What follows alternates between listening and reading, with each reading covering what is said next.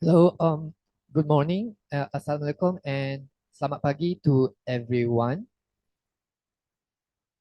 I would like to welcome all of you to Global Indigenous Youth Summit on Climate Change, GIYSCC 2024.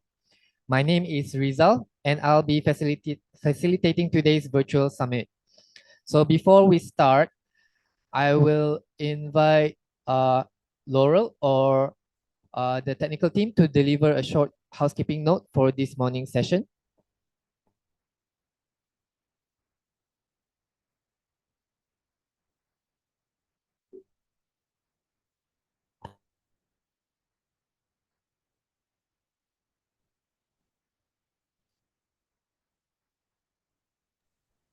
Yeah, hi everyone. So just to let you know, we will have translation for this meeting, and we are at can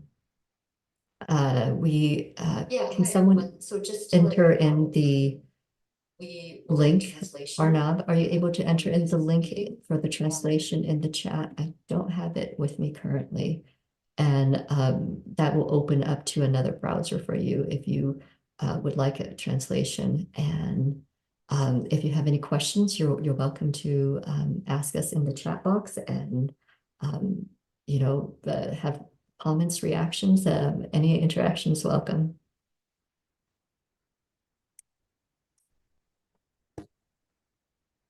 All right. Thank you so much, Laurel. So, ladies and gentlemen, the GIYSCC is a 24 hours global dialogue taking place across the three 8 hours time zones, and it is organized by, for, and among Indigenous youth with global inclusion. This morning, we will kickstart the event with the Asia-Oceania region session. We are excited to announce that the program slate for today will include keynote speeches, panel dialogues, short documentaries, as well as cultural and heritage sharings. Before we start, I would like to give a short orientation to all participants about how today's program will run. So throughout the day, you will be expecting a 15 minutes presentation from each speakers. Following 2 or 3 sessions, we will organize a moderated dialogue session whereby we will have the opportunity to have a conversation with the speakers and to share your opinions, feedbacks, or even queries. All you have to do is raise a hand and we will mention your name and unmute your mic to allow you to speak. You may also put your comments or thoughts in the chat box for the moderator to highlight. So we are really excited to kickstart GIYSCC in Asia-Oceania region this morning. And we hope that everyone here in this meeting are energetic to stay with us throughout the whole day. So ladies and gentlemen, to start today's agenda, I would like to invite Dr. Davina Lobine, the GIYSCC 2024 Global Lead, to deliver her introduction speech. Please welcome Dr. Davina.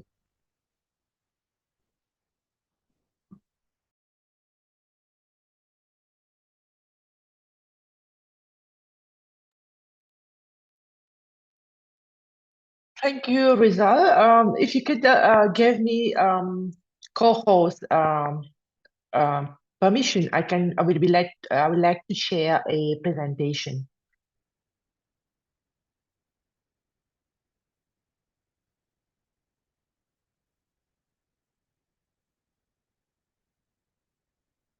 Thank you. If you allow me some minutes. Yeah.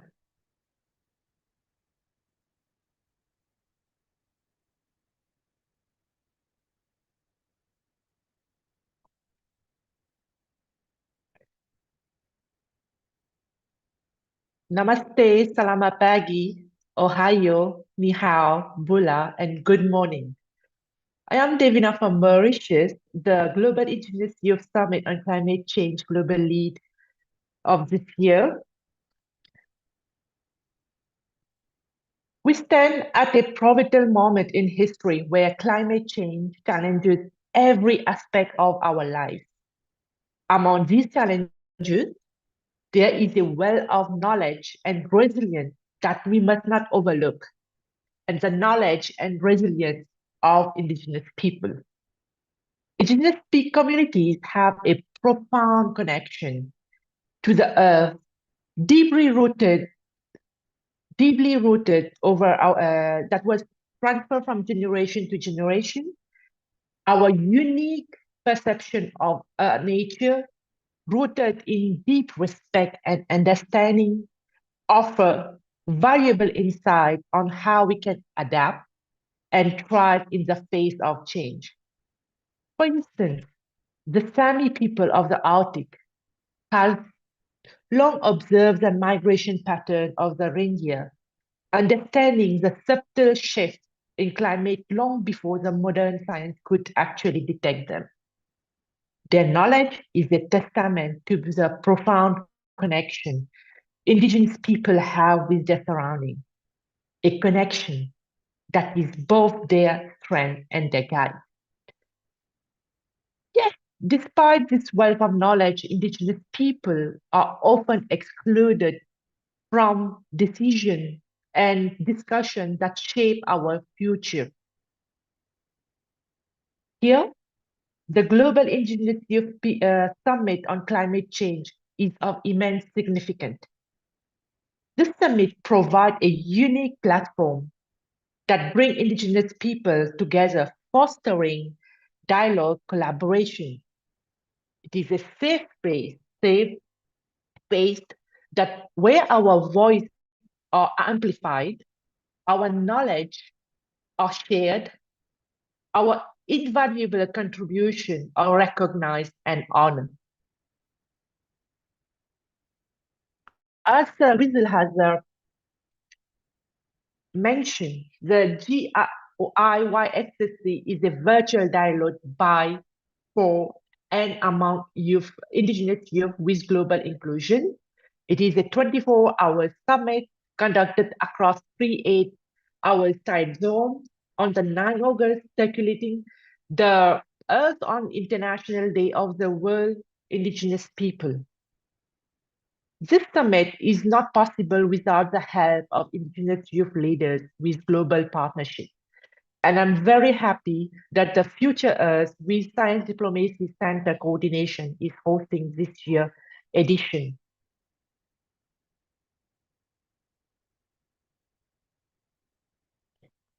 The Global Indigenous Youth Summit on Climate Change, one of the main agenda is that we want to be more and more inclusive and vocal.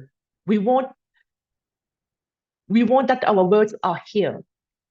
And this year we have really worked to be as much as inclusive as we want. And we have tried to reach maximum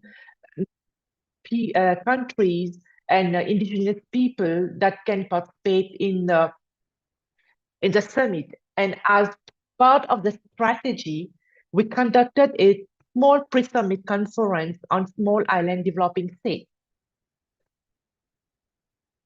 A group of low-lying island nations that are home to approximately 65 million people. And these people are facing immense challenges when it comes to climate change on their daily basis. Some of the key outcome of the discussion is it was noted that narratives surrounding the small island developing state are often dominated by actors from the global north, leading to solutions designed for cities rather than with the city. Therefore, it is suggested while it is the North-South cooperation remains very crucial, it is imperative to adopt a state-by-state approach to ensure that local expertise and traditional knowledge stay forefront. It was also agreed that youth should be at the forefront of the decision-making process. These are some key outcomes of the discussion.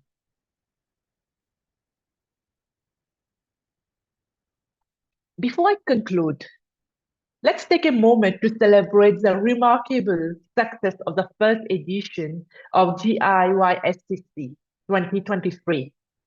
Under the leadership of Dr. Temitope Sugnabanu and her mentor, Professor Paul Arthur Bergman, who is also my mentor, has achieved great heights, leaving a lasting impact. One of the outstanding achievements is the inclusion of the GIYSCC 2023 in Nature Commentary, which is a testament to the importance and the influence of the work. Additionally, the indigenous youth leaders are channeling their experience and insight into a book that will be published by Springer Nature. This is just the beginning of an incredible journey that we are all on together. Happy International Day of the World Indigenous People. Thank you.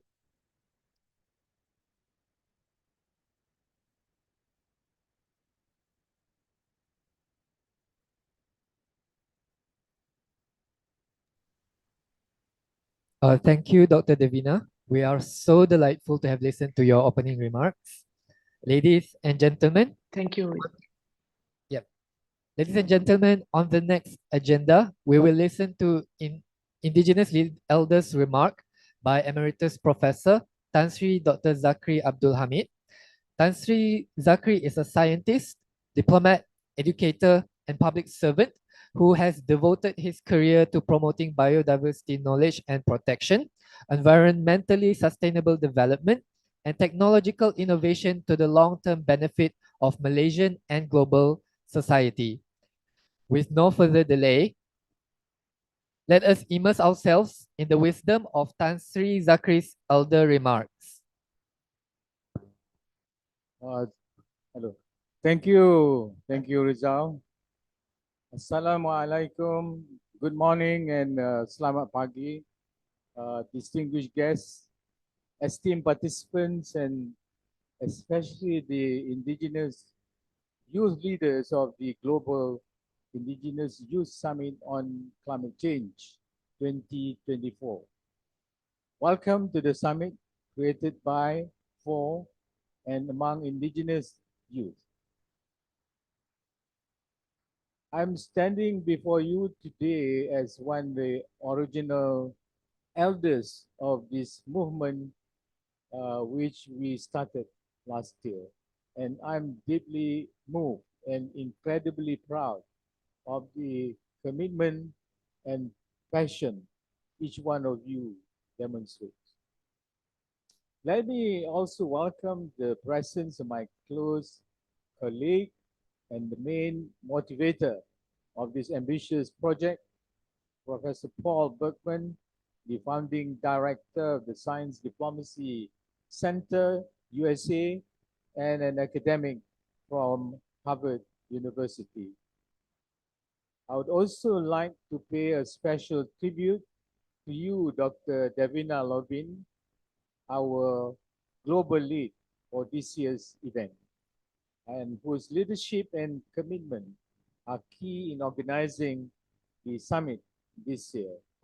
Also, special mentions to the Asia-Oceania region co-leads coming from Japan, Malaysia, Singapore, Indonesia, India, and Nepal, and especially my colleague here in Kuala Lumpur, Madam Wan Faiza, who have been working very hard most of the time. Thank you, Wan. Okay, I think Davina has also mentioned the process that we are doing today. But ladies and gentlemen, it brings me great joy to announce that this year's GIYSCC is our second summit exactly 1 year ago on the World Indigenous Peoples Day. During our inaugural summit last year, we achieved a roaring success of over 1,300 participants from 112 countries and a total of 40 speakers presented during the summit.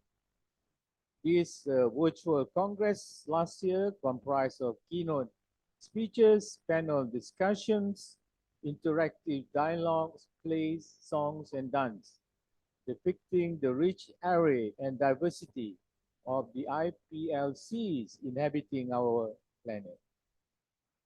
And this year, I'm pleased to also share with you that our event have registrants from 98 nations representing more than 230 languages, developing global partnership of indigenous youth in the spirit of the 17 SDGs with inclusion and hope for humanity.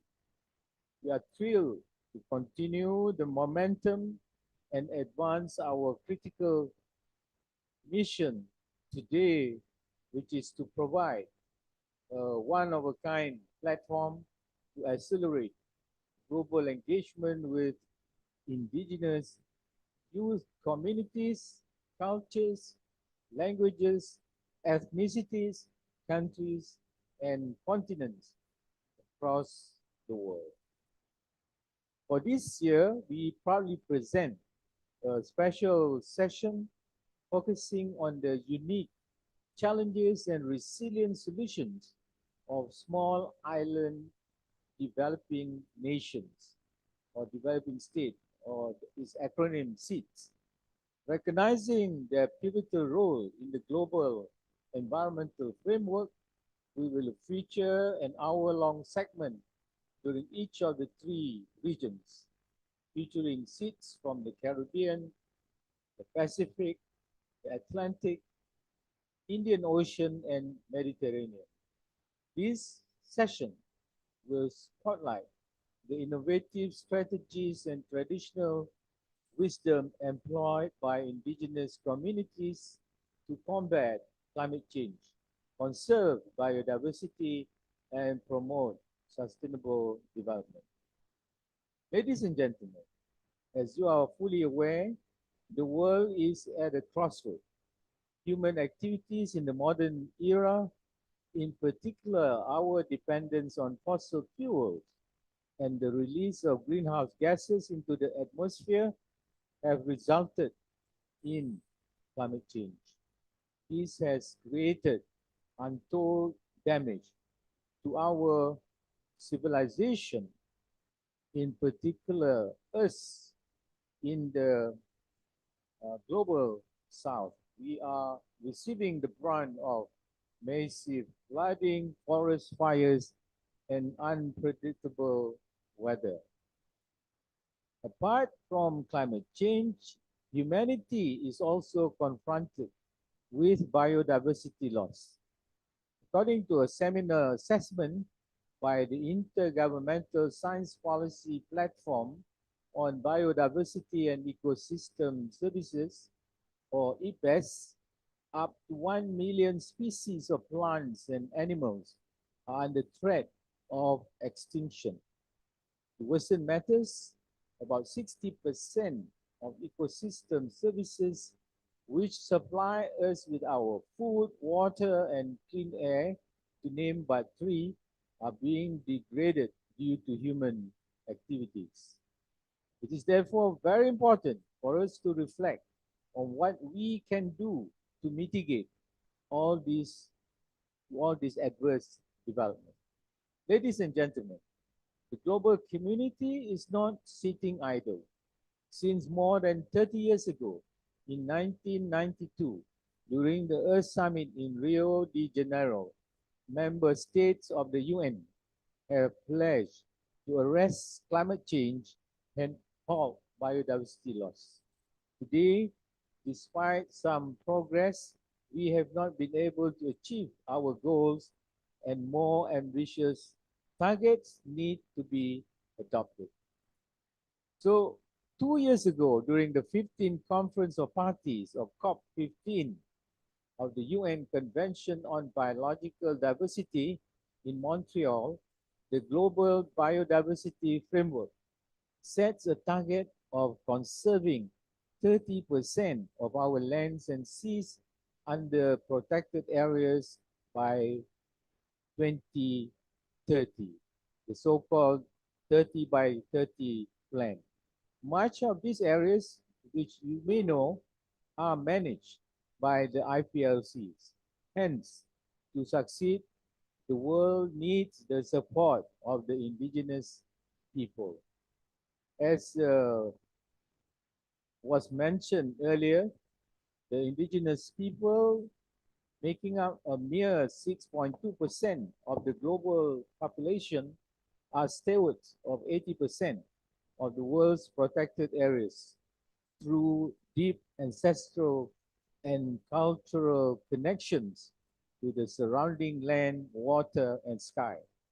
The world has a lot to learn from the IPLCs on the art of living in harmony with nature. And this summit is a great platform for that learning opportunities. Ladies and gentlemen, to the young leaders of GIYSCC 2024 in attendance today, I say this. Your voices are valuable, are invaluable. Your ideas are powerful. The enthusiasm and drive you bring are crucial for crafting a sustainable future for our communities and for all life on earth.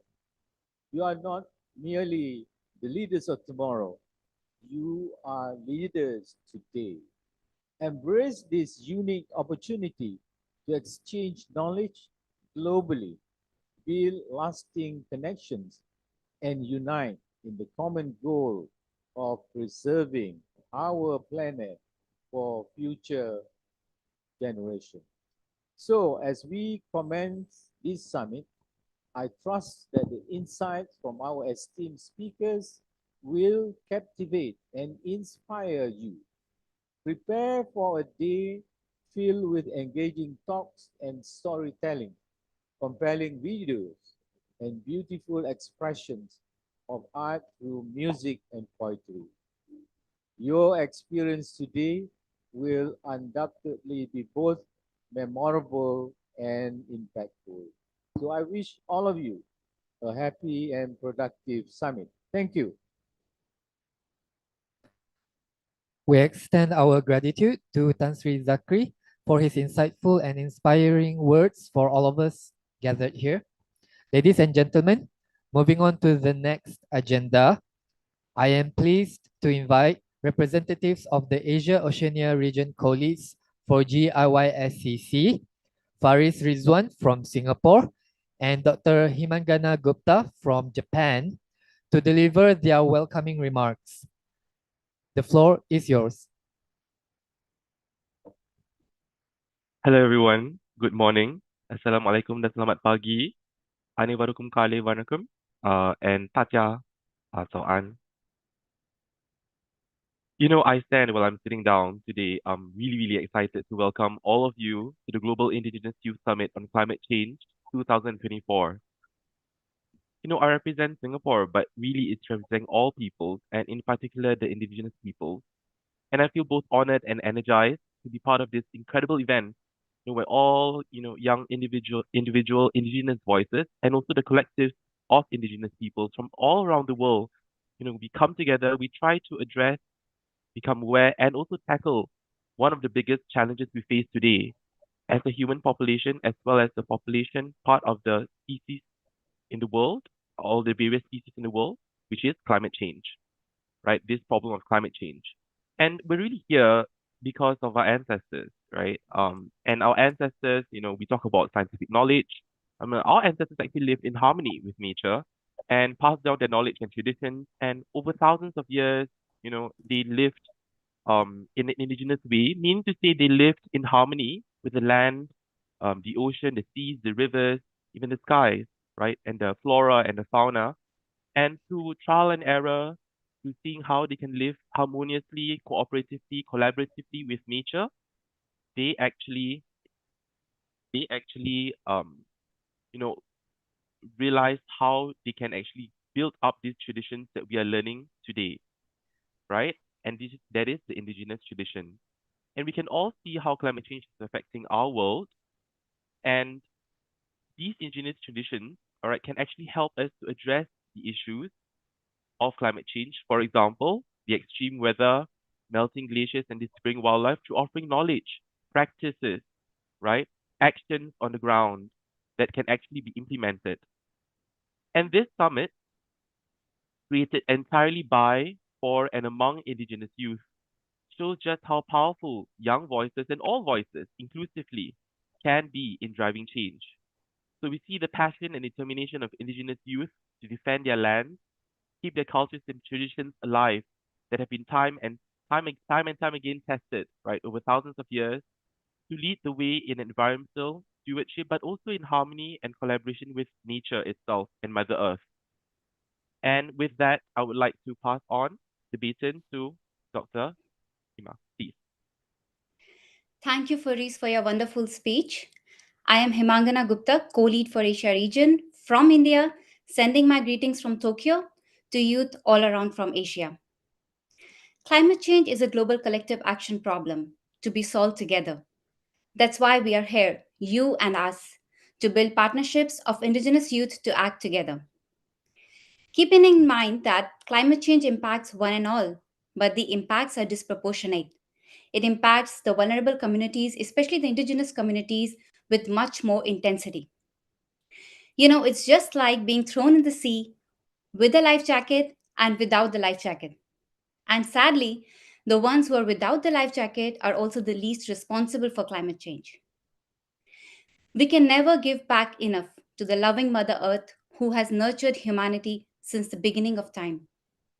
But steps of love, care, and protection from the young generation will definitely teach living in harmony with nature, which is also one of the goals of the Convention on Biological Diversity. Youth can not only offer innovative solutions to climate change, but can also push the agenda for stronger commitments. However, youth engagement in climate processes have not yet reached their full potential at all levels of implementation. Indigenous peoples' presence is increasingly solicited in various selected policy fora, such as in climate change and biodiversity meetings of the UN, but it is limited to conversations with little integration of their viewpoint at the national level, or I would say at the policy level. So there is a need to advocate for and invest in integrating Indigenous knowledge into global and national frameworks. This also means accepting intellectual diversity on a global scale, incorporating Indigenous ontology, and fostering a global perspective. Global plus local. Youth at the center stage of this transformation are the ones who are also impacted by the loss of traditional knowledge, but are also the ones who hold the promise for finding real solutions on ground. So, therefore, I believe that picturizing youth only as victims of climate change actually limits their real role and responsibility for the society. Youth are the custodians of future Earth. From local to global levels, they are advocating for a noble cause, implementing actions on the ground, and showing the way forward. So, therefore, I will not keep you waiting anymore to start seeing how youth are contributing to the well being of this Earth. I welcome our first presenter of the day, Mr. Fauzi Jenny from Reef Check, Malaysia. Mr. Fauzi, the next 10 minutes are yours. Are you here? So after 10 minutes, we'll have some time for the questions, Mr. Fauzi. The floor is yours.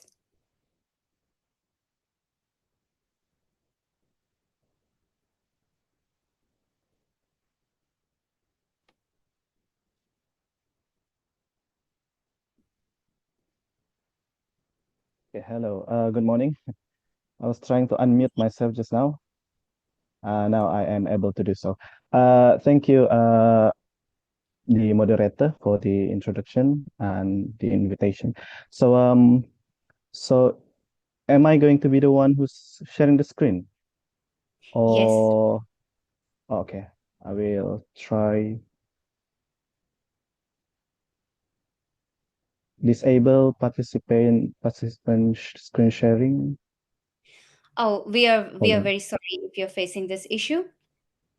Please give us 15 seconds. I All can right. help your screen. Hold on, yeah, Fauzi. Yes. All right, Great. sure. Great. Thank you, Rizal. Yep. So I only have 10 minutes. Okay, right.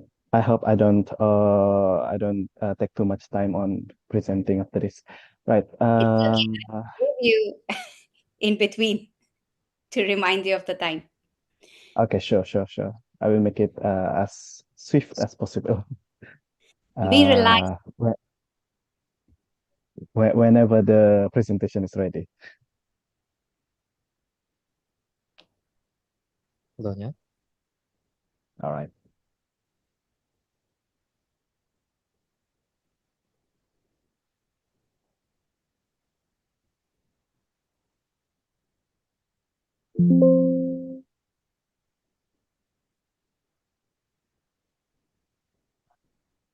Your presentation will be online soon.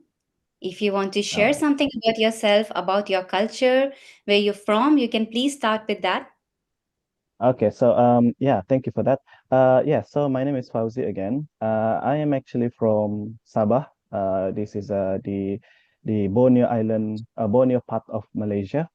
So I am from the highland of, if you know Gunung Kinabalu, Mount Kinabalu, this is, well, I'm not from that, but very close to that in the highland. So I am from Kadazan Dusun tribe. So this is my pattern, shirt pattern. So without further ado, I think the presentation is started. So I can proceed, Rizal. Yep, the floor is yours. All right. So oh, eh, eh, how to do how to make it. You can say next and I'll take next.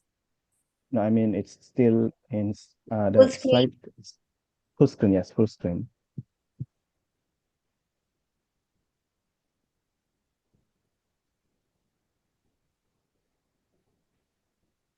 Can we have it full screen? Yes, maybe they're trying. Please continue with your Okay. introductions. It was very interesting. Yeah, so well, yeah, my origin is from the highland. I'm basically living in the valley, where the indigenous people is Kadazan Dusun. This is the pattern. So somehow, luckily, I managed to work around the coastal area in Semporna, where the indigenous people there is Bajau and also Suluk. I think you've heard of the sea gypsies, Bajau Laut. So basically, that is where they can actually be found lah.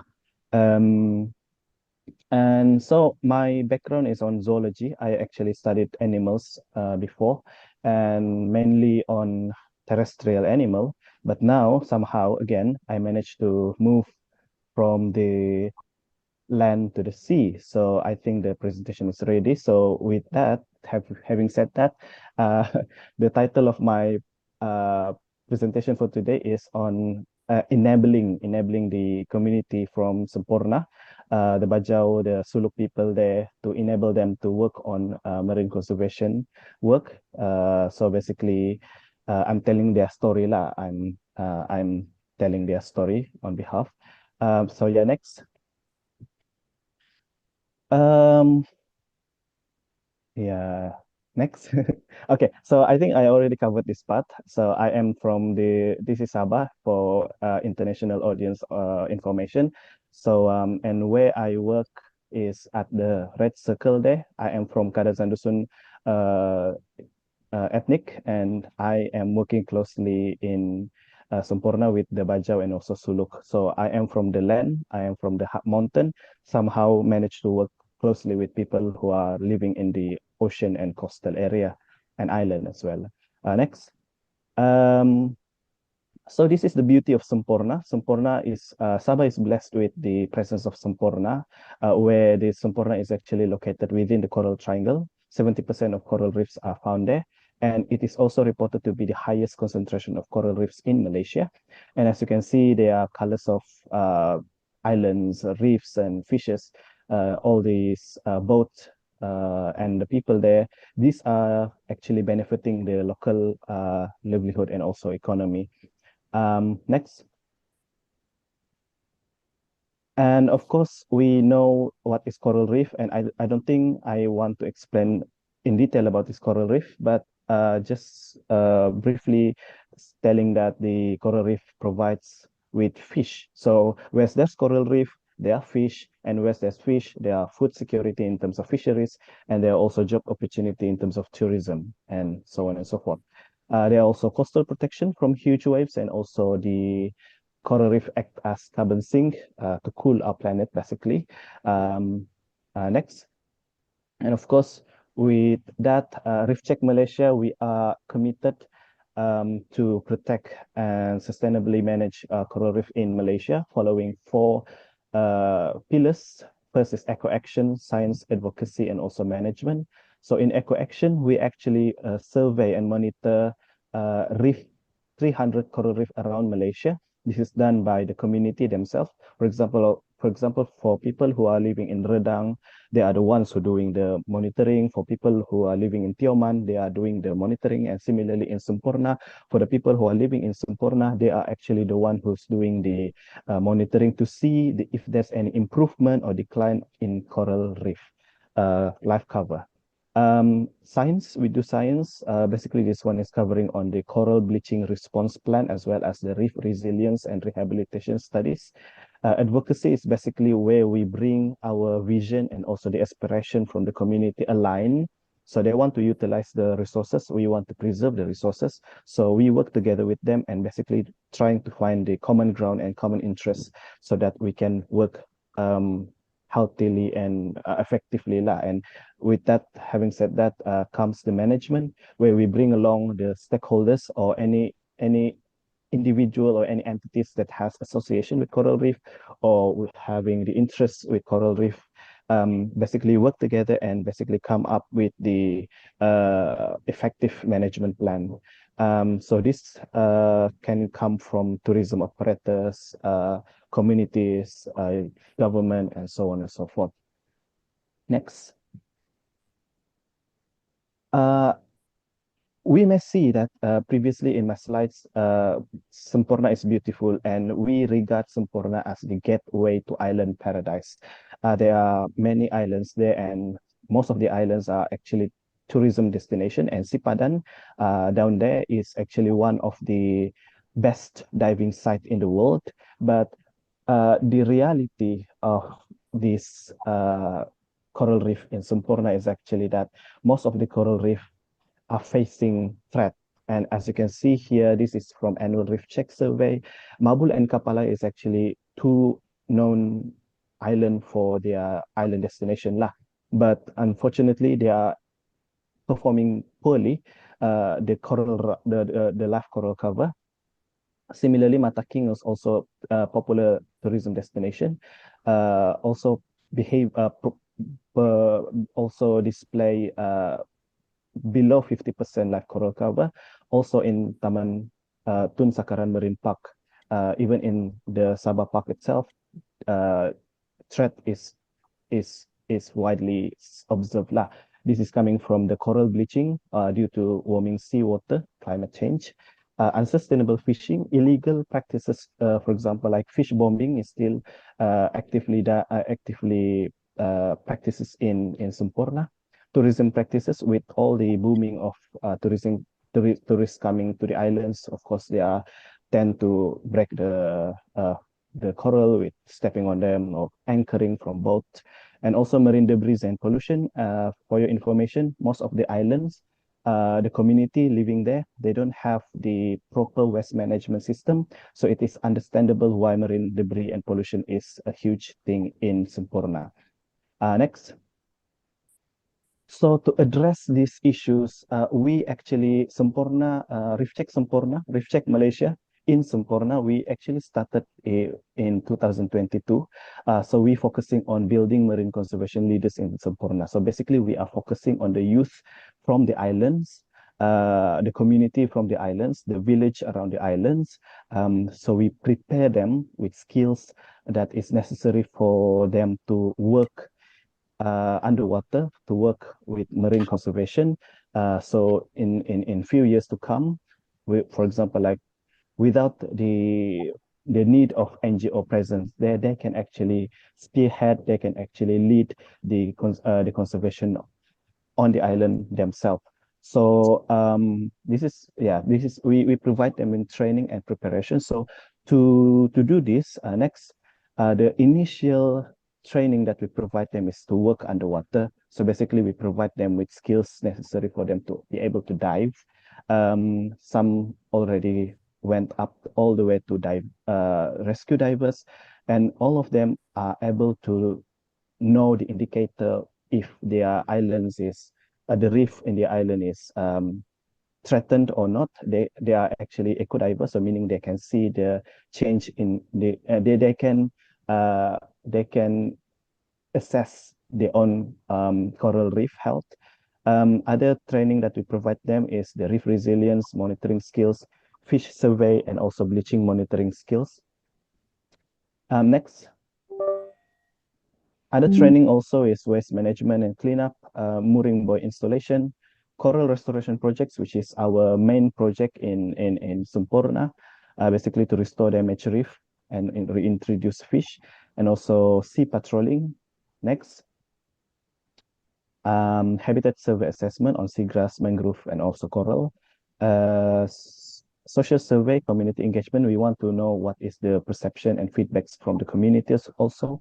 Eco-friendly snorkeling guide. This is mainly to the tourist guide, but also there are community that works as tourist guide. And leadership management. This is along the way lah. Next. So to date, we have already helped establish and guide for youth-led conservation group in these 4 islands, Larapan Island, Mabul Island, and Selakan Island, and Kulapuan Island. Next. And we see each and every island's activities lah. So in Larapan, the youth in Larapan, they are mainly focusing on waste management program, preventing waste from being discarded into the sea, coral restoration rehabilitation program, mooring buoy. They already set up a mooring buoy in the island and also in Timba Timba, which is also a popular tourist destination. And they also do a reef check survey, which means they are also doing their own reef monitoring in their own island. So before the work of monitoring this coral reef health is being done by conservationists, scientists, researchers, but now we are pushing the community to do it themselves. Okay, next. Similarly, pemimpin belia iklim Mabul, the youth in Mabul, they are working on coral restoration and rehab program as well, setting up mooring buoy in Timba Timba, and also doing reef check survey in Larapan, in Mabul, and also in Kapalai. As you can see, we have involvement from women as well, so there's gender equality here. And to just so you know, most of these teenagers are from 17, 18 to 30 plus. Next. Kulapuan Marine Conservation Group, also fairly new. They're also doing coral restoration and rehab program, and also reef check survey in islands nearby Kulapuan, for example, like in Mataking. Next. And Selakan Marine Conservation Group, also fairly new. And this is the only group that is located in Sabah Park. So we're working closely together with Sabah Park. And also the Ministry of Tourism, Environmental and Culture. So the programs that they are doing is coral restoration and rehab program, reef resilience survey and habitat mapping. So reef resilience survey has been done in Semenanjung mostly in Peninsula, but in Sabah, we only have done it in Tun Sakaran Marine Park, and also sea patrolling to deter illegal and destructive fishing practices around the island. Next, so if you may notice that one of our biggest project is on the reef restoration. So these are the work that has been done by the youth. Up to date, we have planted 16,000 fragments using several methods. And I can say that the youth there, they are committed in going in and out of the water to maintain the restoration site regularly. And we can say that we can see there are a growing healthy growth of the coral reef around that area. Unfortunately, next, with the recent announcement on the 4th global bleaching event, many of the coral actually died, similarly to the coral reef around the area. But fortunately, luckily, we have already prepared the youth to be trained on how to do bleaching monitoring. And basically this youth from Larapan, Mabul and Selakan, they are the ones, they have been mobilized to give us the quick and real-time response and also observation on what happened on the coral reef around the area lah. Next, we also encourage them to tell their stories, basically to make them notice, to make them in the highlight, so that more people will know that there are actually community that are working on this work, coral reef work. Okay, so next. So you can find them in Facebook. Some even have Instagram. Some even have TikTok. You know, youth nowadays. And then along the way, we prepared them with knowledge and awareness, leadership skills, networking among themselves, the islanders, the groups, as well as other players outside of the islands. And we also assisted them with confidence building again to prepare them in the future, so that they can lead this work themselves lah. Next. And of course, we targeting on youth because youth are the one that is bursting with energy and passion. We have a program who want to volunteer. They will be the first to volunteer, and then they can become the mediator between all the generations. I think because they have the common ground in terms of tradition, family background, a language, so they can become the mediator to communicate effectively with the elder community, which is more conservative at times. And at the same time, they can also influence their peers. Like we want to do programs, they can just call their friends and we have a lot of audience already. And of course, with that, they have this responsibility, and this encourage them to be active in participating any decision-making processes in terms of the island's well-being, particularly in the coral reef ecosystem and also marine ecosystem. Next. So yeah, I think with that, that is basically the gist of what is happening in Semporna with the local community there, with the youth, indigenous people there. They have a long way to go, I must say. They have a long way to go because we just started. And just to inform you that most of these youth, they don't have that strong educational background. Even some of them are actually illiterate. So we are actually helping them to be a knowledge, and this is the kind of inclusivity that we need to take into consideration, because when it comes to conservation, marine, terrestrial, the more hands that we have, the better it is. So with that, I end my presentation. Healthy reef, healthy coastal communities, but to have the healthy reef, we need the healthy communities with equipped mindset and equipped capacity to be able to help the reef become healthy. So next, these are the funders, the partners. And with that, I end my presentation. Thank you. Thank you, Fauzi, for ending well within time. It was a great presentation covering community engagement, tourism, gender equality, youth-led action on the ground. That's great. I'm sure many of us have questions, but before we move on to the question and answer session, we'd probably see more on-the-ground action from our friend from Fiji Islands, Dr. Austin Bowden Kirby. So we're going to see 3 brief presentations from him, actually YouTube videos. And I hope that you all enjoy those videos, and then we'll have a nice discussion session with Fauzi. Thank you, Fauzi.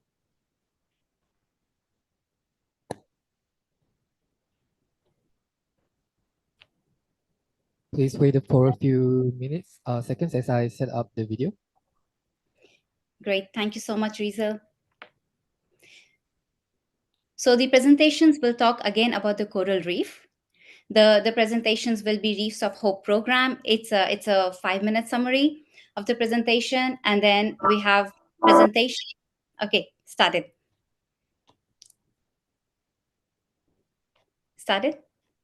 Yeah, so I'm ready to share. Great, thank you so much. Thank you.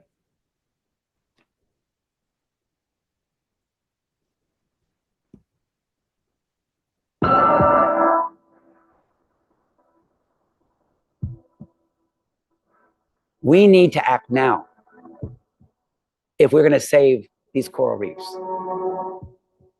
And it's all about working with Mother Nature.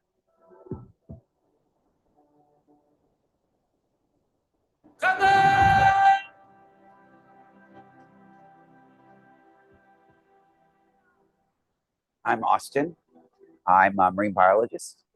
I live in the Fiji Islands, and I've been working on corals, researching corals for over 30 years. I can say that the first corals I planted were in maybe 78, but I didn't really get involved in doing research on it until I was at the College of Micronesia. And that was probably about 87 that I really started working. And then I started finding out so much incredible stuff. And so I was able to get my PhD in Puerto Rico and do coral work in Jamaica, Dominican Republic, Honduras, Belize, and in Fiji, the Solomon Islands, Tuvalu, Papua New Guinea, a little bit, Kiribati, Samoa. The techniques, they work everywhere. And what's really a joy is working with the community and watching the young people get so excited seeing the corals growing.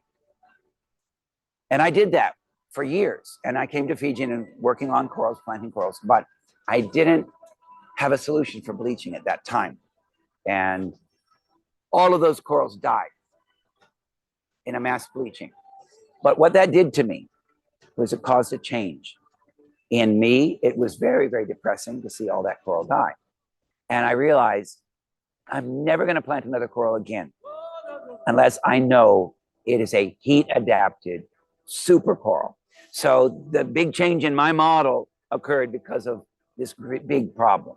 And so if you replant corals with the same corals that were wiped out, you know, little corals are coming in, they grow.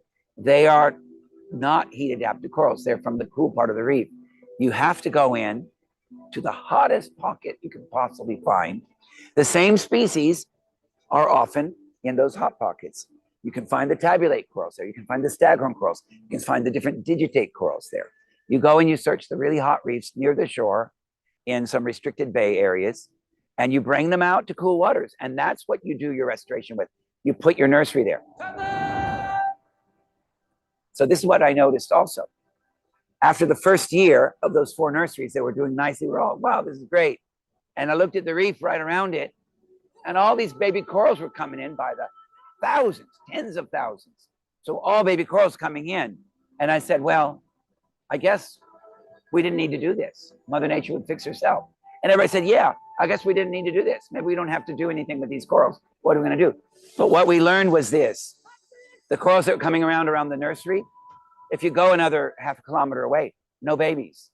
Okay, so the reef wasn't coming back except for around our nurseries.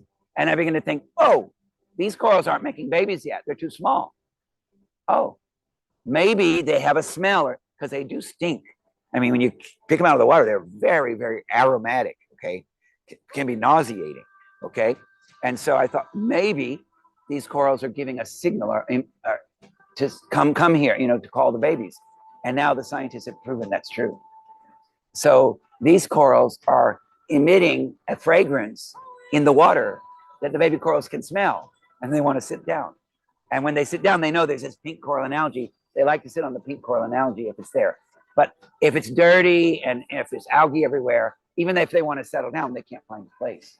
Okay, so we got 2 things we got to do. We've got to get a patch on a dead reef. We got to get it's all covered with yucky stuff. The corals can't come back. Okay, and they also don't want to come back because there's no scent there. So we get our patch of coral. It's calling the babies, hey, here's your place, but also the fish. So we don't want to plant, you know, all our corals flat because it don't give any habitat. Also, the algae will overgrow them.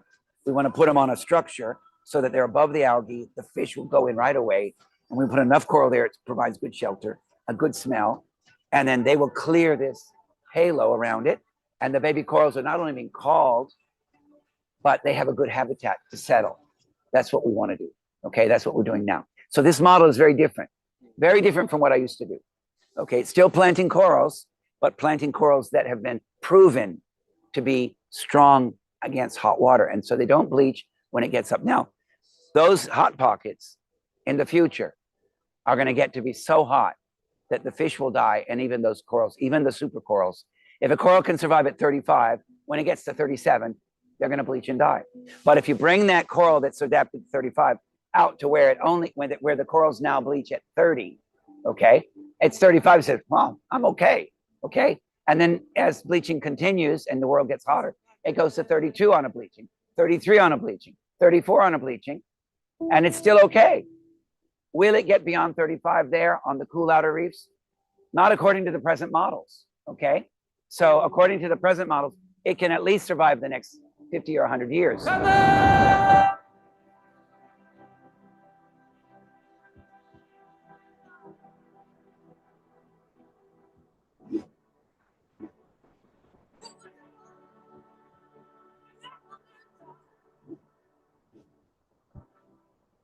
The first time I saw corals really being impacted by climate change was in the year 2000, when a mass bleaching hit Fiji.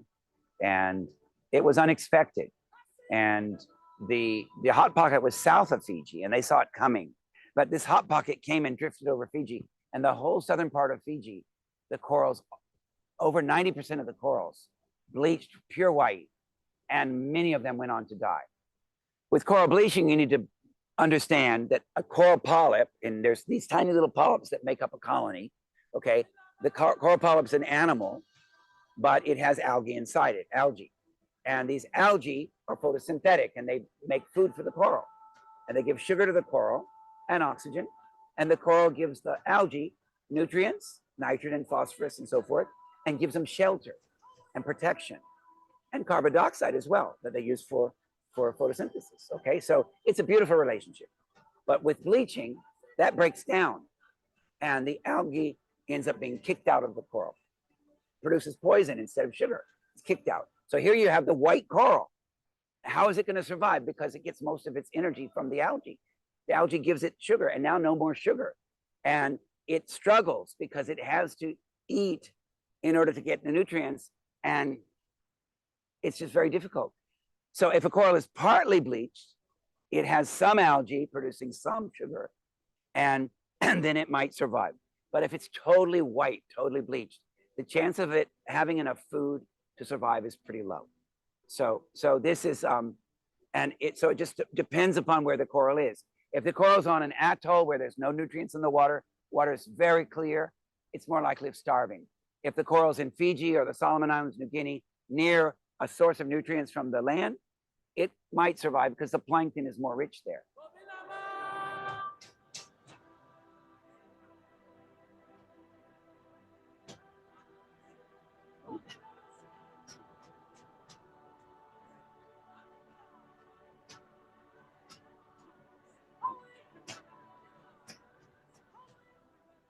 Supercoral is a coral that can tolerate hot water without bleaching, without this imbalance starting.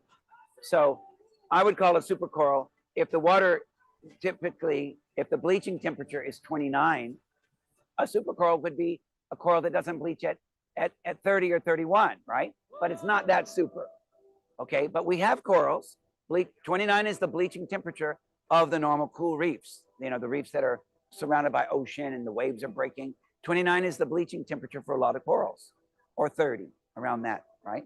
But if you go to these inner reefs that are up in the lagoon and up near the islands, those corals won't even bleach at 30, at 32, at 34. They still won't bleach. And some of those corals we have that won't even bleach at 37. So what is a supercoral? It's a coral that has got super algae inside, or that can protect the algae from bleaching. Okay, so there's two different sources of bleaching. Okay, but the corals in these hot pockets, their primary source of resilience is coming from the algae that can continue to photosynthesize in spite of the hot water. So people say, don't use the word super, because what if is it really super? Well, it's super against hot water, okay? But is it super against disease? Okay, now, the nice water on the outer reef is so beautiful and clean and no bacteria out there. But this water near the land, oh, it's full of bacteria, fungi, viruses, all kinds of pollution. Any coral that's hot water adapted, my idea is it's also going to be more resilient against disease. So they might be super, not just from the standpoint of temperature, but also disease. Okay. So these supercorals really are super. And we've seen this.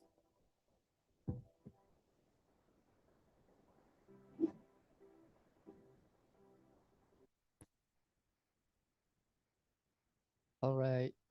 That was the video, Dr. Hima. The floor is back to you.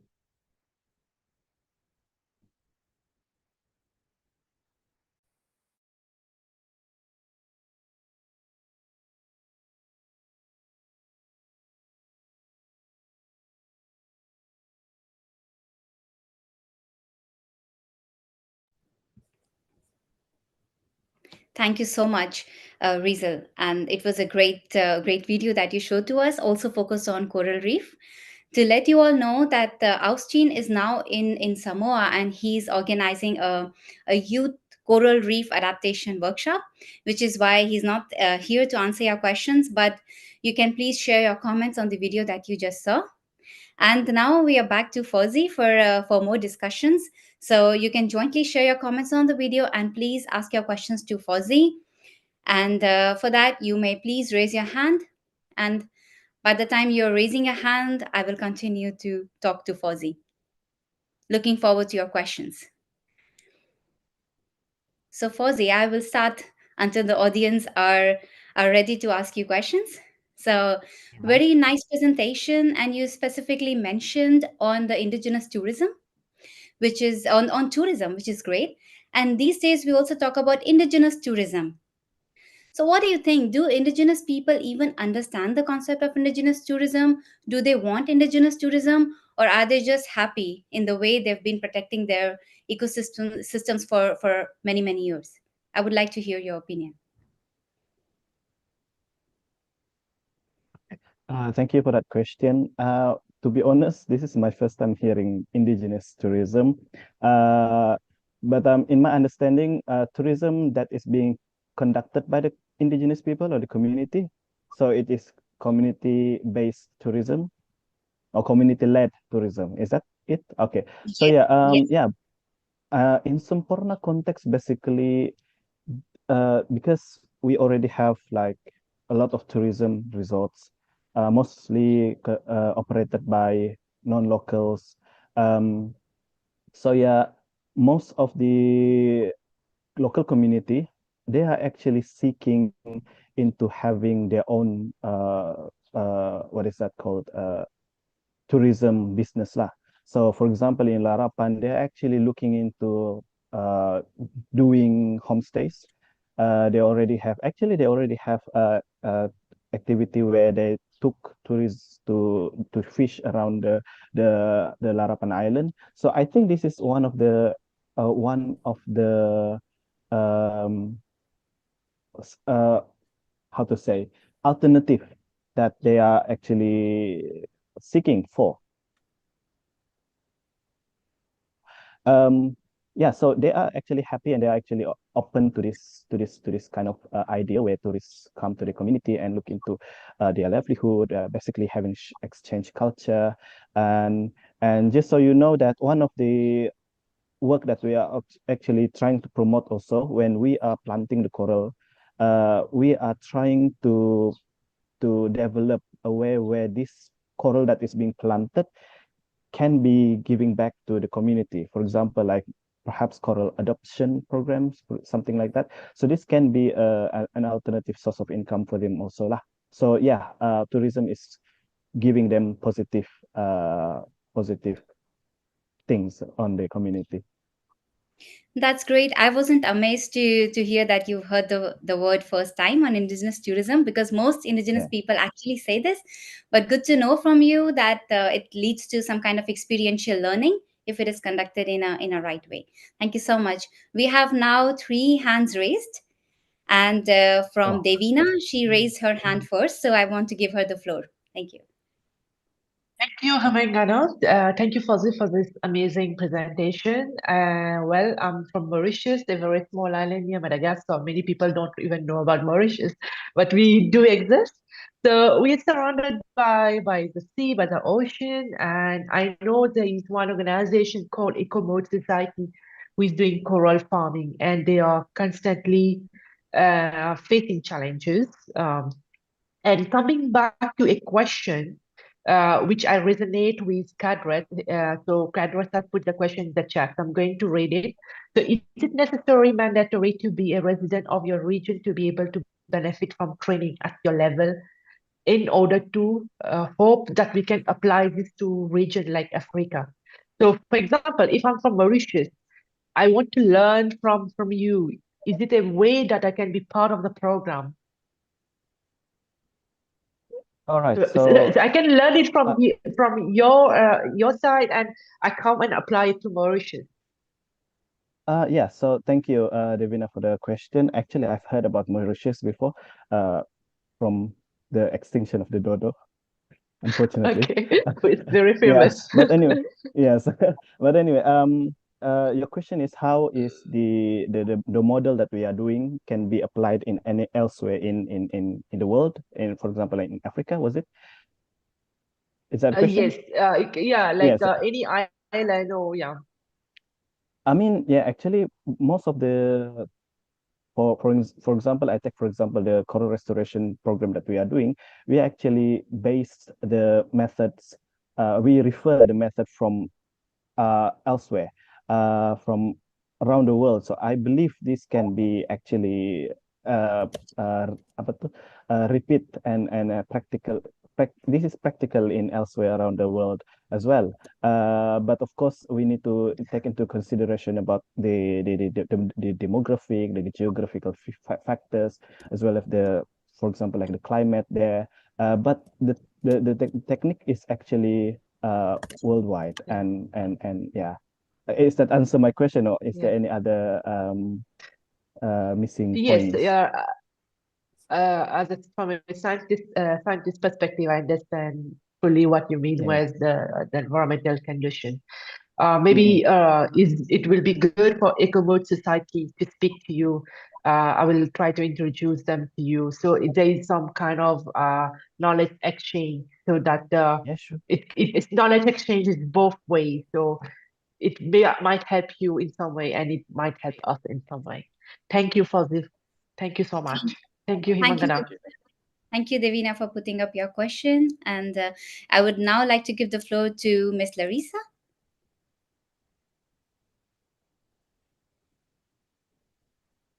All right, thank you for unmuting me. Thank you for the excellent presentation. I was really excited to hear all the details of your program, and I have many questions, but I would like to respect your time, and maybe I will follow up with you after the summit will be ending. I just would like to acknowledge I'm actually one of the founding directors of the Science Diplomacy Center. And I also would like to say that other founding directors of the Science Diplomacy Center really send their best wishes and success for this amazing event. So Dr. Bob Corral and Dr. Jenny Baseman and the chairman of the board, Dr. Oren Young. So I wish they would be here, but it's a little bit late here in the US. And I also would like to acknowledge my people. For those of you who know Bashkir, not many Bashkirs here in US, but I'm sure they are watching this wonderful summit online. So the question for you, if this is okay for me to ask you to provide a little bit more information. The training program that you provide, leadership and capacity training for young locals, as you said. Can you just give us an example, the most successful training? So how it's organized and how you conducted, how you did it during the COVID, because it probably was very challenging to do it during COVID time. So if you would just give us a little bit more information on how you conducted training, how you recruit young people to attend that training, that would be really useful. And again, thank you very much for your excellent presentation. Thank you. All right. So thank you for the question, Larissa. Well, first off, to answer that question, number one is that we did not do this during the COVID. Our program in Sempurna started in 2022, and the training that we give them started in 2023. Some of the youth have been trained way before the COVID times. That is just few individuals, one or two individuals. But we do not really mass, big group in 2023, starting from 2023. This was funded by the CIMB Foundation, one of the bank in Malaysia, and also I think it's worldwide, international bank. Anyway, so in 2023, before we started the training, we already identify individuals that we can communicate with in the island. So we actually have two islands for starter, Mabul and Larapan. We already have good connection with them before. Only now with the funding coming, we started to expand our project to train the locals, more locals there. So we have that individuals, we communicate with them, we communicate with the head villagers, we communicate with the representative of the villages just to make them know that we will do our programs there, and they, with their permission, we will be able to, you know, conduct this with the local youth. And basically, when we have that ready, we just advertise the programs, and those who are interested, they can just write their names, and we also, because there are a lot of people who are trying to apply for this training, but we need to like screen them, shortlisting them, and down to 15 from each islands. 15 from Mabul Island, 15 from Larapan Island, and then from there we train them lah. We train them in series, one in this month and then few months after, and to say that what is the most successful training and maybe achievement, now that they are actually this youth from not knowing anything about corals, they know most about corals, and they are the one who lead who contribute to the annual reporting on the reef check, reef health in Malaysia. So they are the ones who contribute to the findings of what is the status of the coral reef in Malaysia. For example, like even those who are staying in Sempurna, we actually take them to travel to the other side of Sabah to do the survey, basically to expose them what it's like to work outside of Sempurna.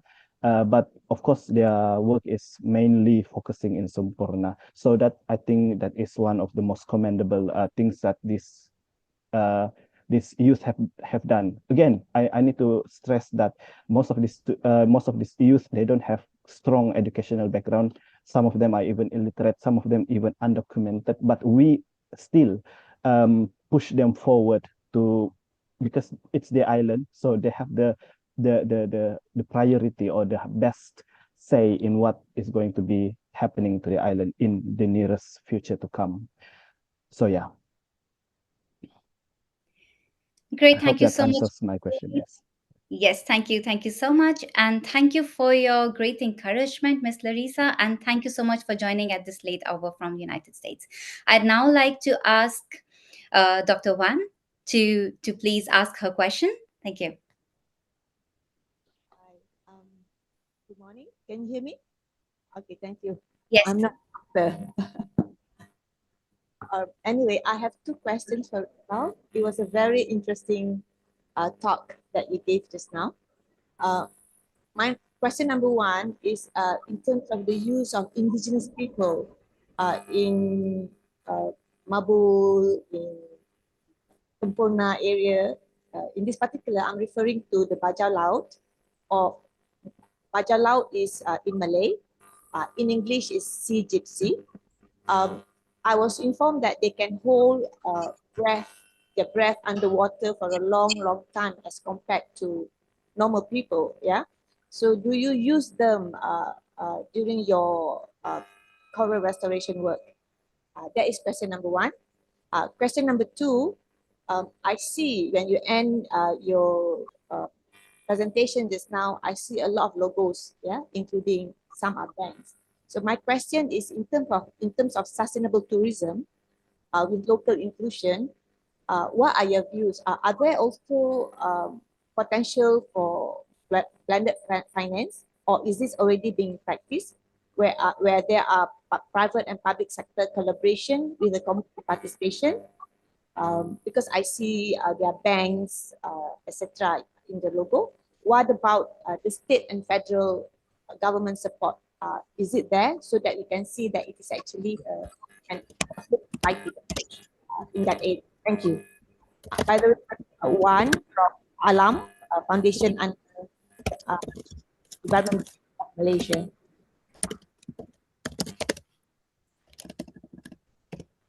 Okay, if I understand correctly, the first question was about the indigenous people, the Bajau Laut.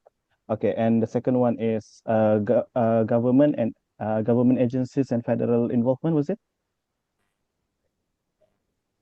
Yes, okay, all right. So okay, first, the indigenous people. Okay, so Reef Check Malaysia, we are not working closely with Bajau Laut in terms of this coral restoration activity or marine conservation activity, because we are focusing mostly on the well, first is the documented one lah, the documented one. But of course, there are also few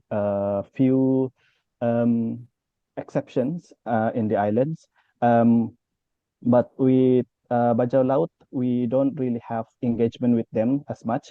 But I do know one other NGOs that are working closely with Bajau Laut. They are actually building schools for the Bajau Laut community. The school di Laut Sama Omadal. It's called Sama di Laut Omadal, yes. So they actually have provided scuba diving training for the Bajau Laut there. And the funny story is because, as you mentioned just now, they can hold their breath underwater for a very long time. But give them the equipment, give them the mask, the regulator, the BCD and stuff like that, they become panic because for all this time they actually because for all this time, hello, am I freezing? No, we can hear you. You're freezing all a right, little bit. okay. We can hear you. Yeah, Yes. all right. Okay, so yeah, basically, because for all this time, they are doing naturally lah. They are doing naturally, free from any equipments, free from any gears. So when we give them the gears, they actually freaked out, to be honest. But maybe because of the situation is that those that being given the training was children, kids around 9 years old. So we haven't really see this being done by the uh older generation. But I do see some. I myself, when I first started scuba diving, I panicked. So there are also some other islanders that panic. So yeah, there are that issues. They are more comfortable diving, free diving without equipment. But of course, give them some times and give them to familiarize and to be comfortable with it. I think they will be able to do so. And to answer to that question, no, we don't use indigenous the Bajau Laut people. So we're focusing on the youth that settled there and permanently lah. Because as you may have known that indigenous Bajau Laut, they are nomadic. So for now we focusing on I'm yes. very sorry. We are running a little bit late on time. Okay, I will okay. But I just will quickly, quickly answer the second. Yeah, yes, answer I the want to second one. Right. a question Yes, yes. from Okay. Sarah Duncan, who wants Oh, to okay. ask you that in your conclusion you said healthy reef is equal to healthy coastal communities. And could you Yes. also tell us more about your thoughts on the impact of youth involvement in conservation on mental health? How does their involvement in helping coral make the youth feel for their own well-being?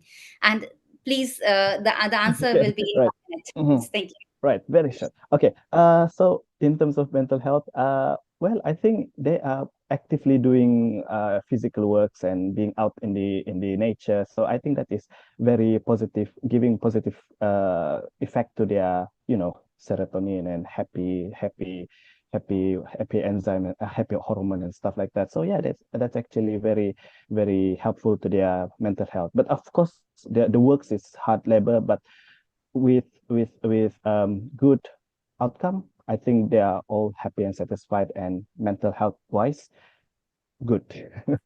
Thank you Yeah, so that's much. all. I think we had a great discussion and great questions. I'd now like to hand over to our co-lead, Riza, so that he can introduce the next moderator. Thank you so much. Thank you, Fauzi, as well as Dr. Himangana Gupta from Japan for the moderating the previous sessions. Next, I would like to invite Muhammad Rauf from Indonesia to introduce our next few speakers and moderate the session. The floor is yours, Rauf.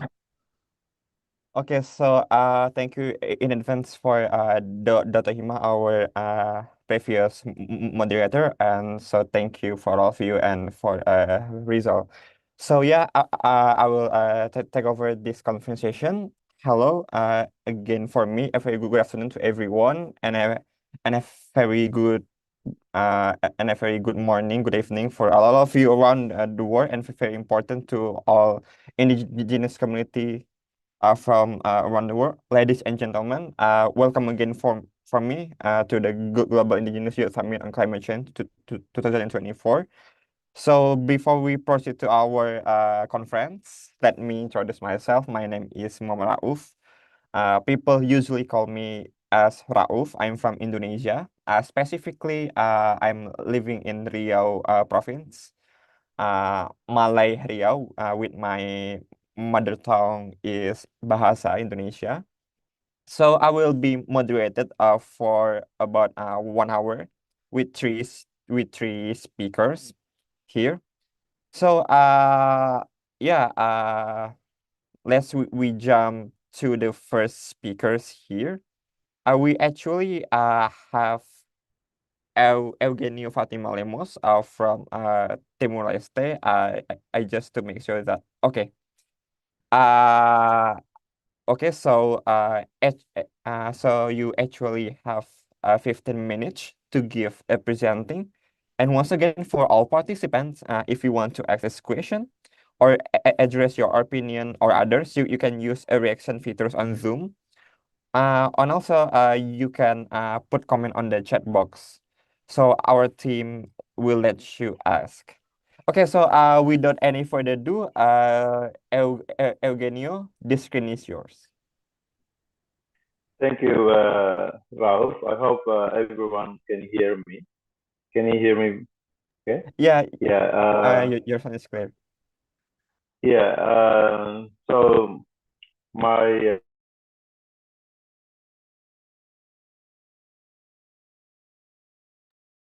Hello. I summit on. Okay. I think I'm not sure Can you hear about me? Yeah. Can you hear me? Yeah, I can hear you right now. Okay. So I'm presenting from Dili, Timor Leste. So I'm going to share this screen for my presentation. So can anyone put my PowerPoint presentation, because I could not put here. It says host is available. Can anyone put my presentation? Yeah, and anyone here, please put the. Give me a second. I have make you as co-host, so you can now share Oh, the okay, presentation. okay. All right, okay.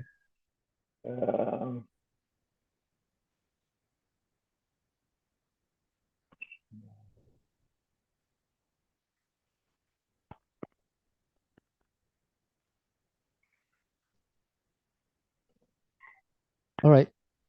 Can you see the screen? Oh wait. Can you see?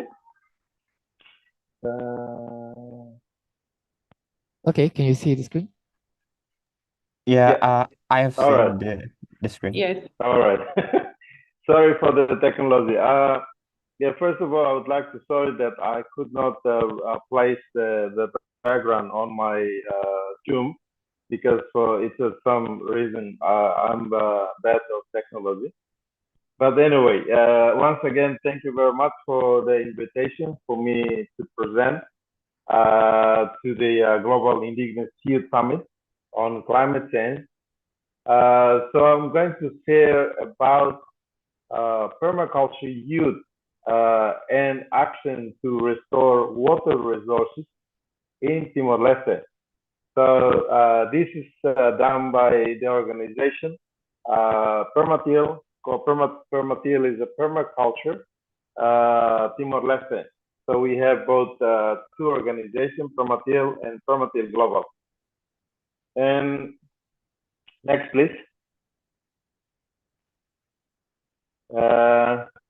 So this is the map of Timor-Leste in the global. Timor-Leste is a very small island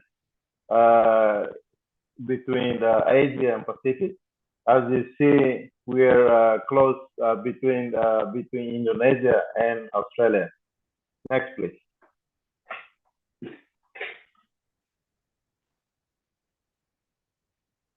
So Timor-Leste topographically is a very small mountain than the flatland. So when rain season, all of the rainwater goes straight to the ocean, and also because of this and so many factors that contribute to water and land degradation in Timor-Leste. One is, of course, as we all know, that global climate change, and second is the community, especially traditional farmers here practices slash and burn every dry season. And also part of that is also forest logging for many reasons. Mainly they use as a firewood, also they selling, and also animal grazing and so on. And also animal and the rainy season it keeps changing. Usually starts November, but now it keeps changing. Sometimes come early, sometimes come late, and so on. So and also demand for water is increased every year. Please. Next, please. So because of the environmental land degradation, so many springs, lakes, and has been dried out. So many communities, especially women and children, they have to walk for a long distance to collect water, even up and down the hill. So this is inspire us to focus on water source resource restoration. So our approach is engaging the young people. So every year, Permatil and also Perma Youth Association, we organize an event called National Perma Youth Camp. So National Perma Youth Camp, the young people, they camp for 5 days, and they're learning all technical skills about how to restore the water sources, and then aquaculture, horticulture, agroforestry, livestock, and so many thematical training during 5 days. So this you see on the image is one of the national camps. Next, please. Next, please.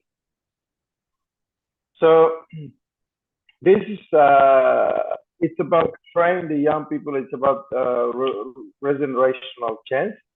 So resources for building a sustainable future with food sovereignty and environmental generation strategy. Because Timor-Leste is a small country, but 70% of the total population is under 30 years old. Next, please.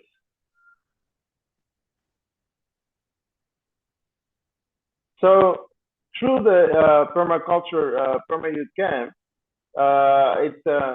the objective is to helping young people lead a sustainable nation future. And so far, since 2008, Permatil, we train over 6,000 youth across the country. Next, please. So this is helping youth to lead a sustainable national future. So as I mentioned before, that young people, they got technical skill on, they create the retention ponds, create weir and planting variety of tree species, and so on. Next, please.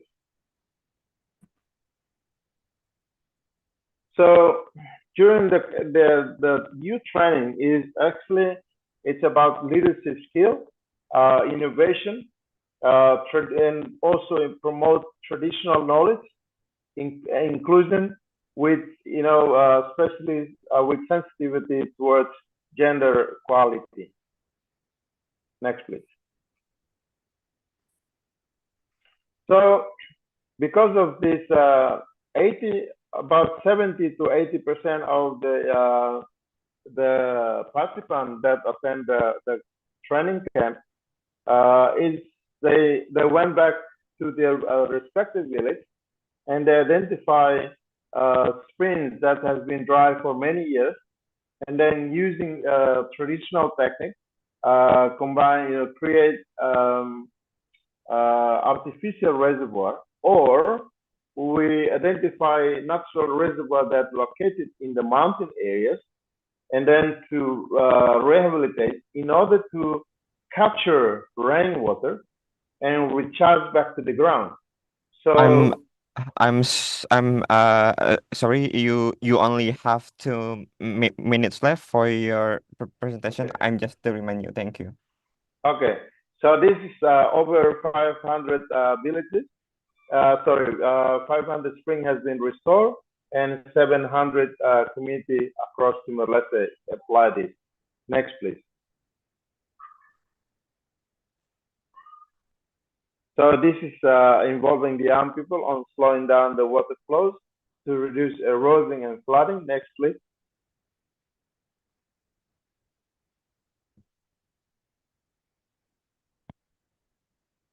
So the whole activities is involved about 40% young women participate in the water restoration. Next, please. So we also have using cultural approach to spring restoration. Next, please. And we are also planting multiple function tree species for sustainable land management. So provide food sources for the communities, sustainable fuel wood, improve soil fertility, and reduce carbon emission. Next, please. So also this is create a model for the food, water, and climate resilience. Next, please. So this is one of the book that Permatil produced called the Tropical Permaculture Guidebook. We have 3 volumes so far. People can download. Next, please. So this book is now has been downloaded all over the world now. I'm sorry. I think the time is already running out. I'm sorry. So it's about to finish. Yeah. It's about to finish. Yeah. So it's about to finish. Please, next, please. Yeah. Okay. Okay, so sorry, we have to stop because the time is already running out. So thank you for such a great presentation. about the youth camp, permaculture youth camp and actions, such as great information about the youth engagement and so on and so forth. So thank you for your presentation. May we have a further discussion after this, after other speaker have presented. So we jump to the next speaker from Solomon Islands. We actually have the second speaker. Her name is Miriam Arzienta. And she's from Solomon's Islands. I hope that she already in the Zoom. Hey, start. Sorry, sir.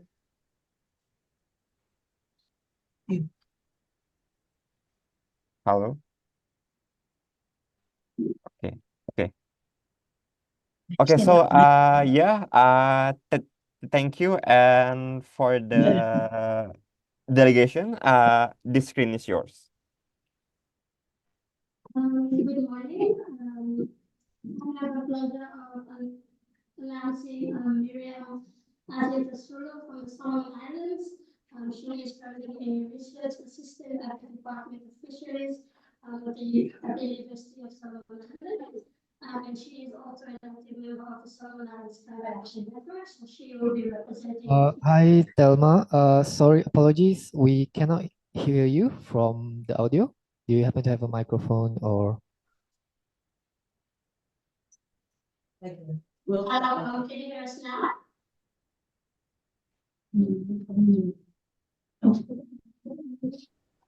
Thelma, it's a bit better. It's a bit better, Okay. but if you get the microphone more closer to you, I think it'll be good. Yes. Can you hear us now? Better. Thank you. So I'll be introducing our speaker from the Solomon Islands. She is. I'm sorry, the video is. Thank you. Sorry. Something happened again in here.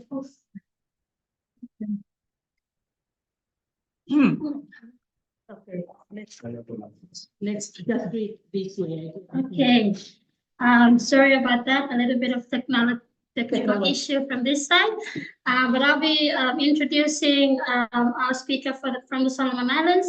Her name is Miriam Azientasulu, and she is a research assistant at the Department of Fisheries from the Solomon Islands National University.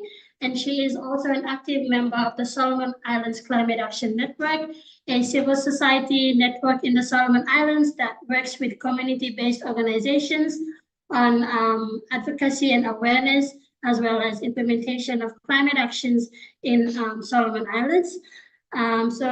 Miriam is an active member, and as part of the research team at the Solomon Islands National University, her research team is partnering with the indigenous fishing knowledge custodians to revive and document indigenous fishing knowledge that from eroding with time. She is currently engaged with supporting the research team at the university in implementation of a tuna bottling initiative to achieve food security in local communities. And she is working with WorldFish as well, focusing on nature-based innovations and island food systems, such as coral and seaweed farming, and as well as interacting with indigenous people and other marginalized groups to identify the challenges in order to find solutions and mitigation measures in terms of protecting cultural knowledge around fishing. And she believes that she can be a voice of the marginalized groups in Solomon Islands that are affected by climate change, to be raised at national, regional, and global platforms. And she aspires to build a career in fisheries via research engagements, professional networking, and capacity building opportunities, as well as towards contributing her in terms of her higher studies. So I'll now hand over to Miriam to present her presentation.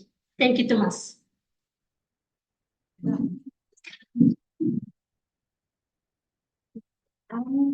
Yeah. Presentation. Okay. Do you have the present? Hima, do you have the presentation from that end? Yes, we do have the presentation. We are just Oh. making it online. Thank you. We do have. Thank you very much, Miriam. You're wearing a beautiful dress. Thank you for showing the culture. Thank you so much.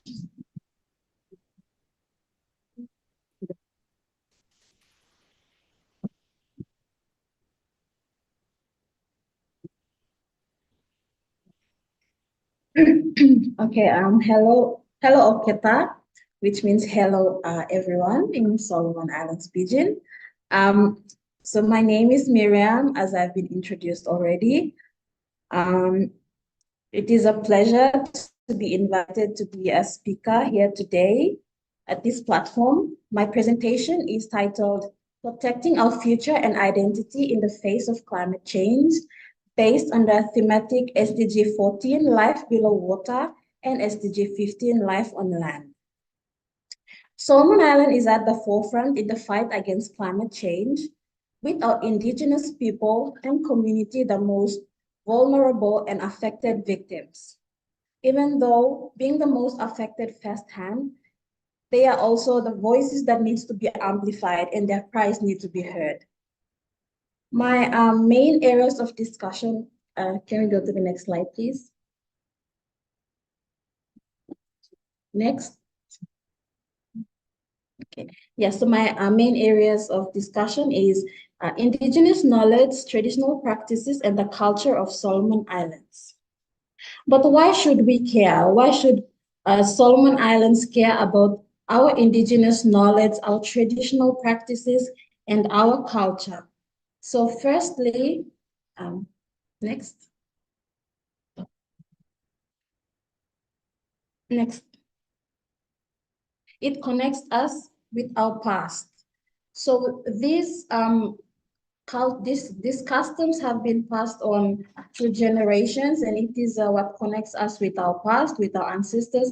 It gives us our identity, who we are, where we come from. It also allows a smooth interaction and collaboration within our communities, where our people understand their roles. The women do the weaving, and the men, they go fishing. And then we may also ask ourselves, why do we need to preserve this knowledge? This knowledge, they are eroding through time, yeah? Because it hasn't, due to various factors, for example, our youths are going out to urban areas for study or work, and this knowledge transmission has been dying out due to these factors. So which is why it is very important that we preserve this knowledge and these traditional practices, our culture, because if we do not do that, in the future, these aspects of our culture will just become mere tales to listen to, or it will not even exist at all. Next slide, please. Okay. Despite the importance of our indigenous cultural practices and knowledge, our people also face a lot of challenges. The first challenge is changing weather patterns. So historically, our people, they are able to predict the weather. So they know when it is going to rain, when it's going to be a dry season, they know when to plant and harvest. However, due to the changing weather pattern, it has affected their daily activities. Secondly, fishing activities. So some of our communities, they have a division of the fishing grounds for the tribes or the clans, and due to the changing weather patterns, it has affected their fishing activities as well.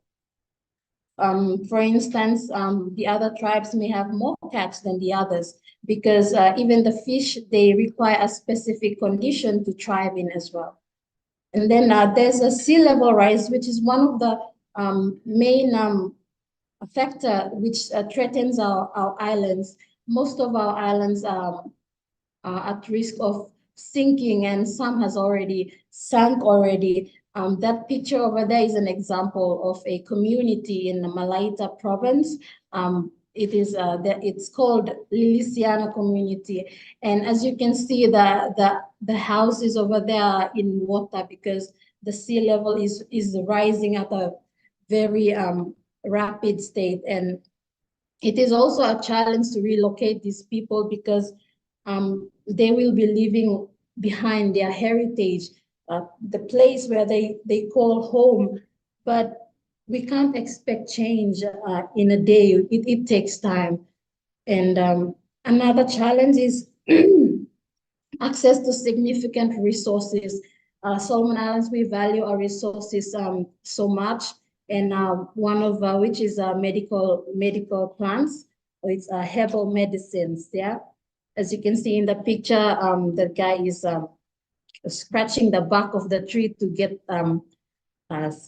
the bark so he can squeeze it to make some kind of medicinal herbs. And then access to shells. So there's a group of people from the Langa Lagoon. They do the shell money, and example this. So back in the days, we use this as money. People from the bush, they bring potatoes and taros, and then people from the coastal areas, they barter this as payment for the food that we get. So it has also affected the access to the shells. So people from these communities who prepare these shells, they have to buy it from another province in order to continue this traditional practice. Hello. I'm sorry. I just to remind you that you have actually 2 minutes left. 3 minutes left, I think. Thank you. Yeah. Thank you. Yeah, and then there's feather money. That's a scarlet honey eater. Yeah, it's this on my head. It has also affected the access to these birds and the vines to make baskets in the picture, as you can see, and presses, which is part of our traditional culture as well. Next slide, please. So some of the resilient strategies that our indigenous people have already been doing, apart from mangrove planting, coral planting, seaweed farming, due to the sinking islands, people have been using boulders and huge rocks to build artificial islands. Some of the islands have already existed, but they keep on building it because the sea level keeps rising. There's also indigenous food systems. In my language, we call it BT. It's earth ovens and it is healthier and it lasts longer. And we also have a fishing knowledge, which is more sustainable than the modern fishing techniques at the moment. So our people have been using that and it has sustained them over the years. We can also go back to a herbal medication. However, there are risks to it since we don't know the actual percentage, but this is also a research gap where we can work on. And also the existence of taboo systems, which is a resource management strategy that our people have been using since way before. Next, please. So some of the way forward includes creating policies that are recognized and prioritized by our government, including our indigenous traditional knowledge and our culture in our education system so that children can learn it at a very young age. Also the preservation of our traditional knowledge and indigenous customs through the documentation. For instance, I am doing a research trying to revive and document an indigenous fishing knowledge to catch skipjack tuna. And yeah, that is one of the ways that we can preserve our traditional knowledge and our customs for the next generation to take on. And finally, integration of indigenous fishing knowledge and other indigenous knowledge with modern science. For instance, as you can see, I put in the picture, that is an eelfish trap and a fishing net to catch bonito. And we've come up with the initiative to integrate it with our modern preservative methods, where fish caught from indigenous fishing can be bottled in, as you can see in the picture, and bottled tuna, that's what we call it. Yeah, and coming from a civil society, I realized that our indigenous communities are very much vulnerable to this climate change effect. Therefore, if we do not do something now, what will happen to our future generation? We do not want to be deprived of our cultural heritage. Thank you. Okay, so such as a good presentation. Thank you, Telma Namsu from Solomon Islands. She's already good mentioned about the protecting our culture and identity in the face of climate change, and also highlight about the challenge, the resilient strategy and the way forward to the tackle those challenges. Okay, so thank you. May we have further discussion after this presentation is over. So yeah, thank you in advance. So let's we jump to our last speakers from Indonesia. So we have actually Rutmana. Yeah, Rutmana. Okay. So yeah, Rutmana is from Indonesia. So yeah, without any further ado, the screen is yours. Thank you. So do I share the screen or someone will help me share the screen? I share the screen, is it? Yes, please. Yes, please. Okay. Can everyone see my screen? Yeah, I have seen your screen. Okay. Yeah. So let me start from the beginning. My name is Rutmana Soehartini Hutagalung. Hutagalung is a family name of Bataknis, one of the Bataknis ethnics, Bataknis family name. So I originally come from Sidi Kalang. Sidi Kalang is like around 5 hours from Medan. So let's just start. So as we all of us can feel, the world is actually getting hotter. This is actually a clear sign that how the climate change has impact our Earth and our situation here in the Earth in terms of weather. So same as same with other world, CD Kalang also is getting hotter. As I went back home on June, I was expected to be greeted by like cold weather because we are staying in the on top of a mountain. So it must be cold. It's like around 19 to 20 degree. However, the fact is, during my time back home is actually around 25, 26, which is super hot, to the point that I can even sleep at night. I will start thinking, oh, I need aircon in these cities. Yeah.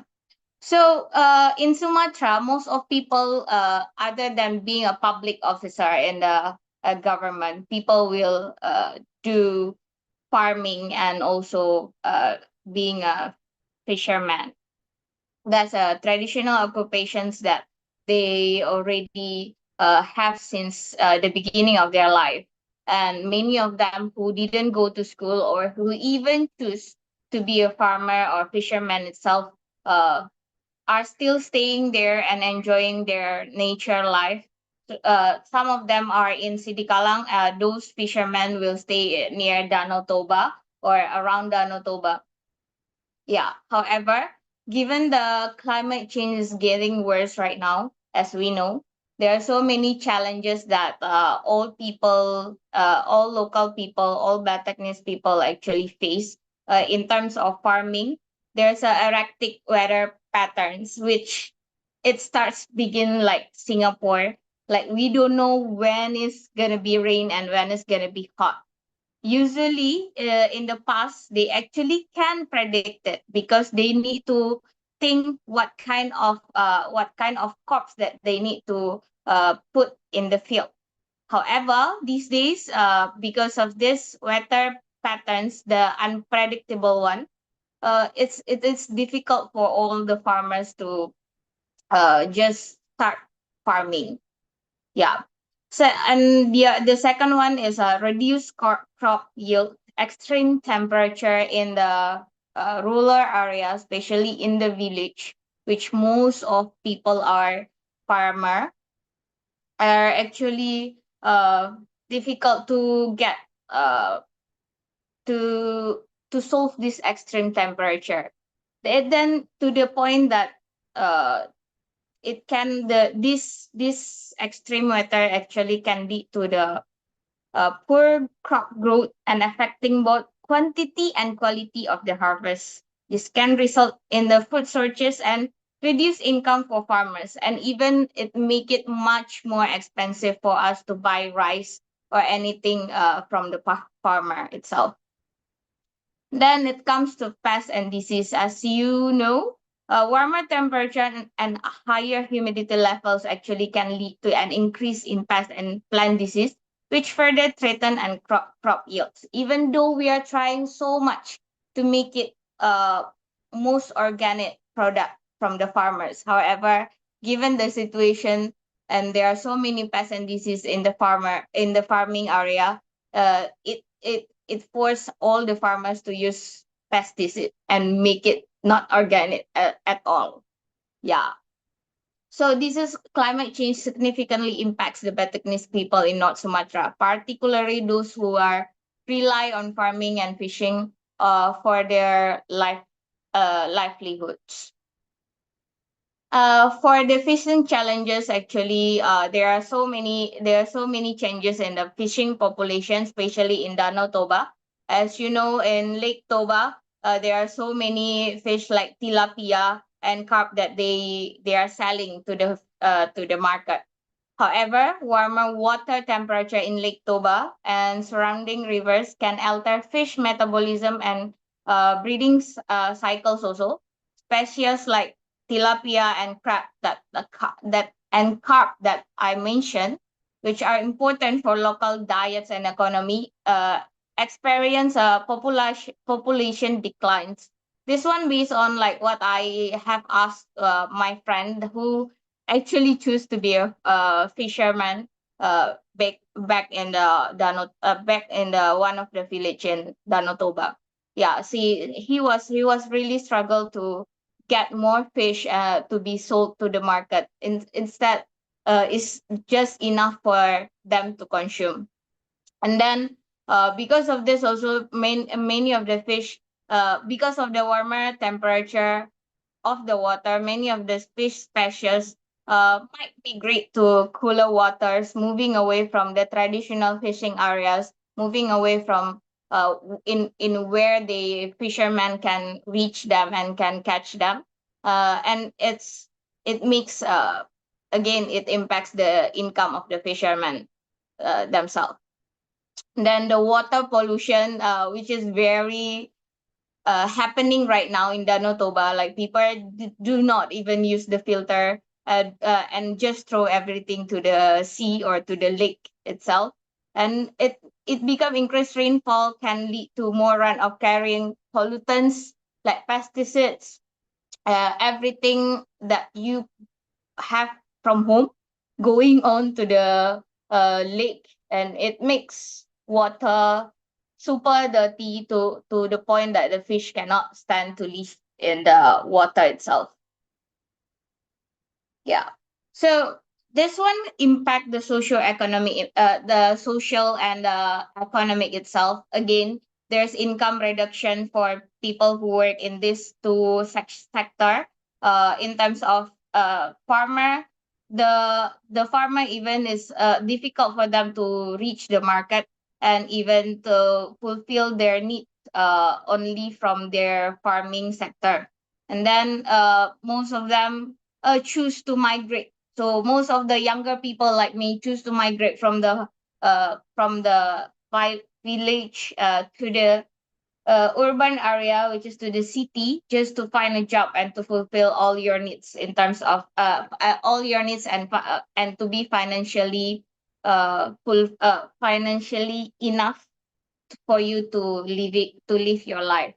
So this one actually makes influence our culture also. It becomes like fading away in terms of farming, in terms of fishing, or in terms of other cultures such as like Bataknis traditional wedding party. The people just choose to leave that away just for them to be stable in economically. Yeah. So how people there actually handle this? There's this one person called Delima Silalahi. She's actually joining one of organization in North Sumatra and leads advocacy and campaigns to secure legitimate management rights for 7,213 hectares of tropical forest for 6 indigenous communities in North Sumatra. As you know, forest is still the main resources for the farmer, the main thing for their life also. Some of them even doesn't need to sell or do anything. They just take it from the forest. However, there are some cases right now, even still going on about this, that uh, one company just tried to steal this forest away from them. Yeah, so they're doing this right now. However, I think it needs for us also to realize now that this climate change can destroy human population in the future, and we need to make an action. The Lima already having a being a person that make an action. So for us, we just need to be a follower and start by ourselves. Maybe by not using plastic so much. Yeah, that's it for my presentation. Hope that helped. Thank you for giving me this opportunity to present. Yes, thank you, Ratna. You Ratna. can just call me Anna, please. I know Ana my aja name dah. is Oke. difficult to spell. Yeah. Anna aja ya. Okay. So I will call you Anna. So thank you, Anna, for your presentation entitled with climate change and its effect on the Batak people on and North Sumatra. Such as a great presentation. So yeah, and you actually the last speaker here, but you don't leave. I will inviting others speakers from Solomon and Timor-Leste for the open dialogue. We are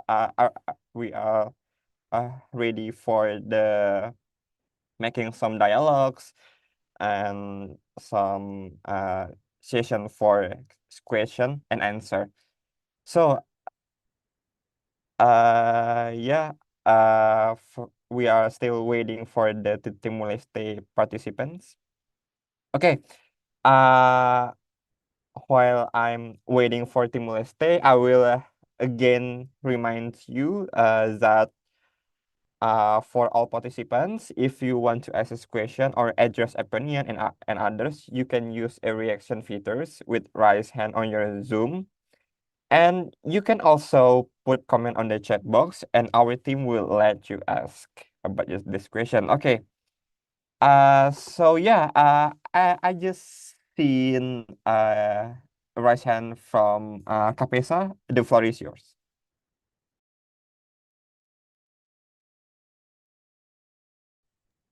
Hello, Kapesa, please unmute your ini. Okay, thank you. Yeah. Thank you, Rob. My question is to Miriam. Miriam, thank you for the very beautiful presentation. In your presentation, you mentioned that our people can predict whether there is going to be rain or it's going to be a dry season. And another point, you also mentioned that taboo is a system of resource management. So that's very interesting, and I would be very grateful if you could share a little more detail on that, on those 2 points. Thank you. Okay, thank you for the question.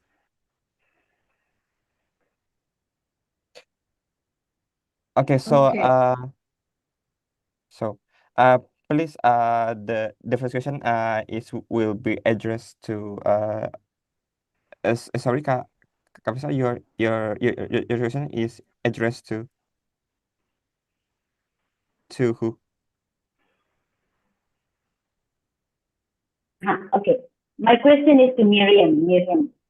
Oh yeah, Miriam. Okay, so from the panel from the Assalamualaikum. Solomon Islands, please answer this question. Thank you.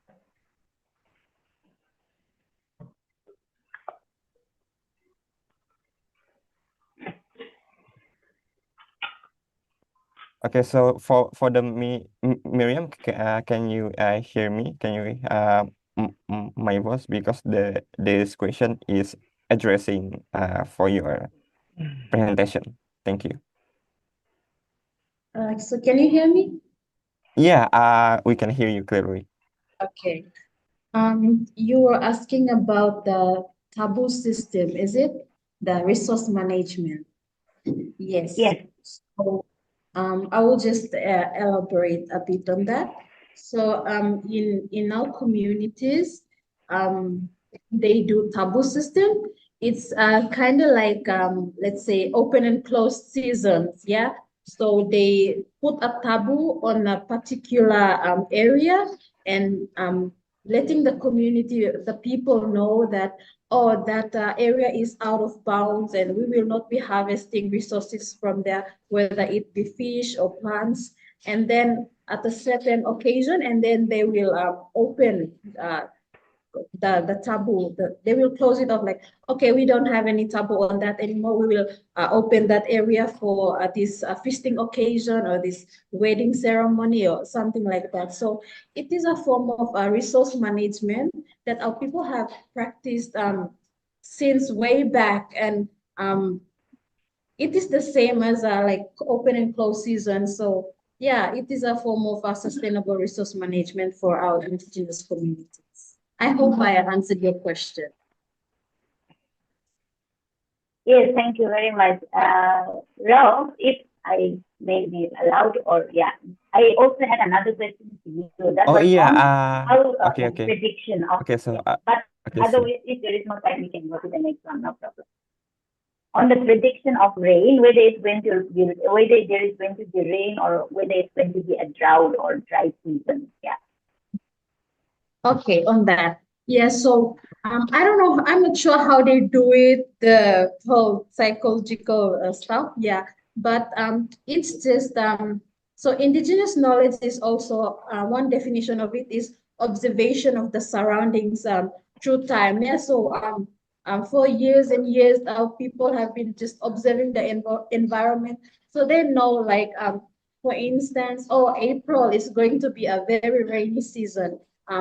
Going towards the end of the year, it's gonna be a dry season. So it has been it's like what they know from studying, observing the environment all throughout the years, and they understand it. However, like I mentioned, climate change has caused global warming and changing weather patterns, and this has disrupted what they have known and to understand throughout time. Yeah, it has disturbed that like they can predict it's gonna rain this month, but due to the changing weather patterns, instead of it's gonna rain, it becomes a very dry season. So yeah, something like that. I hope I answered your question.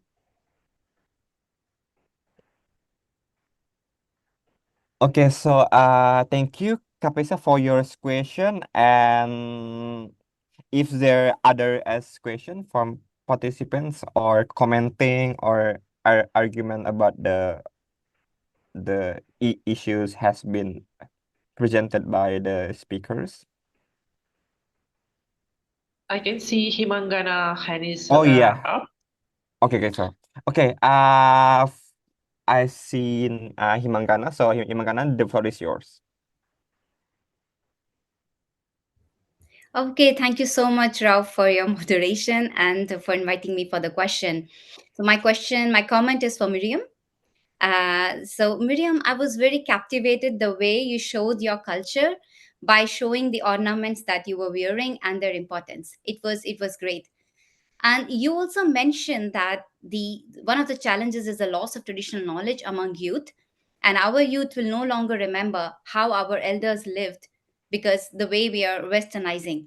So I just want to know how you've been leading the conservation of the or the protection of the traditional knowledge, or passing on the traditional knowledge from the elders to the youth. Is there any way that you've been implementing? Thank you. Okay, so thank you for the question. So please the presenter answering this question. I think this question will be addressed to Miriam? Miriam from the Solomon Islands. Yeah.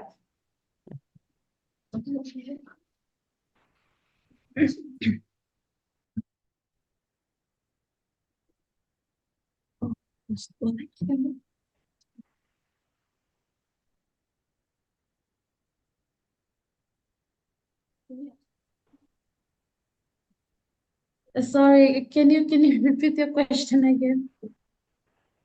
So, Miriam, I was asking that you mentioned about the challenges, about that the traditional knowledge is being lost, and that the youth will no longer continue or will remember the what the practices that the elders were following, and you showed the ornaments and the value and the relevance of the ornaments. So I just wanted to know what actions that you have been taking to pass on the traditional knowledge from the elders to the youth. Thanks. Okay, thank you for your question.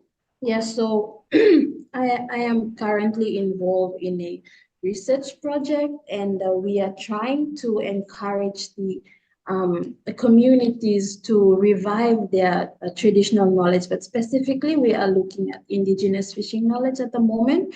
So with the idea of documenting this knowledge, keeping a record of them, because people, they mainly pass down knowledge orally. They don't have a written record or a documented film or something like that. With this, we can actually pass it on to the next generation of youths, because our youths are more focused on coming to urban areas for education, for work, and with documentation, we can actually have a record to give to the next generation. So even if, and I hope not, this knowledge dies out, but they can still have access to this knowledge through the documentation records that we have. So yes, that is one of the way that we're trying to address this. Thank you so I much. hope that. Yes. Okay, so thank you so much for the is question. Yeah, I have recently seen from my screen one from Malaysia, Alam. Yeah, opening the floor is yours. Hi, thank you everyone. My question is more for Ego, because just now Ego, you had a long slide, yeah, but you didn't have a chance to finish it. Perhaps you would like to give some conclusion of what the message that you want to deliver just now. Thank you. Thank you for this question. Maybe for Ego from the Timor Leste answering the question for Alan. Thank you. Sorry, Juan. Which question you want me to answer? No, because just now we had to cut you short because your presentation. So we would like to hear your conclusion. Since this is Q&A, perhaps giving you the opportunity to sort of like, if there's any important things that you want to tell us that you didn't have the chance just now, or any of the conclusions, message that you want to deliver to us. Thank you. Is that Yeah, clear? thank you. Yeah. Thank you, Juan. I think the final message that I'm going to share with you, because Permatil, we also produce, I put on the chat box already. It's the Tropical Permaculture Guidebook, which is available online to everyone to access. So you can go to permatil.global.org. So that book, it have 3 volumes. One is permaculture and garden. Second one is permaculture and people, and second one is permaculture and home and house and home, and also the last volume is regenerative agriculture. So regarding these activities that we have been doing in Timor across the whole country, by restoring over 500 natural springs back to life within 15 years. So now Permatil is working on the new volume, the Tropical Permaculture Guidebook called Planting Water. So hopefully with these resources we could share around the globe to help each other on restoring or adapt to the issue of the climate change that we are facing today. And also, just to finally, I want to also inform all of you that the Perma Youth Camp, it's this year, Permatil, we organized the National Perma Youth Camp in October this year. But also next year, October next year, we'll host International Perma Youth Convergence in Timor-Leste. So for those wanting to access those information, you can go to the link permatilglobal.org. So you'll find more information there. Thank you. Thank you so much for your addressing the answer. So yeah, I think it will be there are other questions from Devina. The floor is yours, please. Thank you, Mohammed. Actually, I had two questions, but one has already asked one to Ego. So my question is to Ruthmana. So Ruthmana, based on your experience, what piece of advice you will give the young people in this room, based on your journey, in terms how to handle and to move on along when there is challenges when during their work? Yeah. Thank you, Devina. Because as I mentioned, presenting on the slide shows that Timor-Leste is the youngest nation because 70% of the total population under 30 years old. So that's why many young people, they left their village going working in the urban area, and many of them left the country going working overseas. So because they see that their home, the village is not promised much to them, even though Timor-Leste have so much natural resources that can be used as for creating a sustainable employment for the communities. So therefore, Permatil is focused on facilitating young people, getting young people from the village, boys and girls over 17 years old. They can, we train them on technical aspects only, on how first thing we focus on restoring water sources, because that's the main issue that Timor-Leste are facing these days. So many communities facing water scarcity. Even though government and so many international investing in the water sector, but mainly focus on infrastructure only. But when dry season, the spring dries out, the community suffer again. So that's why Permatil is more focused, organizing, engage young people and involving in restoring the water sources, planting varieties of trees, multifunction trees, and also when they have the water, they starting to grow more vegetable, they have livestock, they have aquaculture, and so on. So slowly, the young people realize that this is a very important activities to help them for sorry. the Yeah. Thank you. I think for the opening the dial time is about to running out. Just one minute left. So yeah, I Yes. think Devina will be the last question, right? Yes, it's to Ruthmana. Please, any advice to the young people in the room as we move forward? Yeah. Okay, actually, I feel like it is not my rights to advise any young people in the room or outside this room.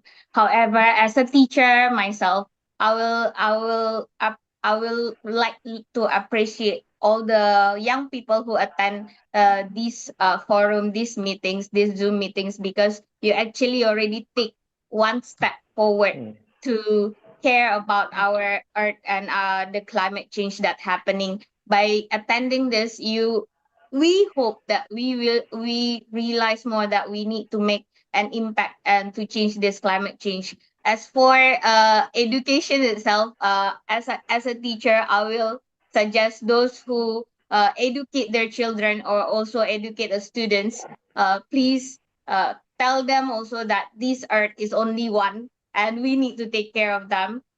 We are the person who's supposed to be responsible to take care of earth and care about people who work in the farming, as a farmer and a fisherman, or other indigenous people who work in the remote area, because we get all the supplies from them.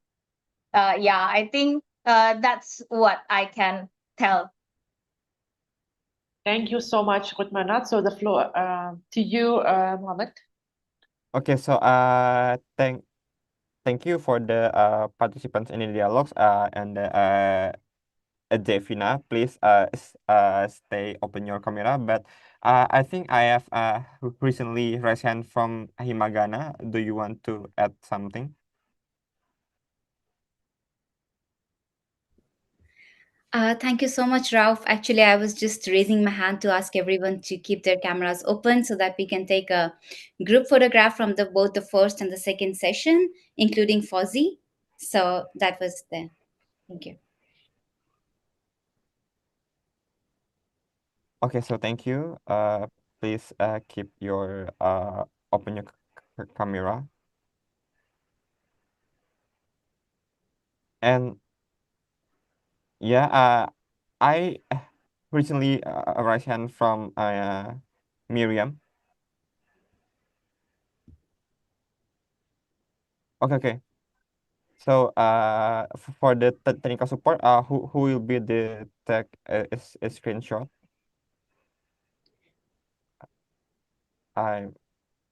Okay, so Malaysia has helped taken the screenshot. Okay. Right. All right. So thanks a lot, Raul, for the kind moderation of the previous session. Thank you as well to our speakers from the SIDs as well as Indonesia. Next, we will move on to our next few sessions, moderated by Dr. Forkrelo Kapesa from India. The floor is yours, Dr. Kapesa.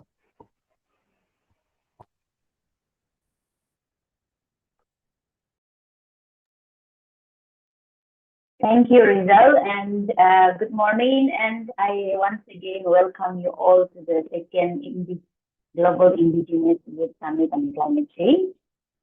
My name is Kapesa, and I am an indigenous woman from Northeast India.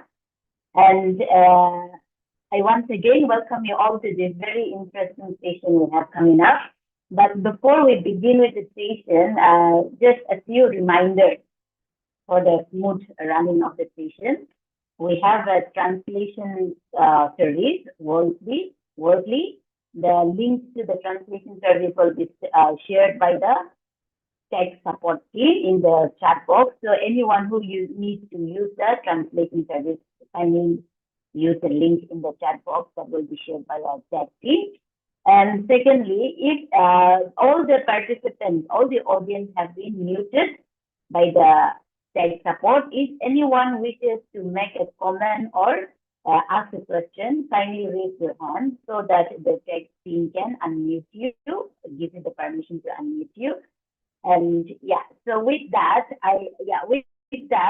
we would like to begin the session with our first presenter or participant of this session. We have Wari Monchumo Hanso from India. So Monchumo, you can start with your presentation or your speech.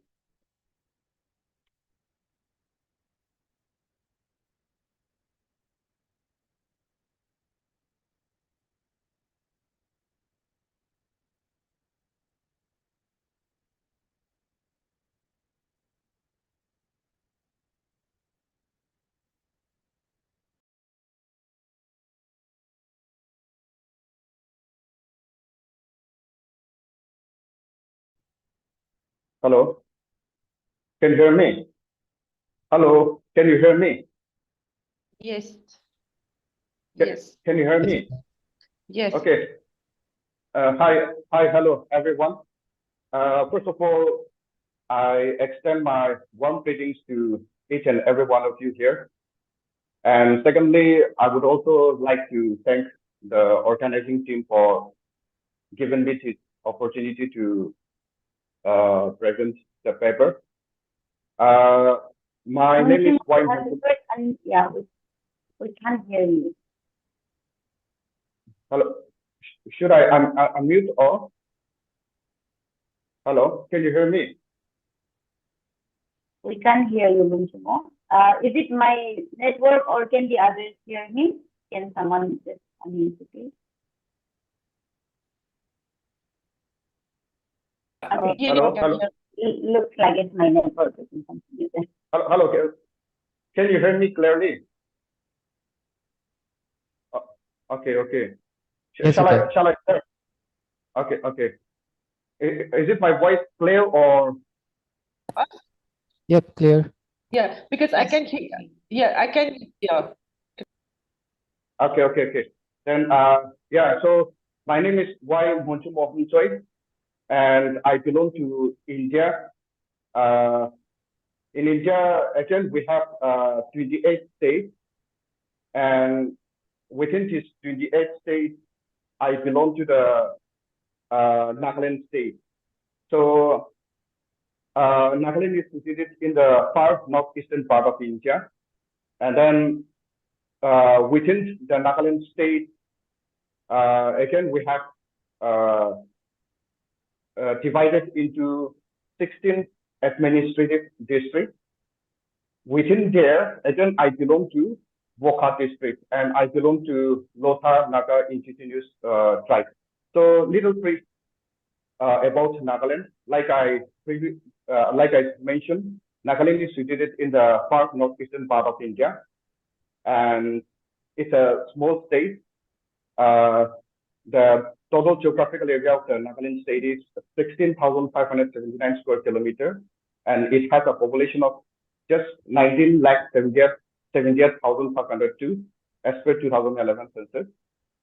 The 2021 census could not be taken because of the COVID. So, and then, like I mentioned, again, Nagaland, the small Nagaland state is again divided into small 16 administrative districts. Within there, it is inhabited by 17 major indigenous tribes and other sub-tribes. So again, I would like to give you a brief about my hometown, that is Wokha. Like I said, within Nagaland state, we have 16. From there, Wokha is also one small district. It's a total area of just 1,628 square kilometer only, consisting population of 1,66,343. So in my hometown, that is Wokha, as per 2011 census, we have only 153 villages. Now, the topic on which I'm going to speak is on impact of peak receiver on local population. That is Toyang Receiver in Nagaland, India. So this Toyang Dam Receiver is a hydroelectric dam that was built right in the middle of my hometown, that is Voka. So we have 153 villages, but it partly affects 17 villages that is adjoining the Turang Reservoir. So I'll highlight a little bit about the Toyang Dam Reservoir. Like I mentioned, the Toyang Dam Reservoir is located right in the middle of the Bupat district. It passes through right in the middle of my hometown. And then it is the biggest dam in Nagaland. And this Toyang Dam Reservoir has a installed capacity of 75 megawatts. And this Toyang Dam building started way back in 1983, and it got completed in 2000. And then this project was given to NIPCO, that is Northeastern Electric Power Corporation. So without wasting much time, I will straight jump to my topic, that is impact of peak reservoir. So the impact of peak reservoir, point number one, that is environmental effect. It affects the local ecosystem, affecting not only plant species, but also the wildlife.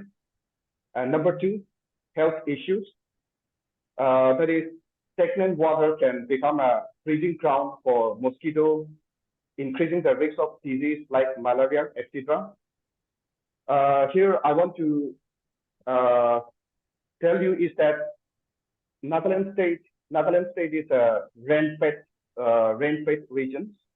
It used to rain almost 8 months in a year out of 12 months.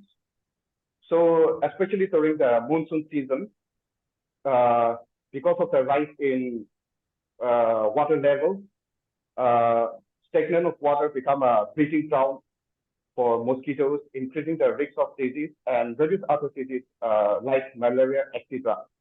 And point number three, the quality of water. Potential degradation of water quality.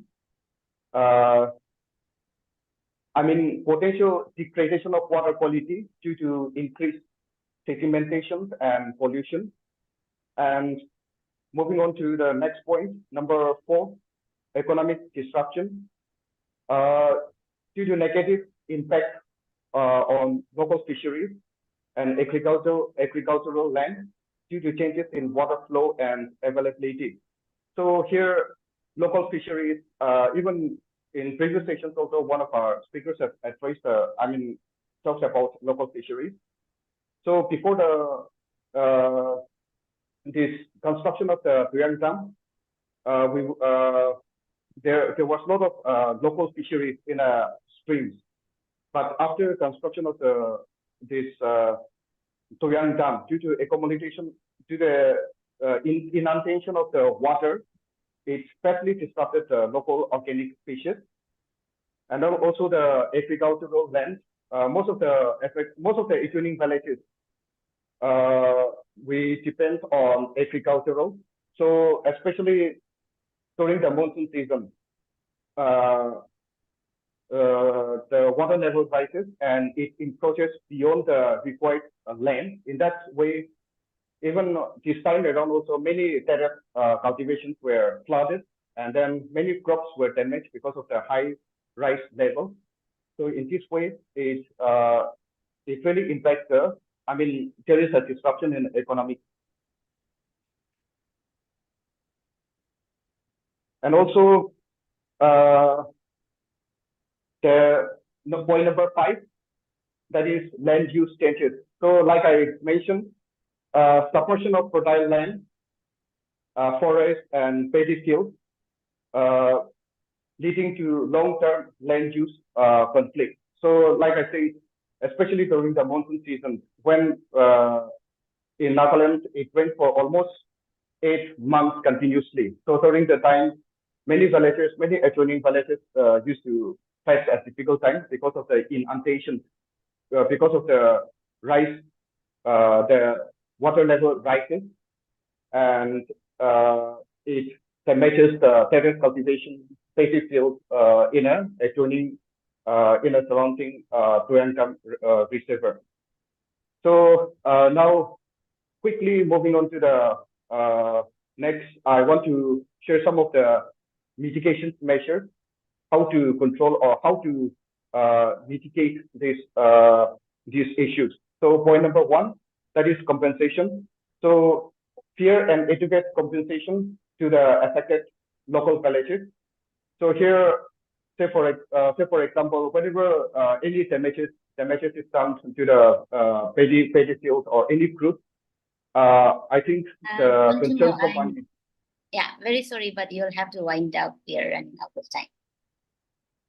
Okay, then I'll quickly. Okay, yeah. So compensation, fair and adequate compensations to the affected local villages, and moving on to the next, that is resettlement program, proper resettlement program to ensure affected villages are provided with equivalent or better living conditions. And so point number three, environmental management. Implementation of environmental management plans to mitigate negative ecological impact. Number four, public consultation, involvement of local communities in planning and decision-making process to address their concern and needs. And fifth, health initiatives. Integrate awareness program should be conducted to monitor and control waterborne diseases and improve overall public health. So by considering this impact, affected villages can develop strategies to maximize the benefit while minimizing the adverse impact on local population. With that, I conclude my presentation. Thank you so much. Thank you very much for your wonderful presentation. I look forward to more interaction and discussion during the open dialogue. We have now we have a participant now from Taiwan. But first we will begin with a short video clip of indigenous people of Taiwan saving 40 strains of millet. So we will first see a very short video clip followed by a brief sharing. So Rizal, can you please start the video? Yeah.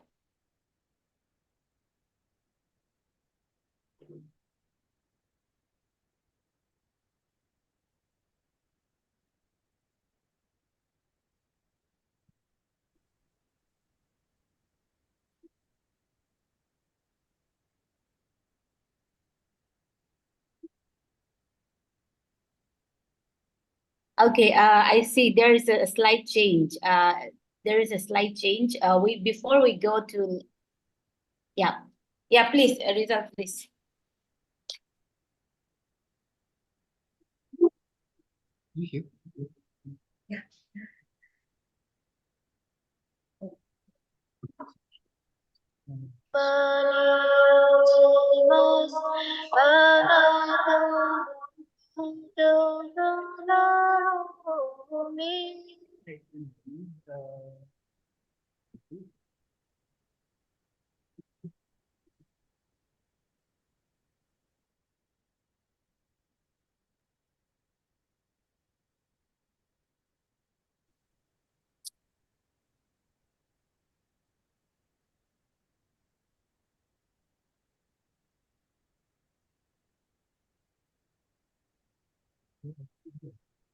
Yeah. Is that his? Okay, the sound is not working. The sound is not working? Oh.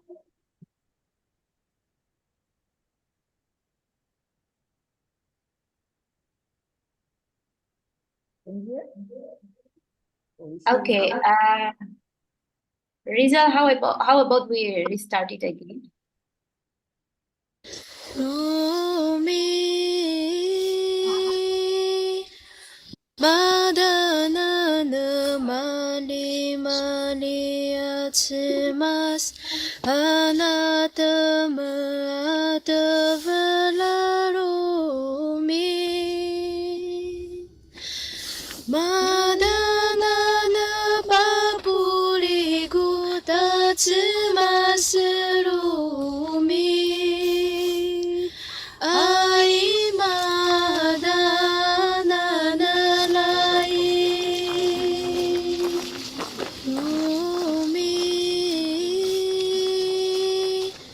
바다나는 말리 말리 아츠마스 아나타마 아드벨라로미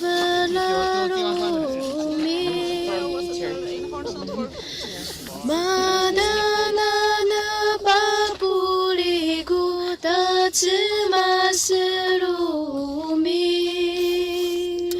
아이마다 나는 라이. Few words. Thank you very much. I'm also very honored to welcome you here to Svalbard Global Seedwalk. To welcome such a big group traveling so far to visit. Delivered and will soon deposit the treasured and the sacred seed to this magnificent. Tell you more about that when we meet later in the station.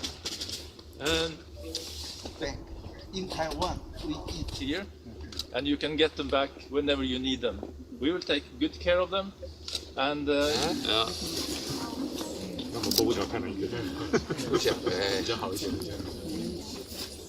Tribute to the survivor and the developer of our humanity. Thank you.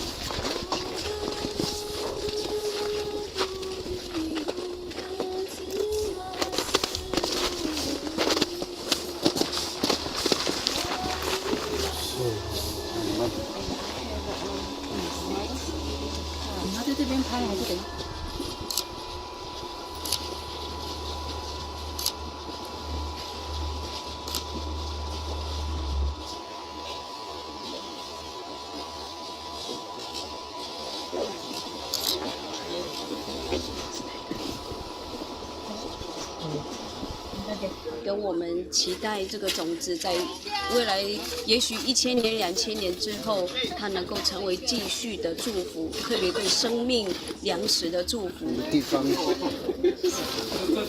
它一样可以生长，所以这是我们的责任。从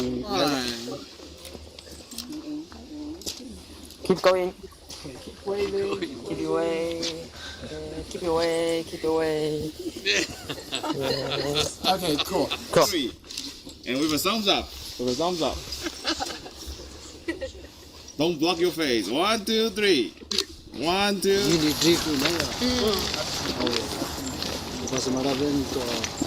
No matsobong ang naka ibu atau kaya pa ulit ito na Sino sumama ang akin o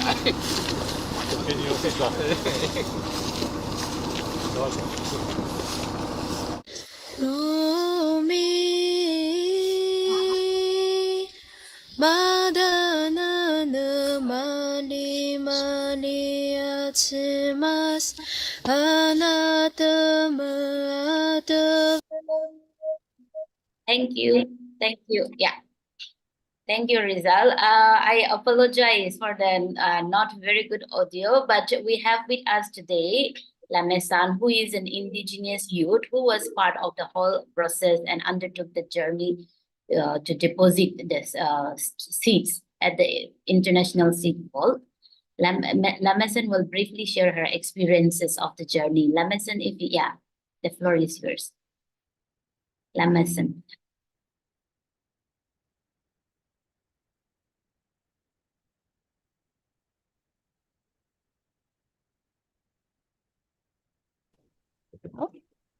Dajiahao. 大家好，我是拉么山，然后来自台湾屏东县三地门乡大社部落，然后我们是排湾族的青年。那今天就是刚刚在影片里面有大概看到小米带到北极种子库保存的这件事情。那这对我们来说，这是非常特别的一件事情，然后也是跟我们的文化相差非常多的。对，因为在我们的文化里面，保存种子的方式就是在每年每年的时候种下，那就是我们保种的方式。那当我们回到部落，然后再跟老人家分享这件事情的时候，其实他们是没有办法理解的，因为他们就是会想说，这个种子是带去那个很遥远的国家拿去种了。可是，当我们在解释我们是让他带去保种的时候，他们没有办法理解要怎么去做这件事情。那台湾虽然不大，但是因为每个地区，然后因为地形跟生态的不同，所以我们感受到自然啊天气的变化也会有所不同。那我们每个族群在应对天气变化、气候变迁这件事情也有不同的应对方式，尤其在刚刚大家各个国家的分享里面也看到每个国家在应对气候变化的方式也都很不一样。那尤其是在这个2023到2024年，是我们感受到气候变迁最明显的2年。对，就是因为在15年前，我们的部落因为台风，所以整个迁村。那我们部落里面就剩下我们家跟另外一个家庭2户，一起在部落里面继续耕作。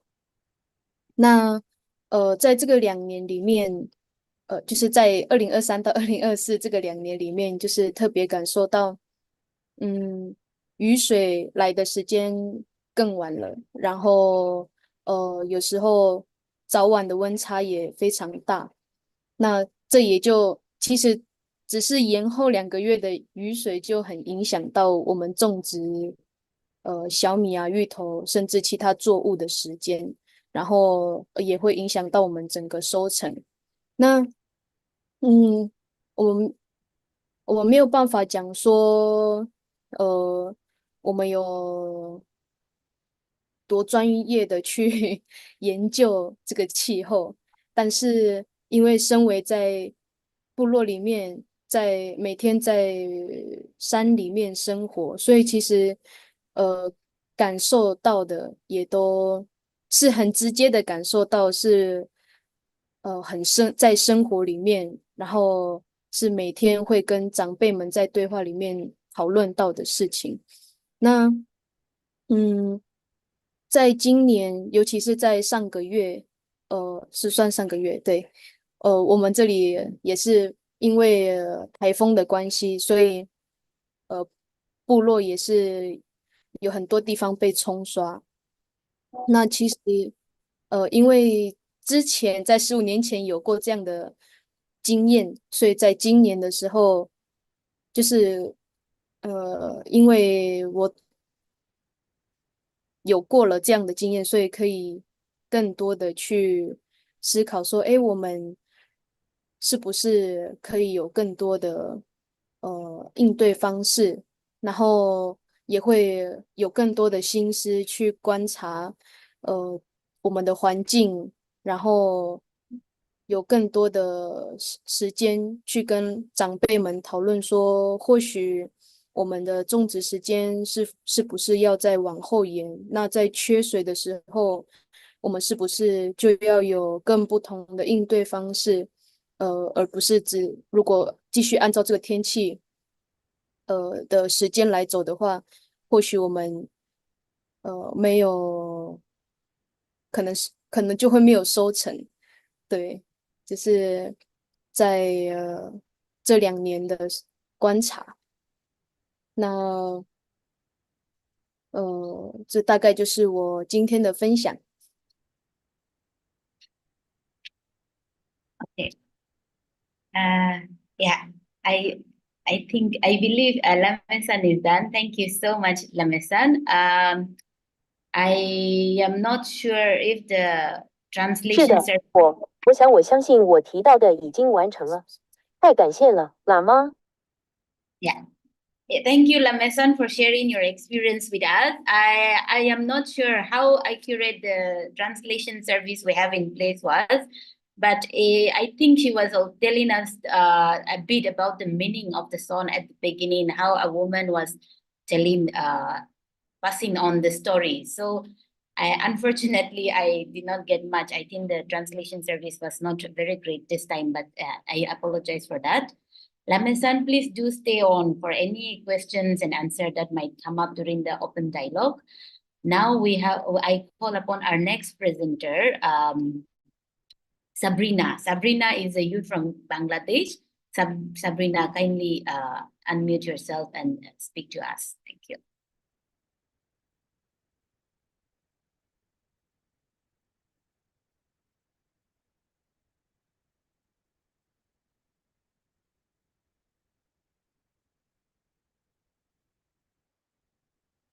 Yeah, thank you for unmuting me. Hello, everyone. I'm Sabrina. I'm from Bangladesh. And thanks for inviting me today here as a presenter. So I think I'd love to share my presentation. Can you give me the permission to share my screen? Yes, someone from the tech team, kindly, yeah.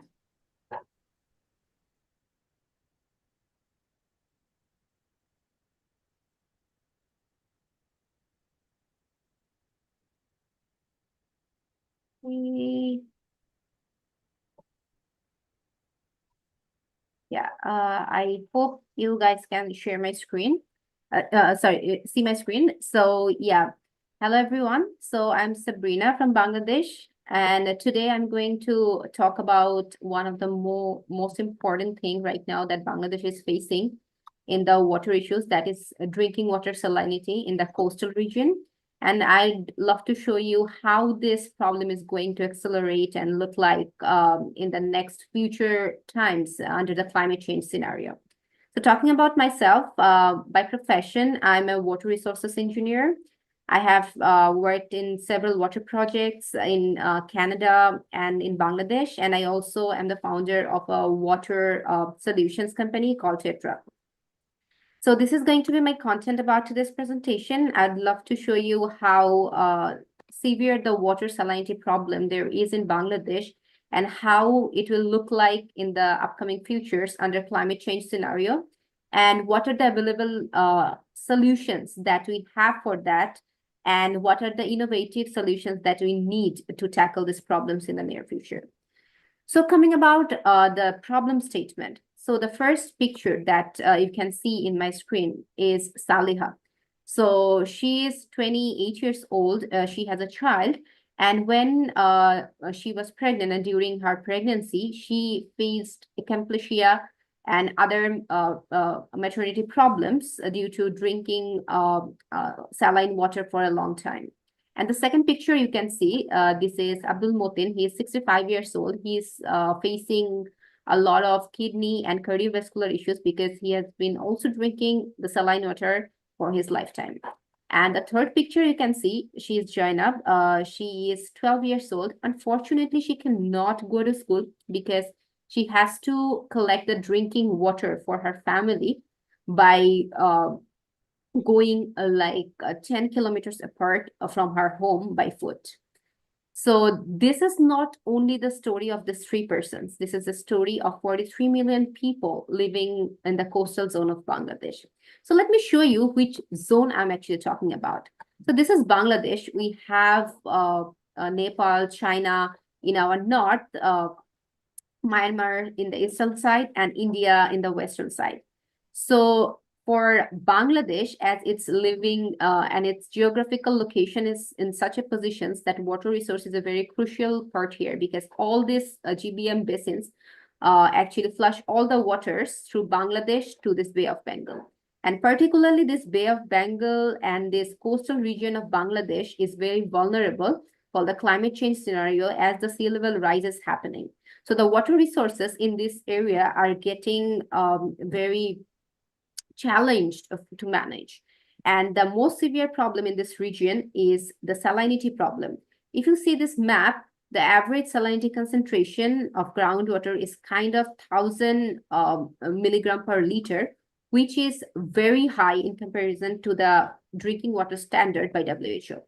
So as I have told you, like this huge coastal zone covering 19 districts are hugely salinity affected, and about 43 million people are like facing this water salinity problem and facing several health issues, including cardiovascular diseases and several abdominal discomfort and some pregnancy issues for the women as well. And not only the health problems, it's accelerating the social economic problems like education of the girls, livelihood, agricultures, because the soil is getting, very much saline, and the agricultural crops are not grown very well like before. So all these problems are going to face severity in upcoming future. So we have collected some data sets in order to understand how severe this problem is. We have done several interviews, focus group discussions, and resource mapping to understand how the local people are facing this problem. So we try to ensure like we cover different areas and different people of different age group and also from different gender. And what we have found is very interesting, that if you consider like what are the water sources people are like using right now. So as most of the ground and surface water are like saline, so most of the people who don't have the access of any desalination solutions, they end up using like the pond water, just using some filters. So mostly they are kind of used to drinking the saline water.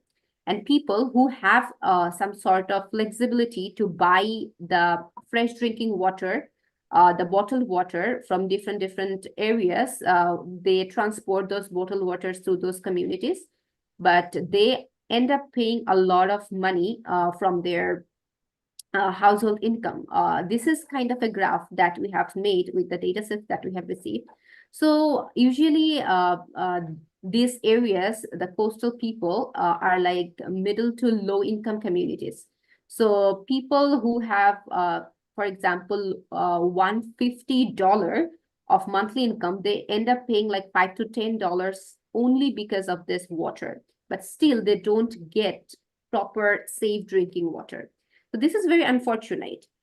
And if you consider the climate change impacts, this problem is going to be very severe in the next upcoming futures, like next 20, 30 years, because the data we have received, like within 2050, the sea level is going to be rising about by 0.3 meter, where the aquifer saline zone will be increased by 2.27% by that time. And as the saline zone is going to be increased, so the freshwater zone is going to be decreased by 3.44%, and the severe salinity zone we will see around will be increased by 14% by 2050, which is an alarming situation for Bangladesh.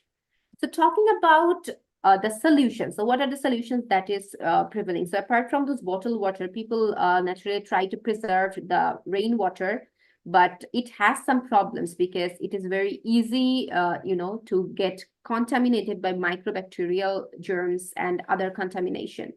And they have also some of those desalination units, but those units, they cannot have those desalination plants everywhere, because those are really expensive and energy incentives. So the expensive transportation and distribution cost makes the water price really high.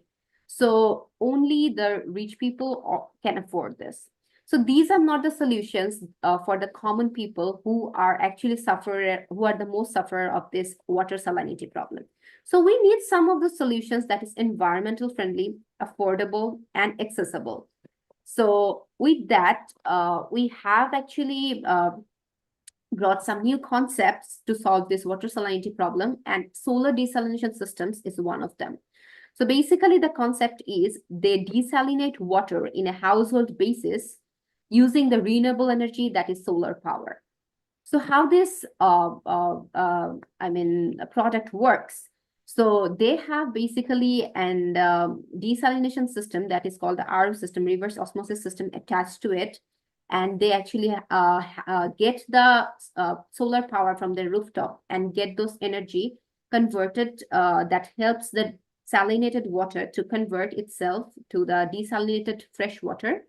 And that's how they kind of store that fresh water in a jar and get those for the drinking purposes. So this whole process actually have three major pointers. So it has a PPF filter unit that actually helps it to reduce like the main or like big the particles that is there in the water. Then it has a CTO filter unit that helps to reduce the chlorine and helps to better the taste and odor of the water.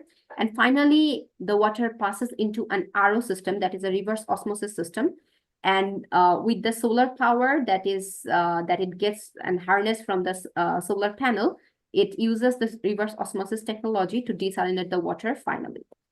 So we are trying to, pilot this new technology and trying to get the user feedbacks. So the feedbacks that we have got, like about the quantity, no complaints were there from the users. So we had got pretty much good feedback about this. Basically, about the water quality, we have found like 30% of the users were not satisfied because apart from having salinity issues, some of those aquifer zones had high iron in it as well. So that is something that needs to be worked upon, like how we can tackle that salinity issues and also iron or like other water quality issues solved by this household product.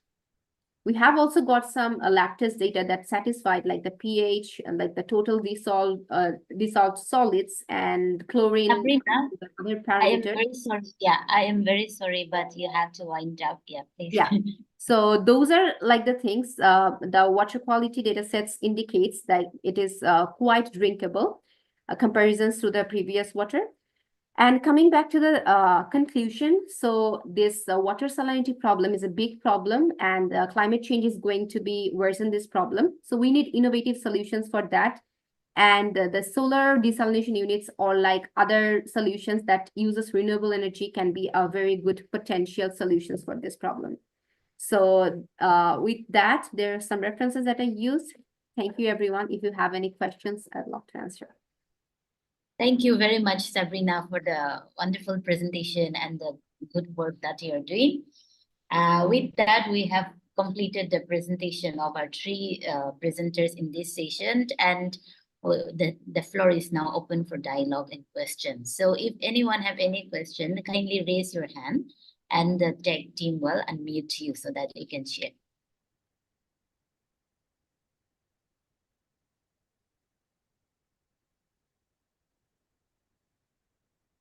Okay, before we get any question from the audience, maybe I'll just start the ball rolling. My first question would be to the first presenter. Monchumo, you speak about the various impact, negative impact and consequences of the big dam in your hometown. You also talk about many things, many initiatives or many steps that can be taken. But I have my question is, are there any initiatives that are being taken up by the local communities apart from the institutional initiatives or government initiative? Are there any initiatives that the local community have taken up to mitigate the negative impact of the dam? Maybe someone can highlight Monchumo on the screen so that he can respond and also unmute. Yeah. Thank you for the question, ma'am. Yes. Actually, like I said, the construction of the dams started way back in 1983. So at that point of time, our villages, our adjoining villages, especially my hometown, Voka town, Voka district, we don't have much knowledge about all these things. Otherwise, there is also called a rehabilitation process in India. This rehabilitation process, what it means by rehabilitation process means any big dam like this Dam Reservoir, the company or any other agency, they are supposed to start the rehabilitation process or all the incentive schemes even prior to they start the work. But then, like I said, they have done of course, they have done, but then there are a lot of things to be done. But it is also because of our ignorance on the part of the equine villagers, and then lack of our, we don't have much knowledge about it. But recently, we have affected land owners associations also. So through that we are pressurizing the government or the concerned company to address all these issues whenever we face these issues.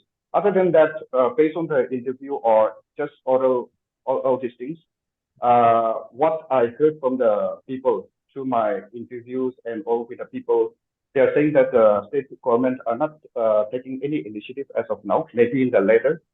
And the companies, like I said, just now only we began, we have formed land owners associations, and through that we are pressurizing the government. So hopefully, in the later days, it will go smooth. Yeah. Okay, thank you, Monchimu. I see one raised hand, Hasina Goda. Please kindly unmute yourself and ask your question. Yeah. Hasini, sorry.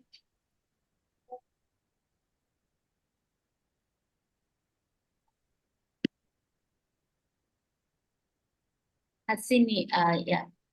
You have, can someone please give her the permission to unmute?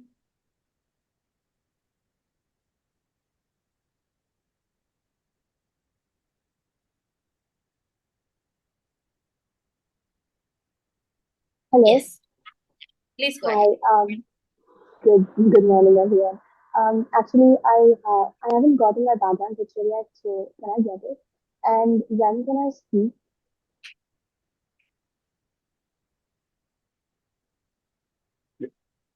Hasini, we can hear you. Please continue.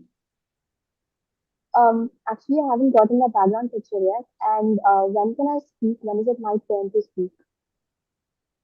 Okay. Yeah, we can send you the background, and if you have not officially sent in your topics for presentation, I'm afraid you can only share your opinions and ask question in the open dialogue.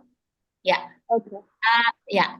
Okay. Then yeah, since I see no other hands raised, a quick question to Sabrina. Sabrina, that was a wonderful presentation and a great work that you and your organization is doing with the people. You mentioned about solar desalinization process as a solution to the salinity, water salinity. But I was also caught up on one of your points that most of these people are poor people, lower or middle income class people. So how I wanted to get an idea of how people can afford this, or are they being given the solar desalinization process for free? What are there any institutional support, or is your organization working single-handedly? Probably you can share some thoughts on this. Yeah, thanks for your question. Yes, you're right. So one of the basic target was to make that solution affordable for the poor people, because they are the worst sufferer of this problem. So usually what we have surveyed, like people are paying up to like 2 BDT per liter up to that time for like pure drinking water. Well, we are giving them at a 1/4 of the cost, because we are using the renewable energy source. So it's quite fuel, the fuel cost is not there.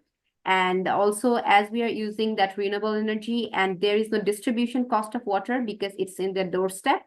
So the per unit cost of water is very cheaper. And you have asked if they can afford it or not. So we have some organizational structure, and we have collaborated with several NGOs who actually have some sort of funding for provide like the safe drinking water for people.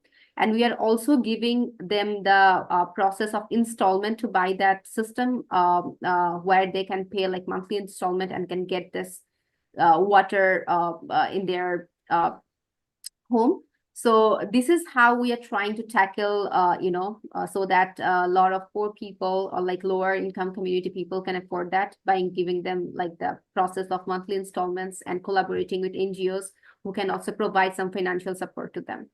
So yes, so it's not only our solution is cheaper, but also like we are giving them the incentives that can help them to have pure drinking water at a very cheaper rate. Thank you, Sabrina. There is a question for you in the chat box. The question is from Paul. The question is the fresh water from the Himalayas also changing because of the climate change? Would you like to respond to that? Yeah. So that's a very good question. So yes, I would say, because, like the sea level is rising. So where the water is coming from? Because the water that has been frozen for a long time in the polar region. So as the global warming is happening and, the temperature is rising, the average temperature, if you can see the reports of NOAA and NASA. So due to the rise of this temperature, some of the polar ices are going to be melted. And because of that, the sea level is going to be raised. So because of this, a whole geographic locational problem, Bangladesh can be the worst sufferer of this problem, because when the freshwaters of the Himalayas are, just getting melt and it's transported towards the transboundary rivers systems and getting back to the Bay of Bengal. So the whole, I think, region is having some threat, but also like the countries like Bangladesh that are very closer proximity to the coast, those are like in the severe, threatened position. So thank you for your question. Yeah, thank you, Sabrina. We are almost running out, but I see Faris has his hands raised. Faris, maybe very quickly. Yeah. Yeah, thanks so much. I hope everyone can hear me. So I just have a question for the Taiwanese representative. So I'll just say it quickly in Mandarin and then in English.你的传统上有很多解决的办法，所以如果你要我们支持你，我们有什么办法支持你？如果你要有什么建议还是什么，我们要支持你，你的传统的办法啦，要解决这个问题。So I just asked, how is it that we can support you, there? How is it that we can support you in your efforts to tackle climate change with all the solutionings from your tradition? Yeah, thanks so much that you presented. Would you like Lamesan to respond to that, or is that just a comment? Okay. Okay. Yeah, quick response. Yeah. Yeah, Lamesan, would you like? Yeah, please. Would you like to respond to Faris' comment?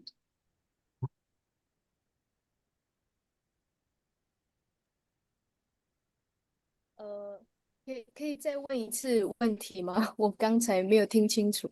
Sorry, can you repeat again your questions? 我们怎么可以支持你？因为你有很多建议要解决这个问题 ，climate change 的问题，气候变化的问题。所以，如果你要我们支持你，我们怎么可能支持你？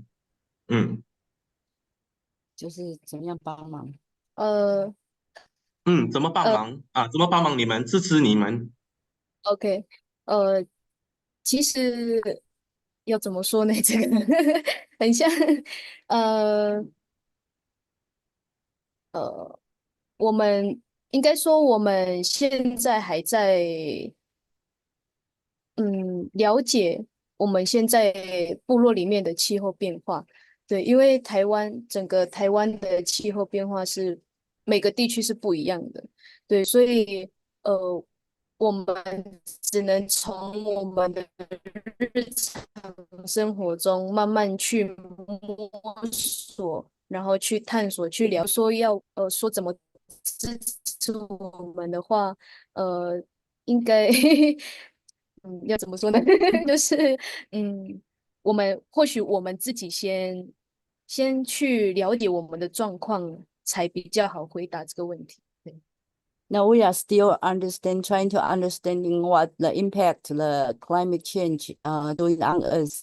Because in Taiwan, the conditions of the climate change impact it's various from places to places. So we can only explore and to look into through our daily life and try to find out what's going on and how can we do. So it's hard to say that to others that how can you help us, because we are still trying by ourselves to explore the whole conditions that the climate change influenced us. Yeah. Thank you 非常 so 感谢 much. 你们。 Yeah, thank you so much. I wish we could have continued with the dialogue, but unfortunately we're running out of time. So if anyone have any further question, please feel free to drop your question in the chat box and our speakers will respond to you. And yeah, Sabrina, can someone spotlight Sabrina also? I have been instructed to take a photo of the session. So can someone spotlight Sabrina also so that we can have a group photo? Or okay, maybe she had to leave. That's okay. That's okay. Lemes yeah, your friend can also join in the group photo. Yeah, please. Yeah. Okay, I think we're done here. Thank you very much once again to all our presenters, Monchumu, Sabrina, and La Mesa. Thank you for the wonderful session and for the wonderful work that you all are doing. With this, I conclude this session, and Rizal, now it's your, please take charge from here. All right. Thank you so much, Dr. Kapesa and our speakers. Next up, I would like to introduce our next moderator. Let us give a warm welcome to Sushma Shrestha from Nepal. She will be moderating and introducing our next sets of speakers up until after the break. So let's give her a warm welcome.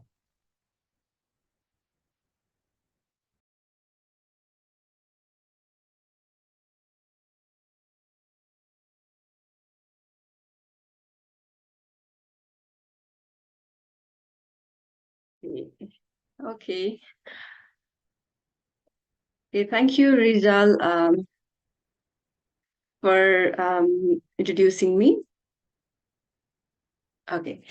So Jojolokpa and Namaste, everyone, and Happy International Day of World's Indigenous Peoples 2024.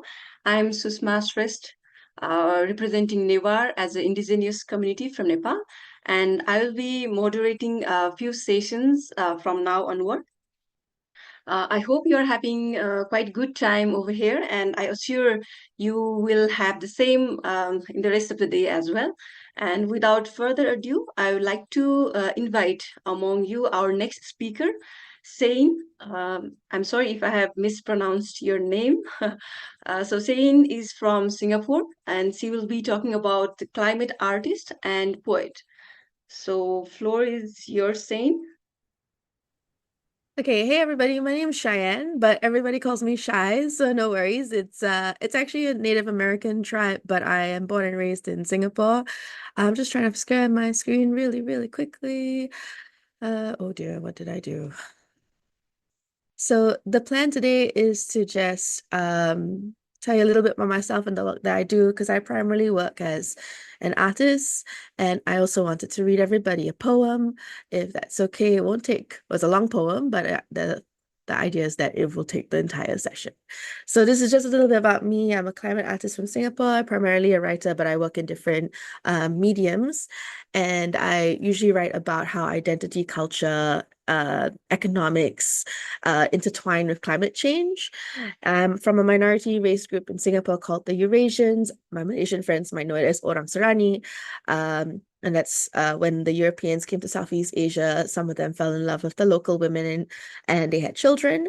And so, so a lot of people in Singapore with this lineage is considered Eurasian today. I'm currently really interested in exploring climate coloniality and decolonizing my own identity. And it's so interesting that we saw the Salbat seed bank from our friends in Taiwan earlier, because I was in Salbat earlier this year as well on an artist residency. So the poem I want to share, I actually wrote based on that experience. Again, it's a long poem, but I think I'll read the poem, and then if we have time, I'll share the rest of my slides. Yeah. She says nonchalantly, "We are all part of the diaspora, and my face cannot help itself. It has betrayed me days after we left the port, where I cannot find dry land on which to walk away from the unhinged commentary of a privileged British woman. I recognize being here on this ship means that I too share some level of privilege as this privileged British woman, but I don't want to think about it. I don't want to think about all the ways we are similar. I think about all the ways we are different, how I'm not part of the diaspora, how I'm not maybe descended from colonizer and indigenous, and how it doesn't always show up in my skin that my homeland is my homeland, how my English is the remnants of a history I don't want to be proud of.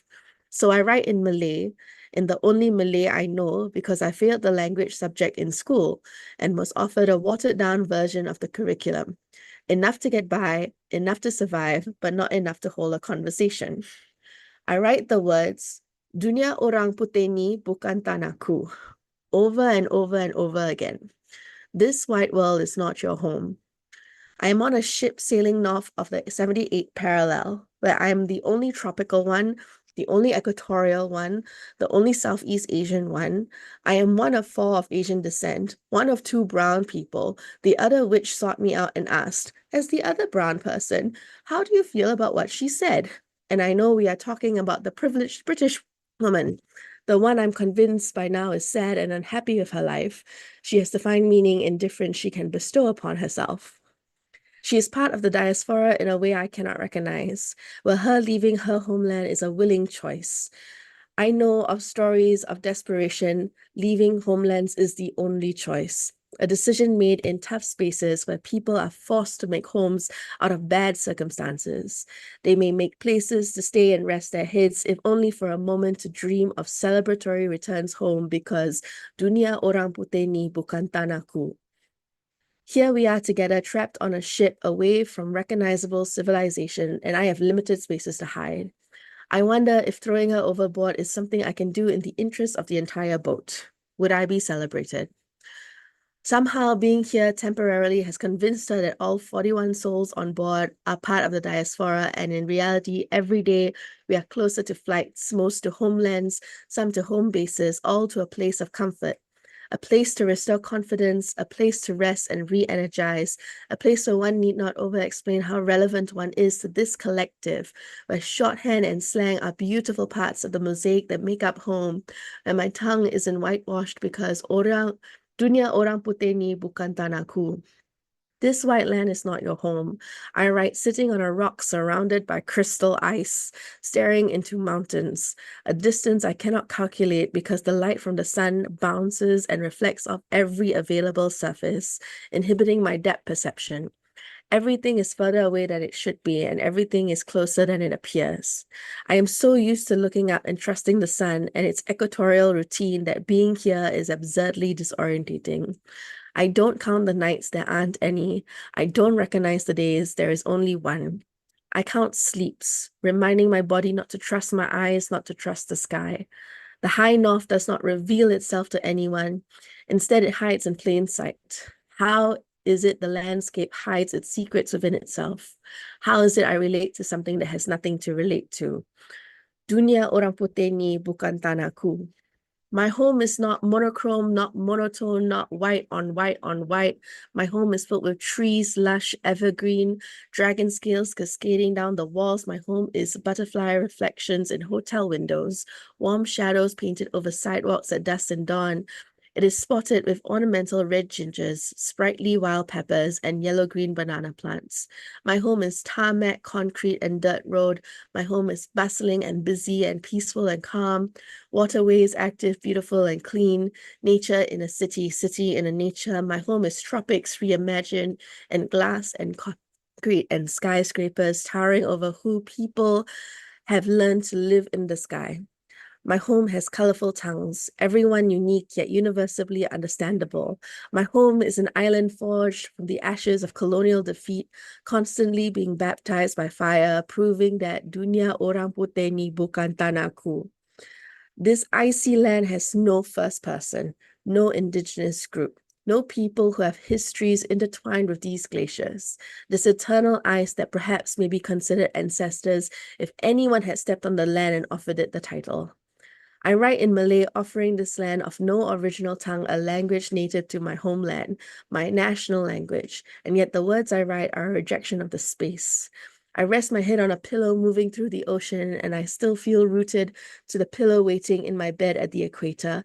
I have no desire to leave home forever, to seek better elsewhere where those I would consider ancestors once had.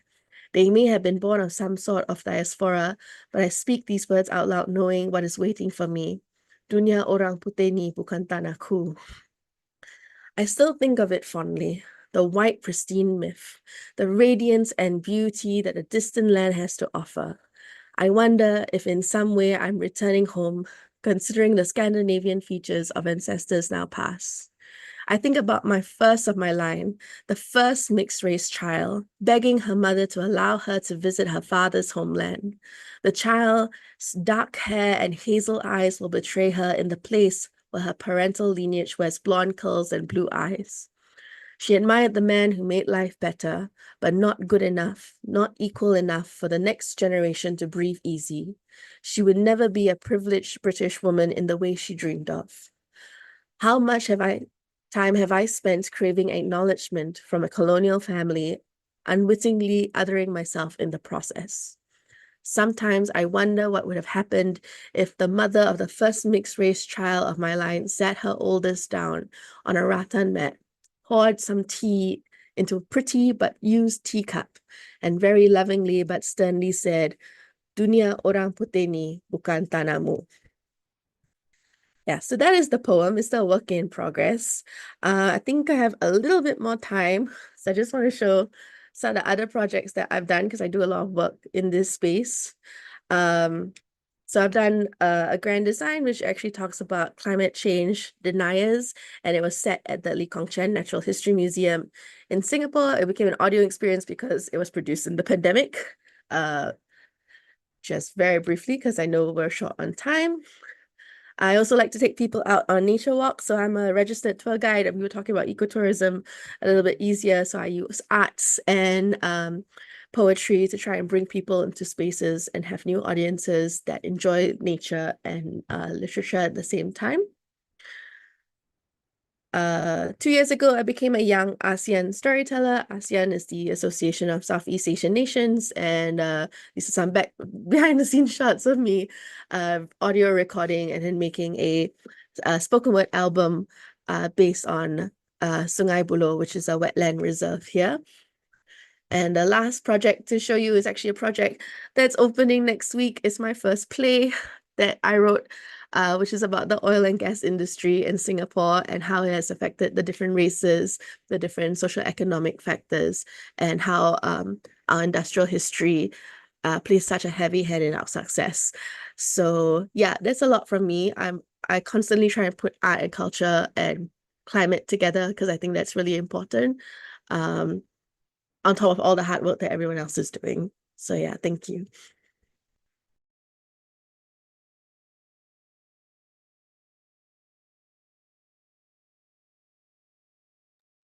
Okay, thank you so much, Zain, for sharing your work and such a nice poem that you shared with us, and also best wishes for your play as well.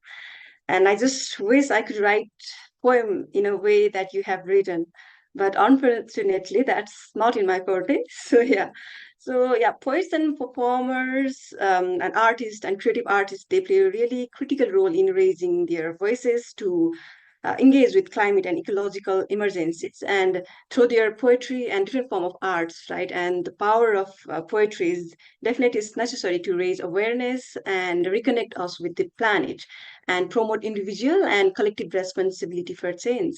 Yeah, thank you once again, Zain. If anyone have any questions for Zain, then maybe you can have your questions during our open dialogue if anyone have any questions. So now we'll move forward with our next speaker. She's Salijan from Taiwan, and she's here with another important piece of art, that is poem again. And that sounds really interesting to me. Okay, so but please be noted that she will be reciting her poem in ethnic language first and then in Chinese. So the poem is related with the path of Bunon's ancestors. So please make sure you use Wordly to translate. Link for the Wordly has been shared in the chat. With this, let's welcome Sally Jan. Sorry. 各位朋友，大家好，我是萨利兰，然后达克许莱兰，我是台湾的布农族的朋友，大家好，米吼米萨。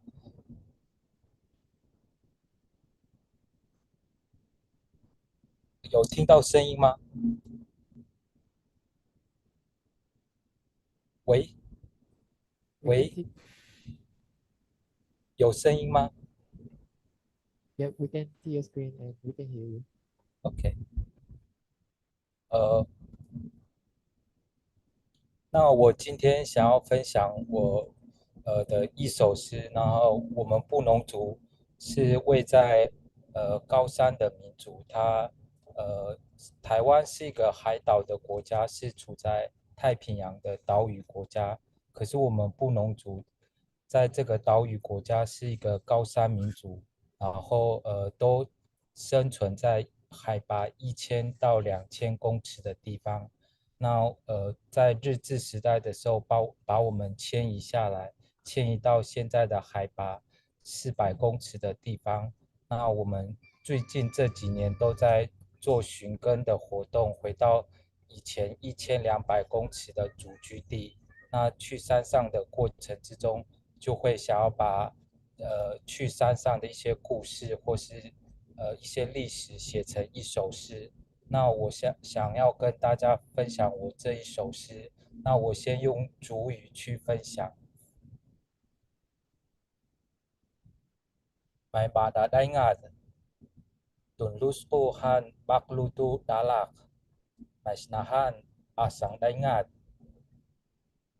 mungkai hungku, mungkai fanglat, mungkai ludun, mungkai pungdafan, mungkai tungku, taunahan, may madadaingat, baklutu asang, lakbing, usui sanfalian ihan latungtungan tu tangian isang may kikinal tu may asang isan tama tu lumah angkai tahun angkai isila angkai tutumat angkai lif-lif angkai tahun may snahan asang musukif kiling may asang may kikinal。那这一首诗，是可以从前面念，就是祖先从祖居地来到新居地，那诗也可以从后面念，后辈们然后寻找祖先曾经居住过的地方。那我们祖先跟后辈们，最后相会在我们的麦阿桑，就是我们的祖居地这样子。那这一首诗其实就是一首寻根的诗，然后就是现代的年轻人持续的回到祖居地里面。可是我们会看到的一个现象是，国家愿意让我们常常回到祖居地，然后让我们在山上寻找祖先的故事跟历史，可是却不允许我们在我们的祖居地或是在我们的土地上耕作、狩猎，然后有一些禁忌的行为。那现在开始慢慢的有一些碳排放的议题，那有一些财团看得比我们更快、更先进。那现在有很多的商人或是财团慢慢的把原住民的土地买下来，那去争取更多的台胖权利这样子，那形成很多的一些经济这样子，那我们就会看到原住民永远在这种世界的议题上永远是落后别人一步。我们都知道现在有很多的台放的议题，很多人的去诉说，可是原住民永远都是在后面没有被提醒的。那这的情况之下，政府或是国家更应该要去支持原住民，因为这些土地本来是属于我们的，我们应该可以使用祖先所使用的一些地方一些经济的来源。那我是透过我的一首诗寻根的诗来去分享，然后去思考在当代的台放议题上，原住民可以呈现什么样的议题，而不是永远的被整个财团国家放在后面，没有人去提起这样子。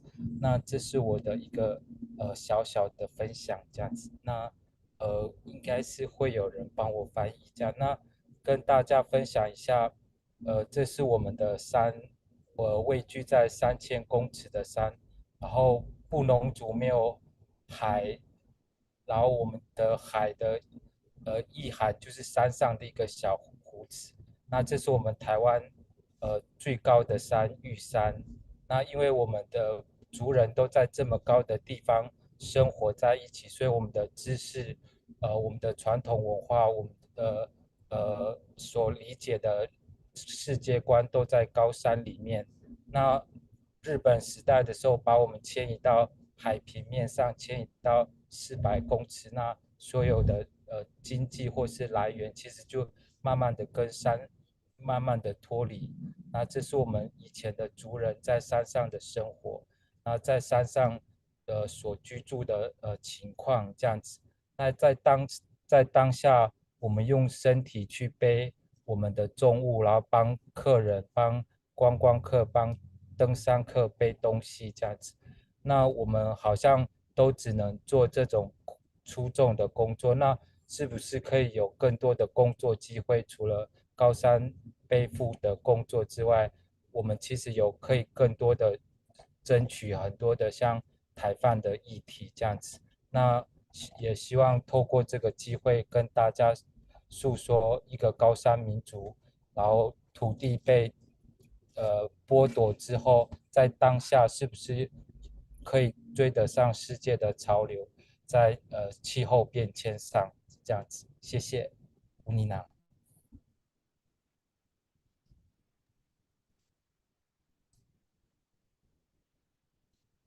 Thank you, Shalijan. Are you done?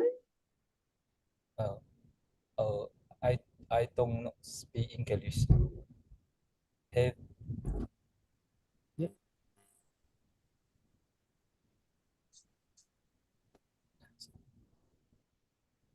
Yep, Sushma. Can someone assist with the translation? Because I believe that Salijan doesn't have the translator on.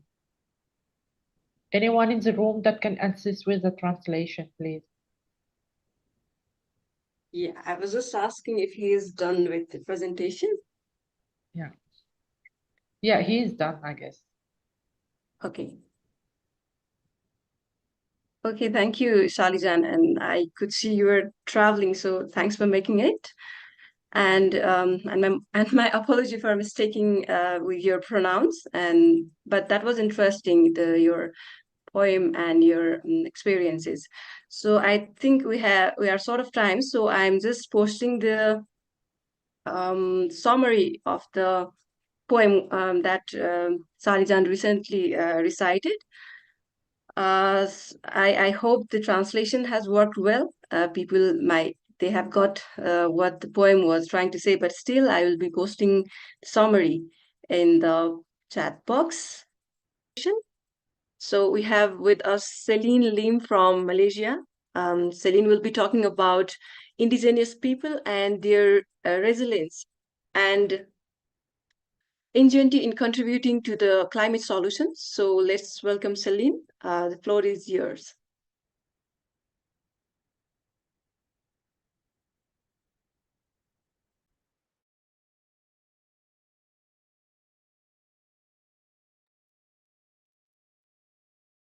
Celine, are you there? Okay, our tech team will need to unmute Celine.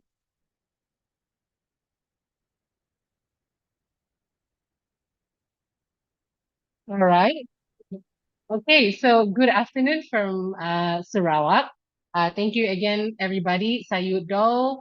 I bring you greetings in my indigenous language. I am a Kayan from Baram, and I really have an honor to be able to share this wonderful day with everybody today. And again, happy International Day for the World's Indigenous Peoples Day. I'm very happy to, again, to be spending it with you all. And I thought I'll just take the time to showcase a little bit of the work that we do here in Sarawak. So again, I am Celine and I'm a Kayan from Baram. And the work that we do is concentrated with indigenous communities that are mostly from the northern Sarawak, also an area called Baram, which is again where I come from. So if my slides is ready, I can actually showcase it.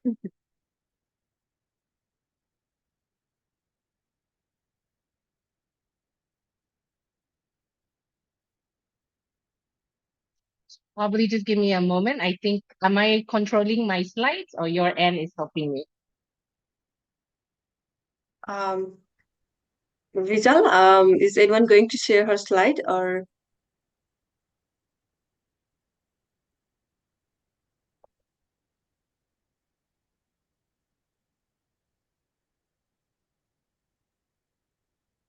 Rizal, yeah, in general, Celine should be able to share the slide unless there is an issue.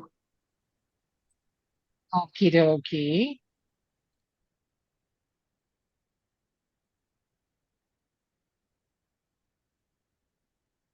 All right. Just give me a moment to just load that up.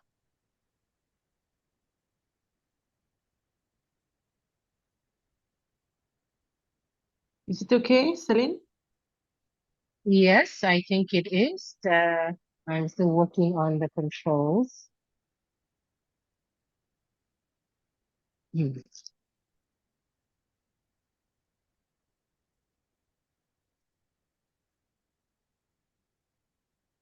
How about this, my friends? Can you see it?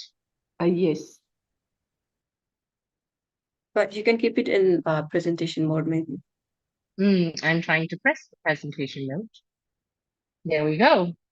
All right. So again, I'll just go back to just a little bit of an introduction. So the job part of what I'm connected with is an organization that's called Safe Rivers. We actually work on in strengthening the indigenous people's rights. And we say over and over again, by strengthening indigenous people rights, you will also be strengthening our best defense and strengthening the best solution for the climate emergency. So I thought I'll just give you a little bit of a background. So 4 out of 10 Sarawakians are actually indigenous people. So historically, we practice communal living and we live by longhouses either by the rivers, the seas, and that some are also by the hunter-gatherer nomadic life. So communities are forest dependent and also practice agriculture. So indigenous people have some terminology that we decided to just share this communal terminology that is from our Iban community. So this is known as the Pemakai Menua. So the Pemakai Menua is what is known as the territorial domain, including rivers, longhouses, site, and even ancient burial ground. Pulau Galau is known as our communal primary forest, and Temuda is usually the cleared and cultivated area which we do and practice agriculture. So again, all of these three is not separated. They are together. They are reciprocal in the relationship between the indigenous people and also the way that we use our natural resources and our land. So I also wanted to introduce to you to this thing called the Adat. The Adat is a legal moral and religious implication. It is something that is meticulously detailed, that shows the intimate connection of all aspects of life with the environment, with fellow humans, entities, natural and also spiritual world. So what in essence the adat is a worldview and is also a belief system that dictates the way we have relationship with one another, with the environment, and so on. So it includes again jural rules, ritual, and also social system. So what this means is the indigenous people has deep connection to their land, forest, and river. Because we see ourselves not distinct and separated from our land, we are part of the land. So removing land from the indigenous community's world will literally be the removal of the personhood of the indigenous person. So just to let you know, under the adat, the concept of private ownership of land really does not exist. It is communal, it is shared. Customary land tenure actually provides and entitles everyone within the community to cultivate the land with the rights to use it. Again, this individual ownership is an alien, or I would say a foreign introduction to the custom, because we see things all working together. And I also really want to iterate this, that we all know that indigenous people really by far are the best guardian of the forest. We have seen that the report in 2020 came out that says that indigenous peoples and communities are considered the best guardian of rainforest because we manage almost a quarter of the land of the world's land, but care for 80% of the Earth's biodiversity. So studies also show that deforestation rates in our area are lower than any outside of our territory. So I want to go down to tenure rights. For Sarawak, in 1946, a whole new system of land classification was created. This is known as the 1958 Land Code. Now, this land code recognizes what is known as NCR land, which is native customary right land. Now, you remember just now the three categories that I showed you, when I introduced you Pulau Galau, Pemakai Menua, and Temuda. Unfortunately, in this tenure rights, or in this conventional recognition of NCR land, it must be cleared and cultivated area only, which means only the Temuda. So either that or there is evidence of occupancy before 1958. So you can see where this would cause tension, just because Pemakai Menua and Pulau Galau is not automatically default recognized as areas within the NCR area of the indigenous people. So I also wanted to bring up an issue that we're still fighting, or at least we now are living in its wake, which is 50 years ago. We've had some issues, we still do, with deforestation on a major industrial scale. So this is the issue that we find in a lot of the areas that we go to. And until today, Baram is also known as the most underserved area in Malaysia. It is an area that is hailed as the home of many of the indigenous people in Sarawak, but yet we are still underserved even when it comes to basic amenities as road accessibility. So until today, in an area of Baram, which has around 65,000 people in population, we do not have the very basic structure of roads. And because of that, there is a lack of access even to health services and education and so on. We have had many issues when it comes to health, that a lot of these things would have been avoided if we were able to have access to health services faster. So again, Baram, 65,000 people in the area.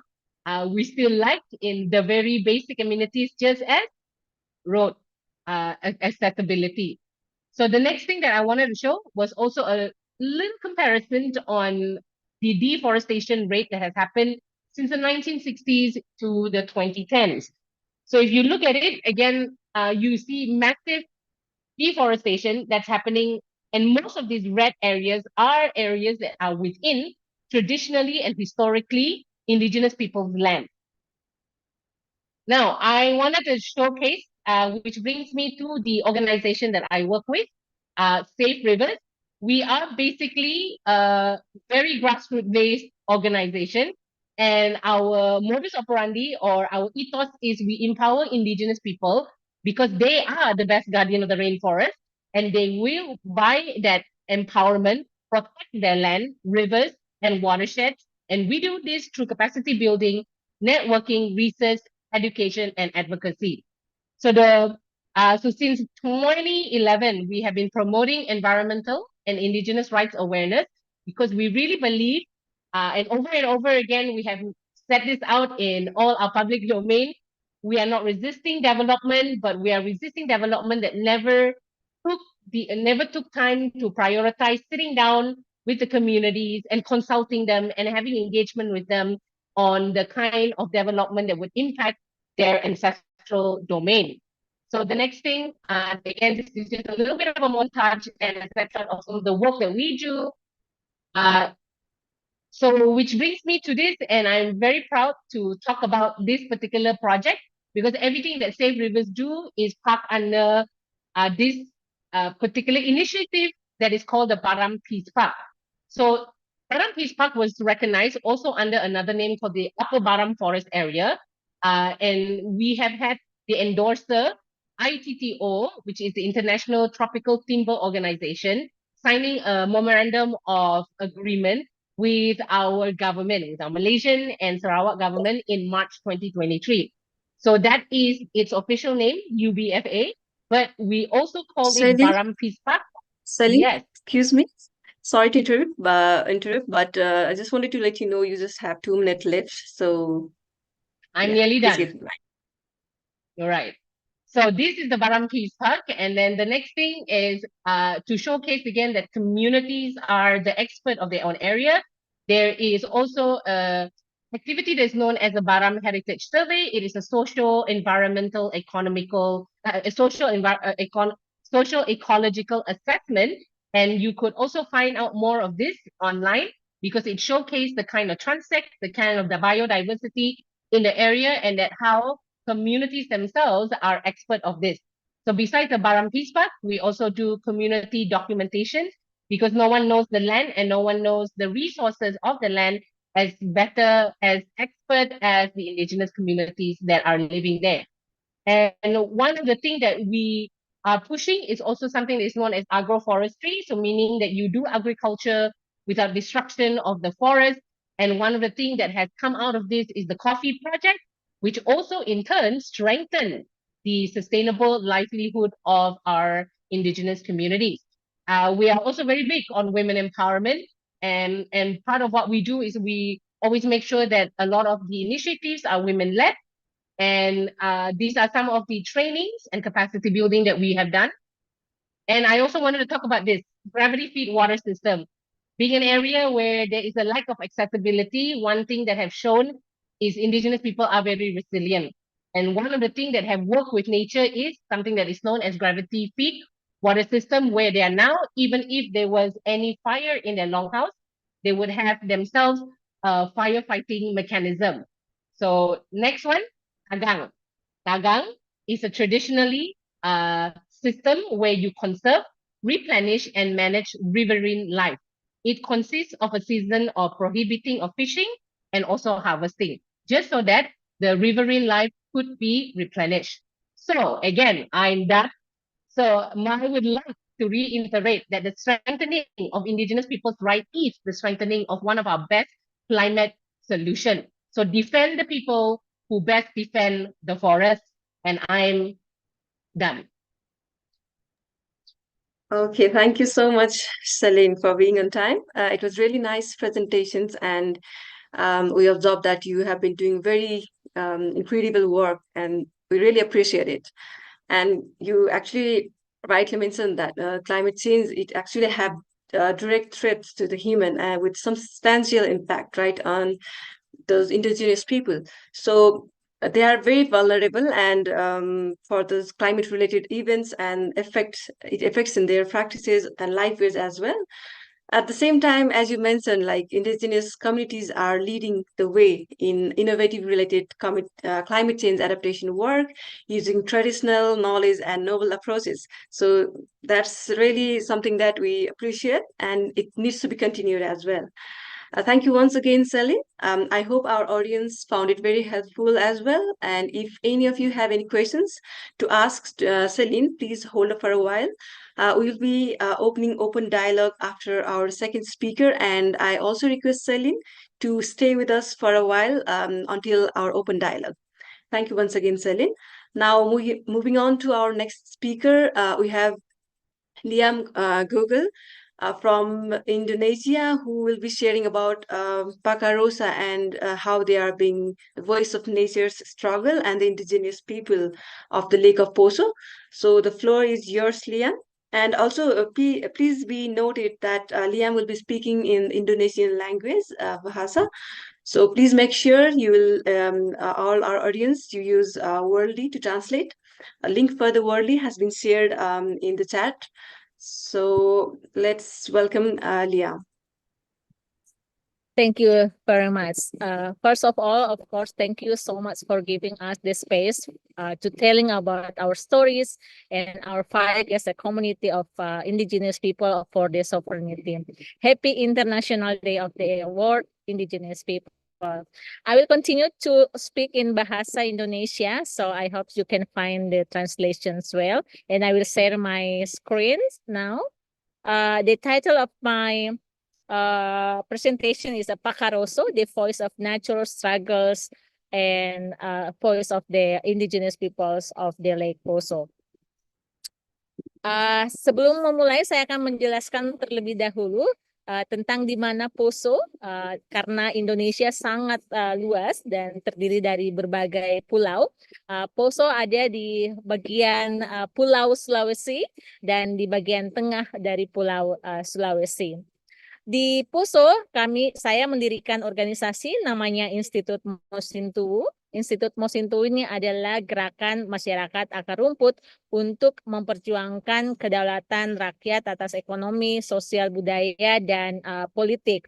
Kami bekerja bersama-sama terutama dengan kelompok perempuan pada tahun 2009, tetapi kemudian mulai bergerak bersama-sama dengan kelompok masyarakat adat sejak tahun 2015.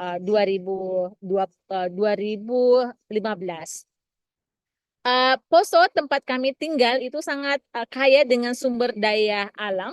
Kami punya banyak emas dan juga punya nikel, serta punya bauksit atau potensi untuk tambang biji besi, dan salah satu di antara semua potensi tersebut adalah danau. Saat ini saya akan menceritakan secara khusus berkaitan dengan apa yang kami hadapi atau apa yang ada di Danau Poso, Sentral Sulawesi. Danau Poso adalah salah satu danau purba di dunia, satu dari 10 danau purba di dunia.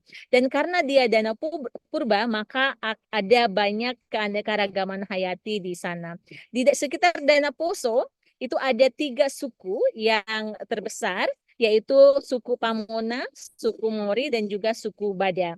Kalau membicarakan tentang Danau Poso, suku Pamona secara khusus itu menyebut Danau Poso sebagai Sira. Sira itu adalah bahasa lokal di Pamona yang artinya beliau. Ketika menyebut Sira kepada Danau Poso, itu artinya bahwa orang Pamona atau suku Pamona itu melihat Danau Poso bukan sebagai kumpulan air. Kalau melihat kamus di bahasa Indonesia, seringkali danau itu hanya diterjemahkan sebagai kumpulan air. Tetapi bagi orang Poso, tidak melihat Danau Poso hanya sebagai kumpulan air, tetapi sebuah ekosistem kehidupan. Nah, karena itu juga ada banyak keluarga-keluarga di Pamona yang menggunakan marga atau surname mereka dengan menggunakan nama tumbuhan atau hewan yang ada di danau dan hutan yang ada di Poso. Misalnya, ada yang memiliki marga bontinge. Bontinge adalah ikan endemik di Danau Poso. Atau kemudian ada yang mempunyai marga tarea yang ada artinya kura-kura.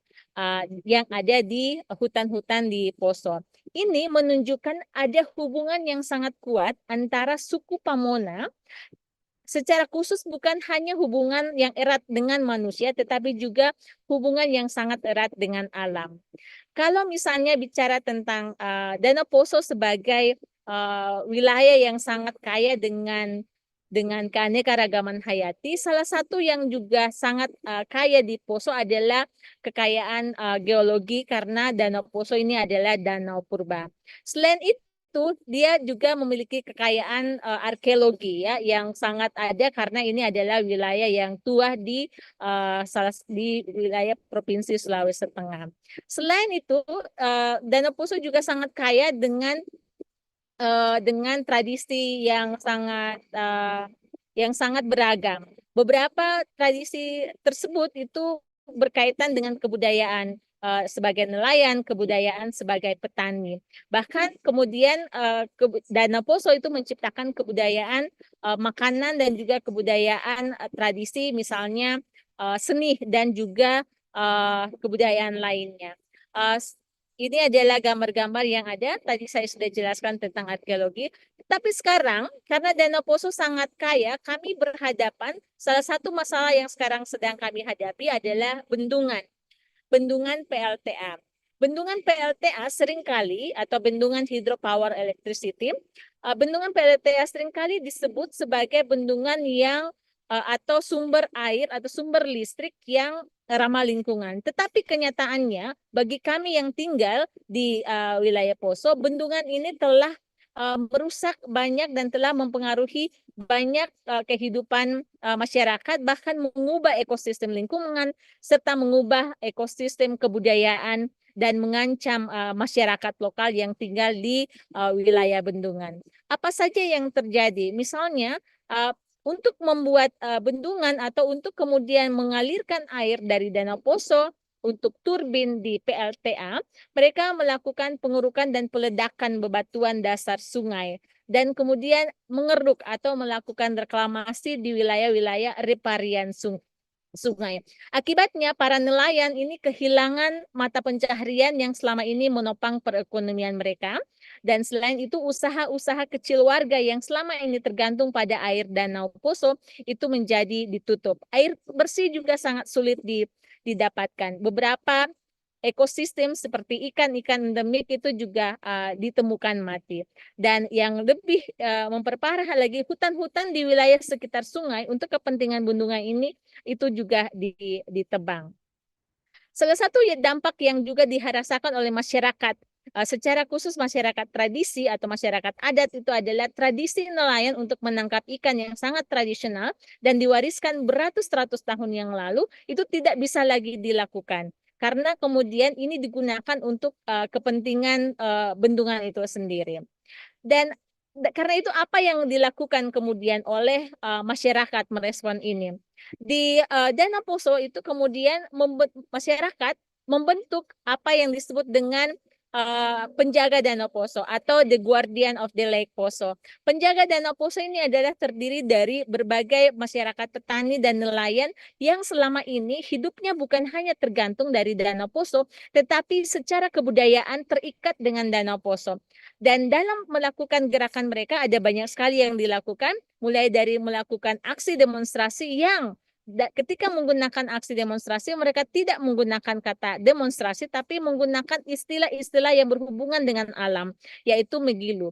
Dan ketika mereka melakukan demonstrasi, mereka mengucapkan syair-syair yang mengikut sertakan alam sebagai bagian dari gerakan.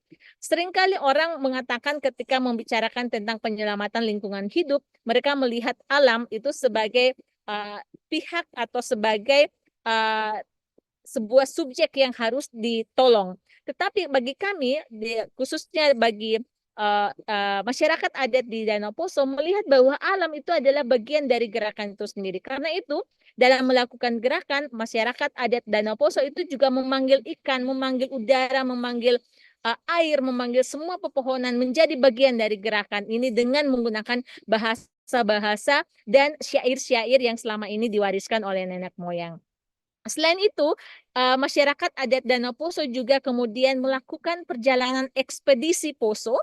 Ekspedisi Poso ini adalah berusaha untuk menggabungkan antara pengetahuan lokal, karena masyarakat Poso melihat bahwa pengetahuan lokal adalah pengetahuan sains yang diwariskan oleh leluhur untuk memberikan petunjuk tentang bagaimana cara berhubungan dengan alam yang selama ini sudah mulai hilang atau dihilangkan karena pembangunan yang sangat ekstraktif.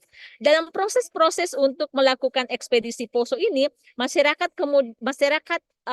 adat Danau Poso itu kemudian mengusulkan bentuk-bentuk pembangunan yang lebih ramah terhadap lingkungan, dan dalam hal inilah kemudian saat ini sedang diusulkan Taman Bumi Danau Poso, karena proses-proses untuk kemudian mengumpulkan kearifan lokal, pengetahuan masyarakat tentang lingkungan, tentang bagaimana hubungan mereka dengan alam, itu perlu untuk kemudian dijadikan sebuah gerakan bersama yang menjadi bagian dari proses pembangunan itu sendiri. Dan karena itulah kemudian kami menyebut apa yang dilakukan oleh penjaga Danau Poso yang didukung oleh komunitas-komunitas termasuk Institut Mosintowo, itu kami menyebutnya sebagai Pakaroso. Pakaroso di dalam bahasa Pamona artinya saling menguatkan. Yang dimaksud dengan Pakaroso bukan hanya menguatkan antara komunitas-komunitas masyarakat adat yang berjuang untuk hak-hak berdaulat atas airnya, atas tanahnya, atas hutannya, tetapi juga saling menguatkan dengan alam. Jadi proses-proses, misalnya salah satu yang sedang kami kembangkan sekarang adalah ekonomi yang kami sebut dengan ekonomi solidaritas, sebagai bagian dari cara kita mengoreksi atau mendekonstruksi konsep pembangunan atau konsep pembangunan yang sangat fokus pada ekonomi yang sangat ekstraktif. Ekonomi solidaritas artinya adalah ekonomi yang bersolidaritas bukan hanya kepada manusia, tetapi juga bersolidaritas kepada alam. Artinya kita yang mengambil terlalu banyak dari alam itu harus mengembalikan juga kepada alam dan membangun kembali hubungan bersama-sama dengan alam. Demikian presentasi dari saya. Semoga saja kegiatan yang sekarang sedang dilakukan itu juga merupakan bagian dari cara kita Mompakaroso atau saling menguatkan gerakan bersama di seluruh dunia, bukan hanya di Poso tapi di Malaysia, di banyak negara yang tergabung di dalam pertemuan hari ini, untuk saling menguatkan gerakan-gerakan untuk mempertahankan atau untuk memperjuangkan kedaulatan masyarakat adat. Pakaroso. Terima kasih. Thank you so much for listening me. Thank you, Lian, and thank you so much for being right on time.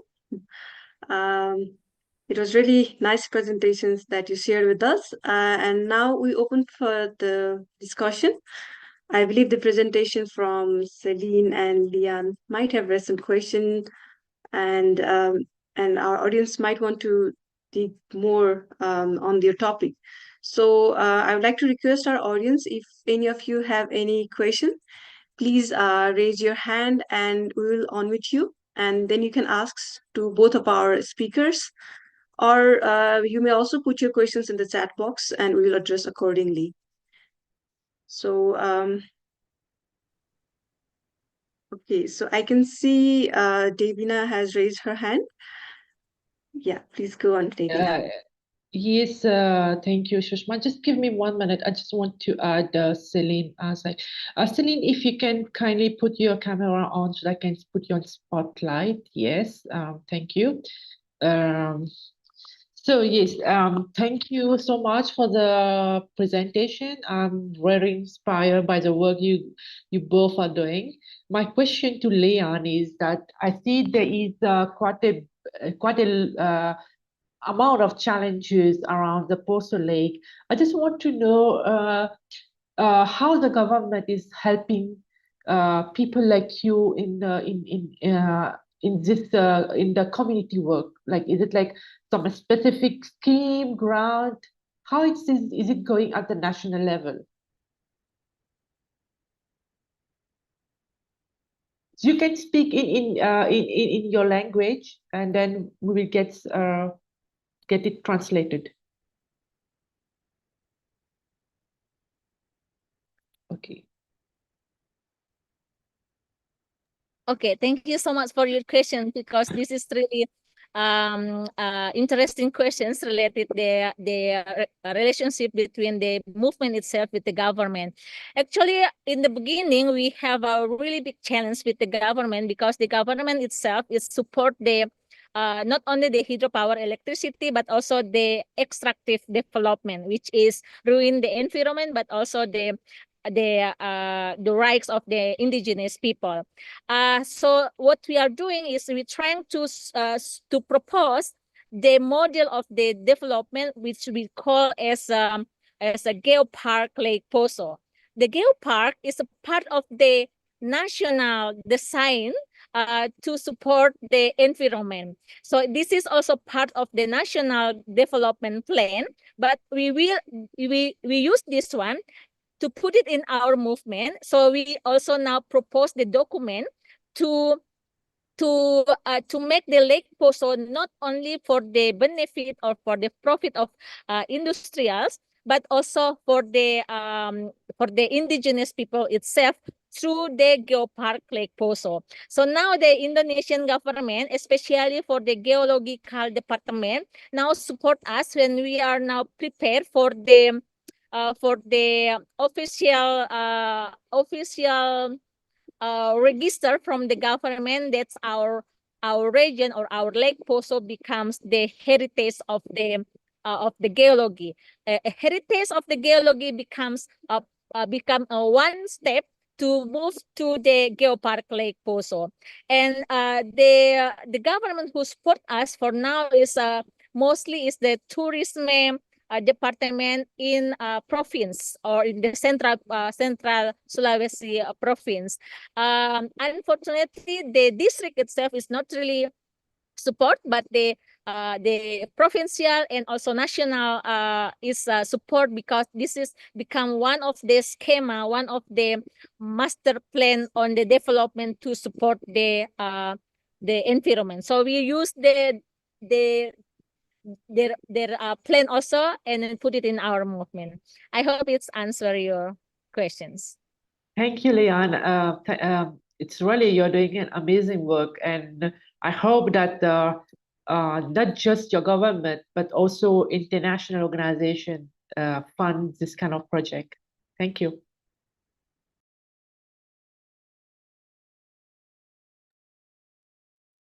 Okay, I can see Himangana raising her hand. Yeah, please, Himangana. Thank you so much, Sushma, for giving me the floor. So great presentations both by Leon and Celine. I'd like to put my question to Leon, because I've also worked in hydropower community biodiversity climate nexus in the Himalayan region. And my question is partly answered by Devina's question, because in that region, so now I would just like to concur that we have a similar situation in the Himalayan region of India, also maybe in other parts of India, but I cannot say. And the government is supporting private sector for hydropower development. And even the fact that nobody is talking about blasting, the impact that the blasting has on the mountains and on the communities. So the situation is really bad. And some of the youth who protested against it were put to jail. So the situation, I am not even thinking about the international funding that may be coming for this, but the community really needs support, and it's not forthcoming. Yeah, just concurring now, because you've answered my question. Thank you.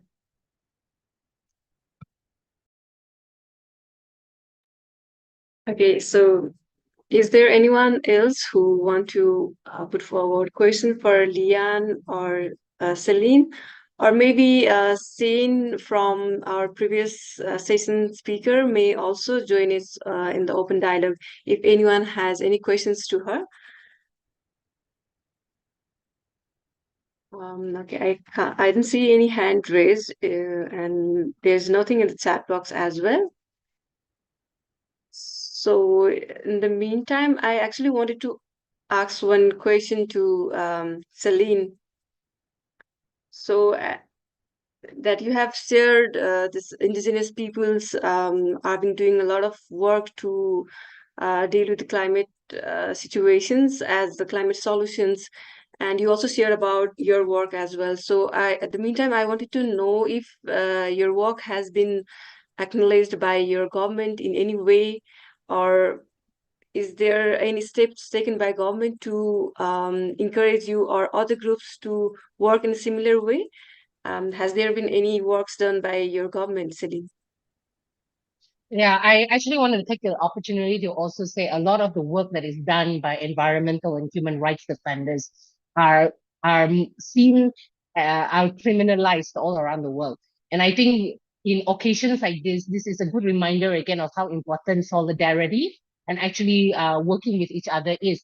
One of the things that I didn't share is we from Baram also come from a whole people resistance movement, again, a mega hydro dam that was shelved in 2015. But a lot of these things all started happening when people themselves, the indigenous communities themselves, started organizing themselves and started working with civil society organizations for fact-finding mission on the field and so on. It was a lot of work, and we know as EHRDs that our job is very long and it is a marathon. But it is also a thing that we approach in a multifaceted way. There are days we will resist because we must, but there are also days that we try again to over and over reiterate that strengthening the indigenous rights to protecting their land is really our best climate change solution. And I will play it like a dead radio over and over again until the world hears it, right? Because again, what the problem that we have here is we still have a government that will always prefer the corporate world or non-state actors like industry-sized non-state actors. So it is people like us that usually we find ourselves on the sideline. So the conversation here is we have collective that stand together with us. In our region, we have the ICCA, for example, which is the Indigenous Community Conservation Area and Territories Consortium. And it's such an important consortium because Safe Rivers ourselves, we were up against something that is known as strategic litigation against public participation that we just came out of last year. And all of these things, we would not have gone through any of this if none of our friends showed up and gave us solidarity. They were the ones who engaged us with the UN special process, with the UN Special Rapporteur for Human Rights Defenders actually categorized this as a strategic litigation against public participation. So until the day EHRDs like us are not criminalized, our work is not done. So probably on this day, we need to remind ourselves, we have a lot of small wins, but our work is still so much. So I really wanted to just say thank you again to my colleagues that's from Indonesia, because we are having that same conversation here too, because Nusantara is happening in Kalimantan and Sarawak is receiving at the back end of how does it look like for development. And now everything is placed under climate action, the same modus operandi, but it's named, now it is under the whole mass of climate action. So how do we gabung tenaga on a day like this? So thank you. Thank you so much, Celine.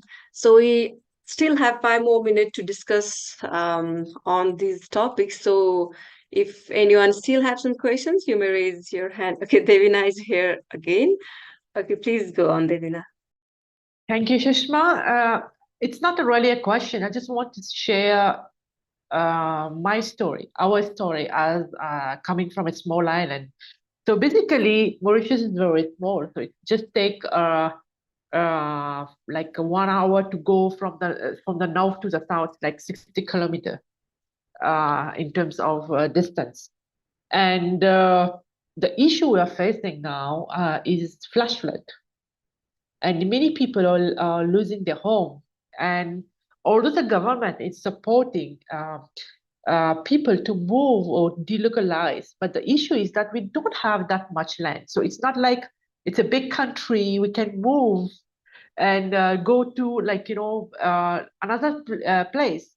The first thing that is really affecting the Mauritian is like people have to leave their hometown or maybe their house, even if it's a small country. But the fact is, it's always keep us wondering what will happen in 50 years. Maybe the situation will even get worse because very recently there is one island near Panama, the island of Gouda, and all the people, the indigenous people from the island of Gouda, had to move from the island and was relocated on the mainland of Panama, because it is predicted that the whole island will be covered by the ocean. So it is very tricky for people living on small island, and we don't know what is happening.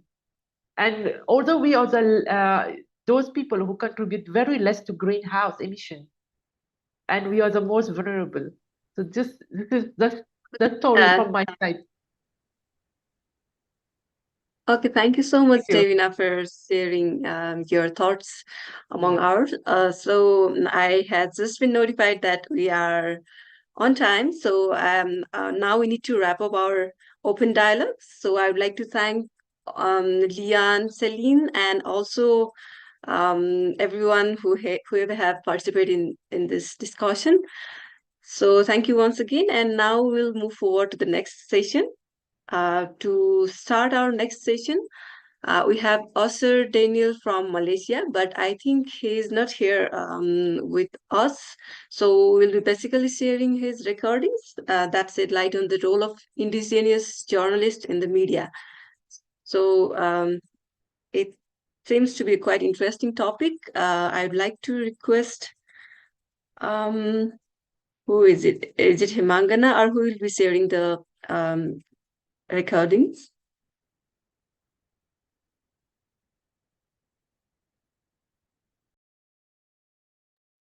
Is it Rizal who is going to share the recording? Or is Sophia or someone? I forgot. Share the recording. Hold on, yeah. Who's going to share the recording? I think Soraya. Soraya. Okay. Let me make her as a co-host so that she can.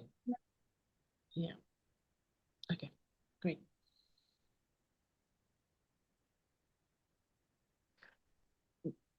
I don't know. The audio is not working.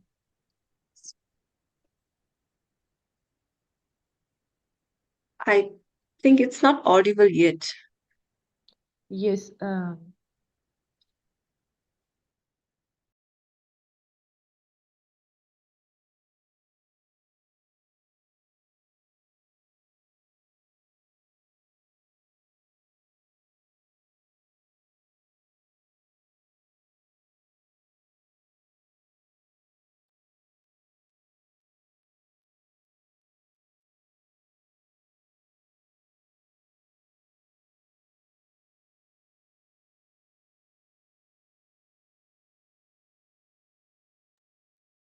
It's not still audible, Soraya.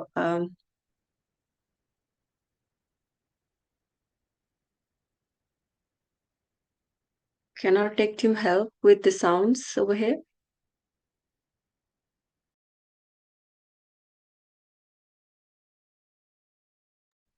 Sorry.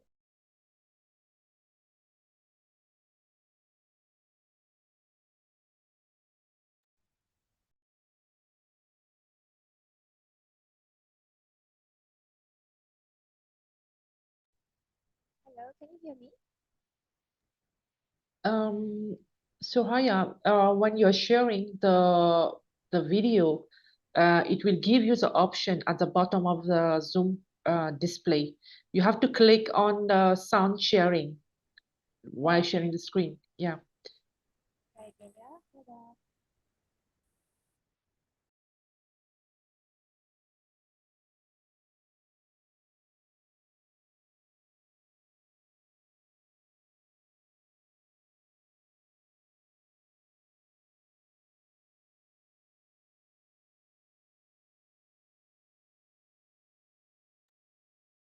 No, we can't hear Soraya yet.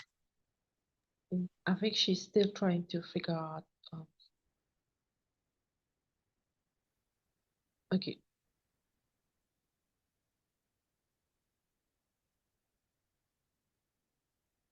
Good afternoon, everyone. My name is Usha Daniel. I am an independent Indigenous journalist from Sabah, and I am currently based in Kuala Lumpur. I am of Dusun descent, and I have worked as a journalist and a producer for over a decade. I cover an array of topics, which includes climate change, environmental stories, current affairs, and have worked and have had my bylines published on multiple international agencies, including Al Jazeera International, Vice News, CNN, South China Morning Post, Channel News Asia, and many more. I'm honored to be selected to be a part of this conversation, and today I am going to talk about the crucial role that indigenous representatives play in the media landscape of Malaysia. Indigenous journalists like myself bring unique perspectives and experiences to the media. They understand the local cultures, languages, and traditions, which allows them to cover stories with greater depth and authenticity.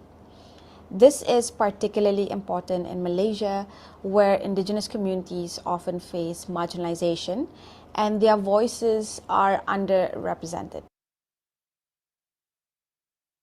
Malaysia is home to a rich tapestry of indigenous communities, including the Orang Asli in Peninsular Malaysia and the Orang Asal group from Sabah and Sarawak.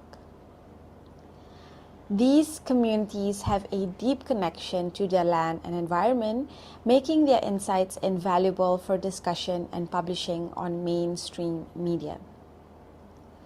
The Orang Asli communities comprises of 18 indigenous ethnic groups in Peninsular Malaysia, with an estimated population of 150,000 people, with a majority of them living in or close to forests. They may be involved in forest foraging, rice cultivation, traditional hunting and gathering activities.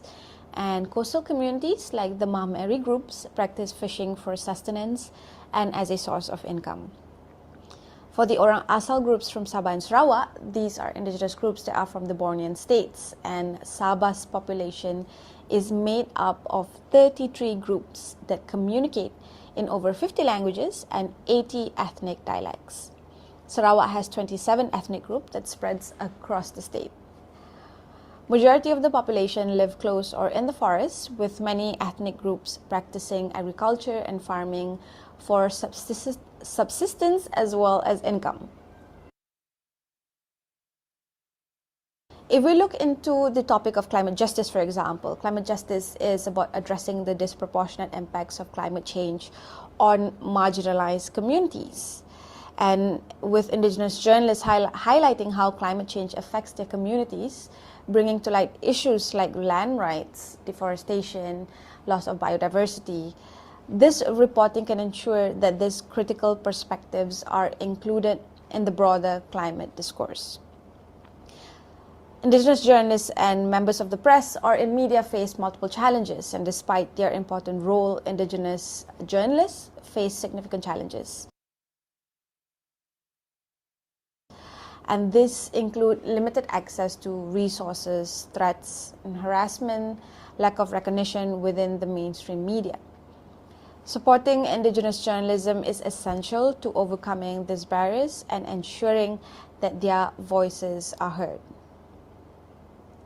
Now, we understand that when it comes to media, they are multifaceted. So you have news, you have documentaries, but they face all the same access. And first is limited access to resources, such as funding, technology, training, and this makes it difficult for indigenous filmmakers or journalists to produce and disseminate high-quality journalism. Threats and harassment is another issue that is faced, which is reporting on sensitive issues, particularly those involving land rights or environmental degradation, can expose indigenous journalists, filmmakers, activists to threats and harassment from powerful stakeholders who may feel threatened by their work. The lack of recognition in mainstream media, indigenous journalists, activists, as well as filmmakers frequently struggle to get their stories or their documentaries published in mainstream media outlets, and this is due to a combination of bias, lack of understanding, and the marginalization of indigenous issues within the broader media landscape. Cultural and language barrier is, I wouldn't say a challenge, but it is within that sphere. So indigenous journalists often report in their native languages, which can limit the reach of their stories. And furthermore, there may be cultural misunderstandings or biases that prevent their work from being fully appreciated or accurately interpreted by non-indigenous audiences. Limited legal protection is another challenge faced, and the legal framework in Malaysia does not always provide adequate protection for journalists, and indigenous journalists may face additional vulnerabilities. This includes a lack of enforcement of laws that protect freedom of expression and the rights of indigenous peoples. Economic pressure is another challenge where many indigenous journalists and filmmakers and activists work in economically disadvantaged communities, and they may face financial instability. This economic pressure can make it challenging to sustain long-term investigative projects or to resist external pressures and bribes.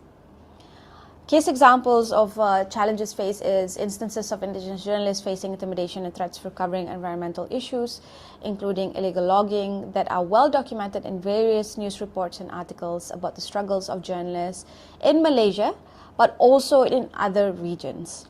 And despite the risks, the journalists' work brought critical attention to issues and prompted discussion about better enforcement of environmental regulations.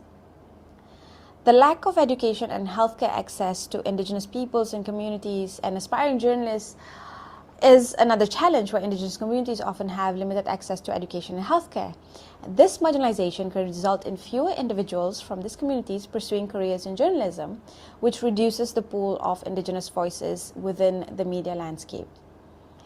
The failure to consult indigenous communities, there is often a disregard for the principle of free, prior and informed consent in development projects, for example, and this failure to consult indigenous communities can lead to a lack of accurate representation of their views and needs in the media.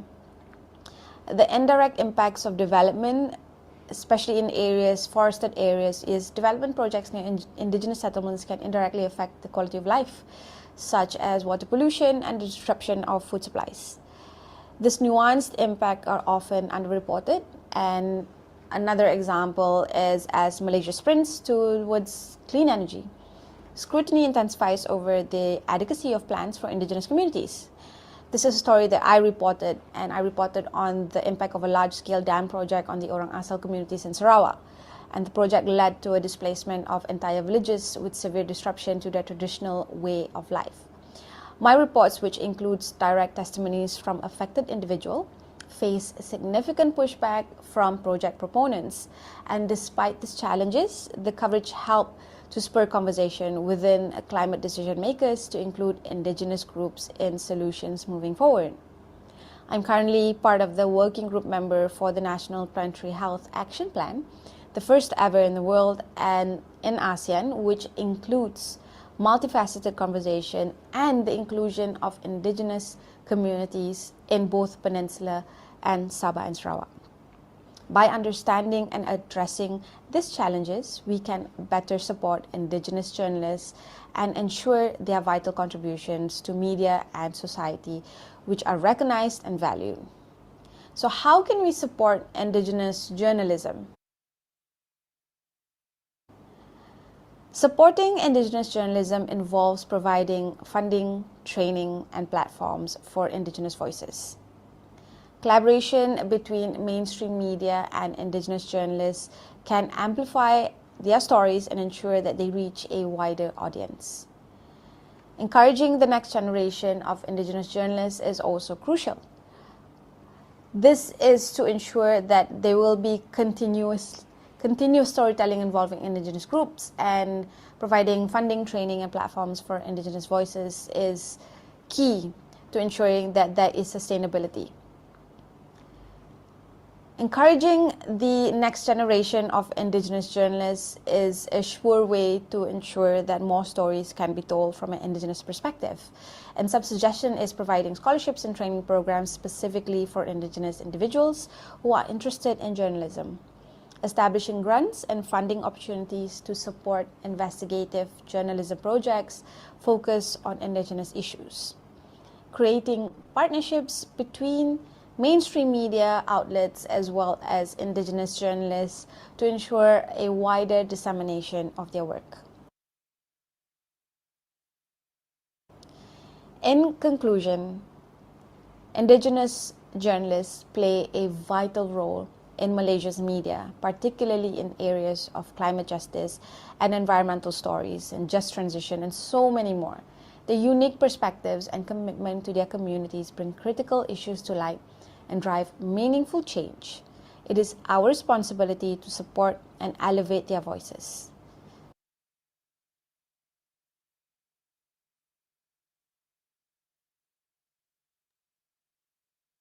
Okay, thank you. Though Osha is not here with us, thank you, Rizal, for sharing this screen as well. It was really a very informative video. So definitely indigenous journalists, they actually carry a perspective that enhances the balances and covers, and they are expert that they connect to their people and they know how to talk with their peoples from their communities, and they know how to fairly represent them. So, and they have life experience that relate to their stories that they are covering, and they bring the experience to their roles as journalists, and that give a story a different voice, right? So indigenous media is definitely giving a voice to people who have never had much of a voice in their last years. So I think it's really important to acknowledge the value of indigenous journalists and overcoming their barriers and challenges. So now we move on to our next speaker.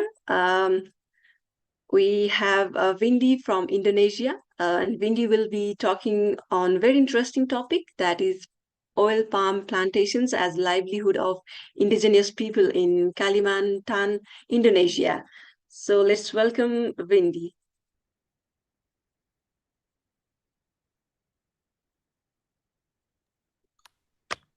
Yeah. Thank you for the moderator to welcoming me. I'm very pleased to have a chance to speak in this forum. And yeah, happy World Day of Indigenous People for all of us. And hopefully it can make an impact after this event. And yeah, for sure, we try to head into that way. So yeah, I'm Windy Kurniawan originally from Indonesia. And I'm going to present my research was last year actually, but I had this opportunity to present it to all of you guys about oil palm plantation and deforestation and livelihood indigenous people in Kalimantan. So if I may to share the screen. Yeah, you can share a screen, Windy. Sure, yeah. I try to make sure while I share the screen, my voice do not interrupt it. I mean, like can hear clearly, because sometimes it's technical. Yeah, we'll let you know if that happens. Yeah.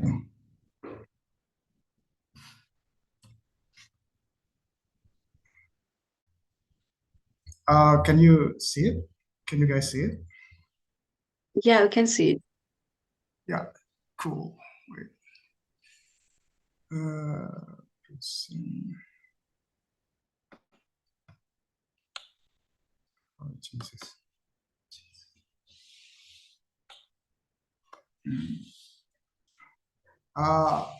Maybe can I for a while to turn the camera off to make it the flow of presentation not interrupted. If I wait. Yeah, I think that wouldn't be a problem. Okay.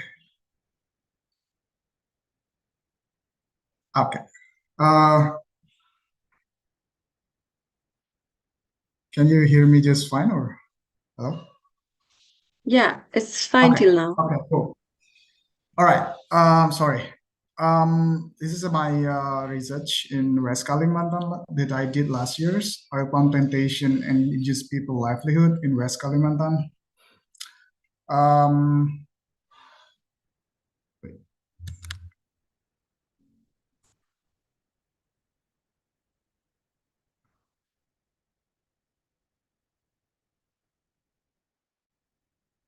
All right, this is a brief introduction. The status of palm oil that I did my research in West Kalimantan is intersects or the nexus with the three key points here. First is climate change, biodiversity, and livelihood of the indigenous people there. is resulting of the deforestation. Obviously, land use change, high emission, forest fires, peatland decomposition. And West Kalimantan is lost more than 3.69 million of relative tree cover there. And local people who hugely dependent of this natural-based livelihood. And the livelihood, the poverty is on rise because of indigenous people do not have right on their own land. It's the same case as the previous presentation in Sabah, Malaysia, that a couple of presenter mentioned regarding the right of the land of indigenous people. All right. The second one is the reflecting history, why the West Kalimantan and why indigenous people there have no right of the land. It's back to the Dutch colonial period, and then who do not recognize of customary land. This pattern exactly follow up, exactly reapplied by the authoritarian New Order regime Suharto in 1970s till 1998. And when Indonesian people claim democracy era, unfortunately this pattern have been continuing till now through the plasma, they call it plasma partnership scheme, introduced in 2007, that actually that's the way to pave the way for the private company to control the whole land of the customary land in most of the island Indonesia, especially in Kalimantan. And oil palm is Indonesian backbone economy, I could say, because the annual production is huge. I think the huge one in the world is generate 4.5% of the country GDP so far. It's just a kind of a technical brief introduction of the oil palm, how oil palm very important for Indonesia in terms of economy. And the study that I did was in West Kalimantan, especially in Pontianak city. There are 2 points that are point with the white line there that I show you on the map, was in Rasau Jaya village and Teluk Bakung village. There are 2 villages in the Kuburaya Regency that represent the upstream area and the downstream area from the Kapuas, the huge river in the island, Kapuas River. And why Kuburaya? Because it's the most area that frequent forest fire. And I think one of the highest one, or not the highest one in the island. To these villages live by the upstream one, inhabited by indigenous indigenous Dayak people, and downstream one inhabited by transmigrant from Java or Malay transmigrant from Sumatra Island.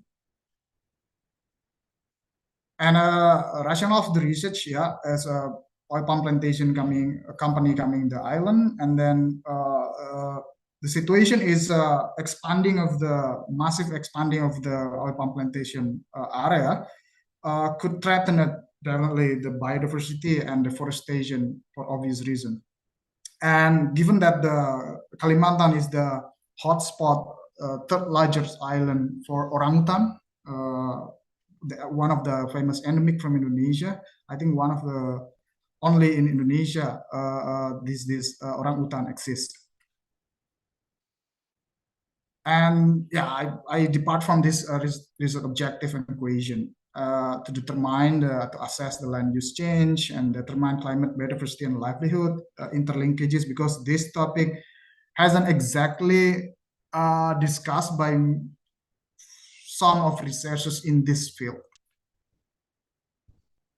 So I using GIS to help me to define land use change from 2 decade period, and using in-depth interview and using CPOS indicator to portray the indigenous people perspective in those 2 villages. And this is the analysis of the GIS to determine land use change, very obvious one from the last 2 decades use in those 2 villages. And these are the blue one that determine the population of the forest that decreases a lot. And this is important to know this fact before I get into the story of indigenous people on the field. This one is the table that I try to portray related to three categories: climate, biodiversity, and livelihood. And most of indigenous people that I interview, obviously the the down is to represent that they have a represent that they have a low opinion regarding of certain issue that I mentioned as indicator here. And I interview indigenous, academic, and government to try to portray their perspective and try to portray the difference and the similarity regarding the topic of that I try to cover. Livelihood span quite a lot of indicator here because of a community-based governance, socio-economic, as well as the right of land with indigenous people. And most of indigenous people mentioned they don't have that one, and they don't have equal access to resources. They don't have secure working environment because most of them also work for the company, oil palm company, while the government quite slightly different when I ask exactly the same question related to land of indigenous people. They said the opposite, like, yeah, people have everyone have the equal right and equal access to resource. But when I try to confirm to indigenous people in a local community, I mean local community is immigrant from Java and Malay, they say exactly the opposite than what to what government has told me. And yeah, Hi, Windy. I'm sorry to interrupt you, but I just wanted to let you know that you just have 2 minutes left, Vitaly. Yeah, this is the climate change, indigenous people perspective related to climate event that they occurred in that area, and they happened to them: extreme event, forest fires, water pollution, threatening by the source of oil palm company who use a pesticide and herbicide flowing in the river. And this is a natural diversity loss in the region as well, traditional knowledge, because when the oil palm company come into the area, of course, the forest is destroyed, and a lot of resources there related to indigenous people knowledge and medicine and food and so on. And yeah, this is a livelihood, and as I mentioned before, is intense conflict, and because some of the indigenous people also forced to work for the government, for the oil palm company, because they don't have no longer livelihood available there. So to have a very small less salary that they have for very bare minimum of life. And yeah, and I did an interview with some of them to get to know their story related to harsh living under the oil palm company, and who took their land and also forced them to work for the company and give them very small salary as a very bare minimum life. And yeah, this is the same with I interviewed one of the head of the village in Teluk Bakung village. The company hired the police to jail anyone who dare to join the protest against the company policy. So yeah, as I show here with quite a few of the also head of chief of Dayaknis indigenous people who company took their land and burned everything there, but company gone unpunished. And this is my conclusion. 6 points that I try to cover here: land use change, land acquisition by the oil palm company, and loss of traditional knowledge because of indigenous people loss of livelihood and forest, and further expansion is very threatening. And climate change adaptation in the local communities decreasing, making it difficult to bear the climate change in their area, because when the forests burn down and the river poisoning is very, very threatening to their livelihood and also their life. And good governance obviously Indonesian is easily to bribe, and then it give away to the company to make a profit above everything else. And the last point is degradation of citizenship, and people, the government and company do not look people as citizens. They just look them as an object to subjugate it and to make accumulation improvement of causing social disarray. And yeah, this is kind of a suggestion, recommendation. Land reform, very easy said than done, obviously. Governance reform, yeah. Incentivizing market, local and local food and produce. Implement land use planning, and strengthen enforcement mechanism to mediate the conflict between local people, indigenous people, with the oil palm company and government. Promote sustainable agricultural practices. I think is most important one to make indigenous people livelihood bearable than they have now. Yeah, I think that's all my presentation, and hopefully you can engage with the question. Okay, thank you very much. Thank you so much, Wendy. And I'm so sorry for rushing you through our presentation. And I think it was really interesting. And as we open up for our open discussion, so if any of us have any questions or any thoughts or any view to share with us, please raise your hand and we'll unmute you. And then we can, you can ask question and we can start our discussion.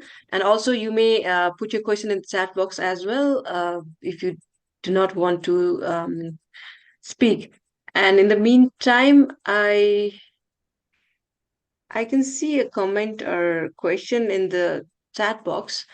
So Jora says she wanted to confirm that if she heard wrongly that you said orangutans can be found in Indonesia only in earlier on. She wanted to be clear on this part. Yeah, I mean, in Kalimantan is divided between among 3 countries, to be fair. But yeah, mostly, I mean, I also saw in Malaysia, but yeah, thank you for reminder. But yeah, it's only left to I think roughly 200,000 population of orangutan in Indonesia, and yeah, I think it's also contribution to English dictionary that Indonesian words, there are only 2, orangutan and amok, I think. So yeah, but anyway, thank you for the reminder. Yeah. Thank you for your response, Bindi. Do we have anyone with any questions to ask with Bindi? Okay, so till we wait, if any of our audience want to ask any questions. Okay, Devina is here. Please, Devina, go ahead. It's not a question. Thank you, Shoshma. It's not really a question, but I have received a request just in case there is no question at the moment from the floor. I have received a request from Shekham if he wanted to share his experience with regard to his work, so maybe 2 or 3 minutes. So by the time we have more questions for Vindi. Oh, okay, thank you. Sure. Thank you, Susma, for accommodating me. Am I audible? Yes, yeah, if you yeah. could put on your camera. Okay.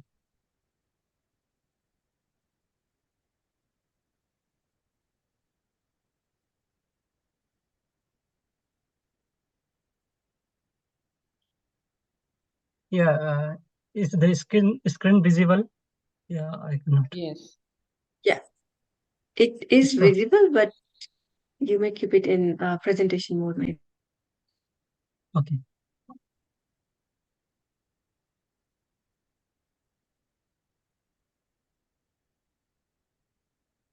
So this is all about the study on a region that is called northeastern region of India, where mainly fish and fisheries of northeastern India. We have assessed a lot of more than 50 villages. And from that findings, I'm just presenting in a few minutes. For giving me the time, thank you. Yeah, from the finding, it shows that a lot of scope for mainstreaming climate change adaptation through this traditional knowledge. So Northeast India, a huge characteristics I will share in a few minutes. So here about the traditional knowledge, most of the development and planning fail to achieve sustainable development because the ignorance of the local circumstances and the ignorance of perceptions of inner cognitive feeling of the local observers. And from the so traditional knowledge, the technologies know-how, it's already like mentioned by UNEP and also by the CBD, it was mentioned that the close ties of indigenous people with the local resource make it sustainable. And why the traditional knowledge is matters? It's proximity with the natures and high dependency and functional mechanism and also inner cognitive feelings on the ecological basis. And so why ITK matters, the hazards of the climate change adaptation are quickly expressed at the local level, and the local peoples are tested effectively, inexpensively, locally available, culturally appropriate since long times, thousands of years.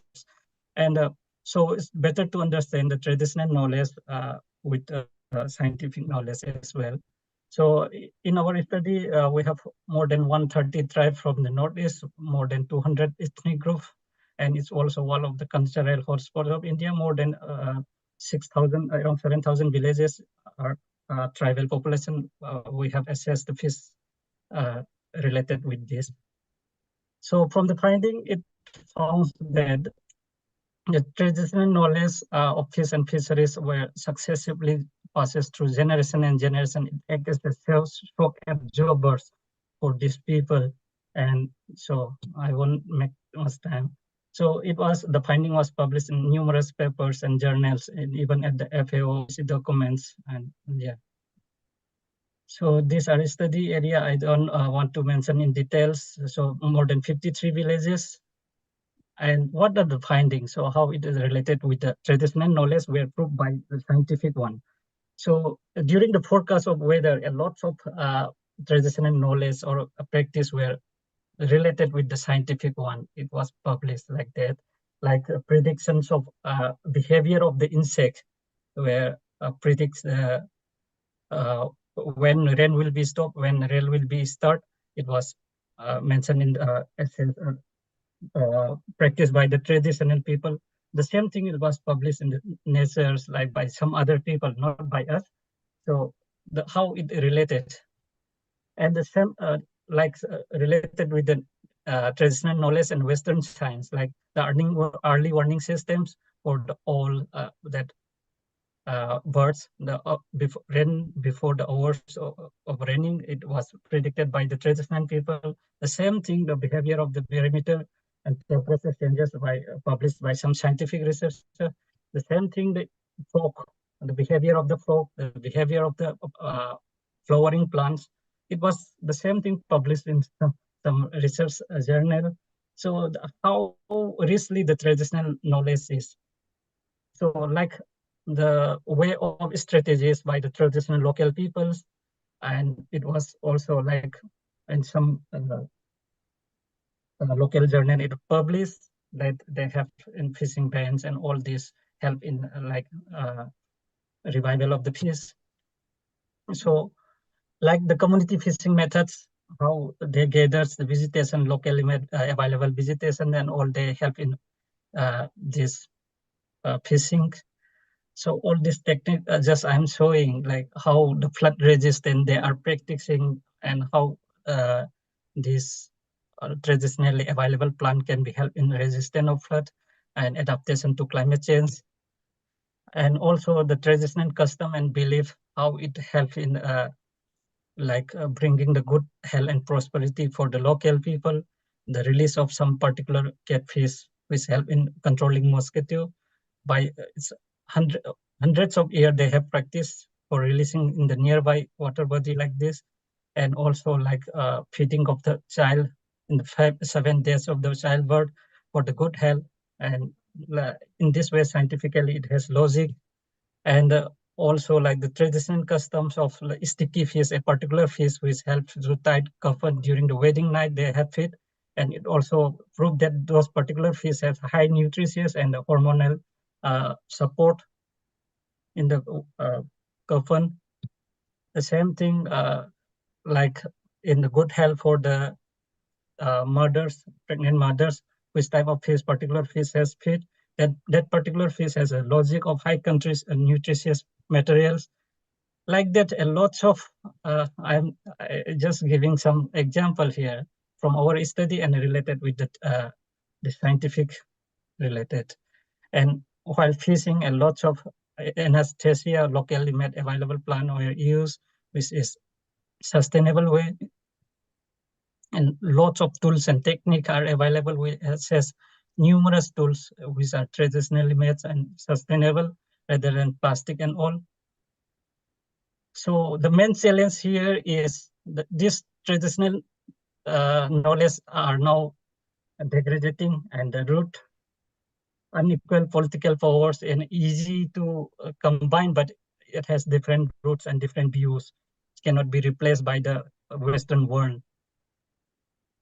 So these are the difference of traditional and Western science in the perspective, like some are storytelling, singing and dancing, but the scientific knowledge are more literature, objective, and yeah, that are the difference. We have make it separately. Some scientific are hypothesis and traditional are spiritual and cultural. So what to do now? We have to think the traditional knowledge should not consider as a myth and superstition. It should be recognized consistent criteria for existence, and it should not it should blend wariness of obliteration for the traditional technique and complexity and invisible. And also there is a worry of permanent loss and fossilization of those traditional knowledge nowadays. So the scientific knowledge should not change the original structure, but it should help in support for sustainable way. So the last slide is the future direction. What should we do? The scientific knowledge for insight of climate change adaptation should be derived from the strategy, tool, technique, wisdom, and any type of ritual beliefs available in the indigenous people, and strategy on the methods and assessment of indigenous knowledge on the aquatic resource management need to be looked on that. And the last point is mainstreaming of climate change adaptation effort can only be achieved by excessive assessment, research, and emphasis that on this traditional wisdom and knowledge. Thank you. Yeah. Sorry, maybe I have take more time. Thank you for giving me. No, fine. Fine. Thank you, Saikum, for showing interest to share this really interesting and informative information with us. Thank you for this. And we are not much left with enough time, but still, if any of us have any concern or observations, you can raise your hand and share with us. If there is any observation from our Asia leaders or also from our Professor Paul, you may also share with us.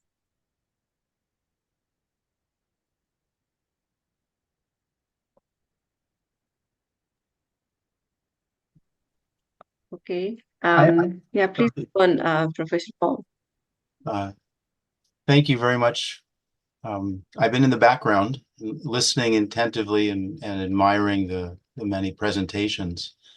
Thank you very much for the comparison of indigenous knowledge and Western science. And it represents a level of observation that perhaps is missing in Western cultures. I mean, the ability to look at insects and understand seasons and to look at the way plants flow and understand the dynamics of water bodies. In a sense, there's a common feature between indigenous knowledge and science, whether it's natural science or social science, and in that decisions are based on the observations, the science, and always have been. Indigenous cultures and communities always have, for thousands of years, have used indigenous knowledge to make decisions for the welfare of communities in the same way that we make decisions today.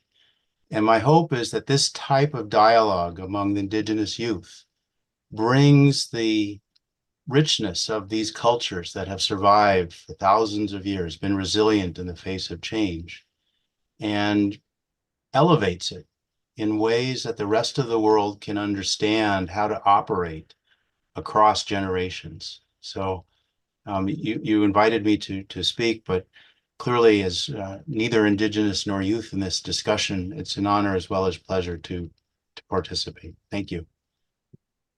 Thank you so much, Professor Paul.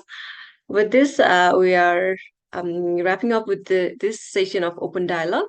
Thank you so much, all the speakers and everyone who have been actively participating in the discussion. With this, now I'd like to hand it over to Rijal. Hello. Hi, everyone. Can you hear me? Yes. Yes, you can? Okay. Can I just check if Shakkoyo is in the call?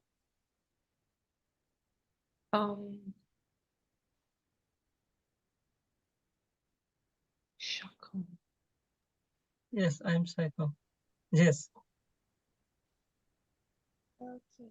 Okay, it's okay then. Let's move on. So thank you so much to the moderator just now and all the speakers. So now we would like to move on with the next speaker, which is Professor Sharina, who will be talking about empowering indigenous communities through grassroots social innovation. So I'll pass this over to Prof. Sharina. Over to you. Thank you.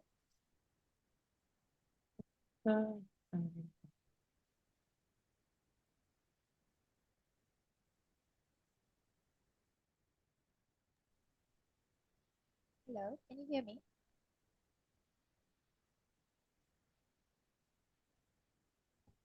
Hello, can you hear me? Hello, hello. It's the voice is like very low, I would say the sound. Over to you, Prof. Sharina. Oh, okay.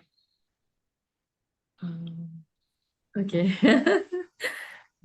Okay, thank you very much. Couldn't unmute just now. Thank you to the host. Right. Thank you very much to the host and to Ms. Rizal. Can I share my screen? Let me try to do that. Screen and share some. Share. Okay, can you hear me? Yes. Can you see this? Can you see the screen? Thank you. Can you Yes. see the screen?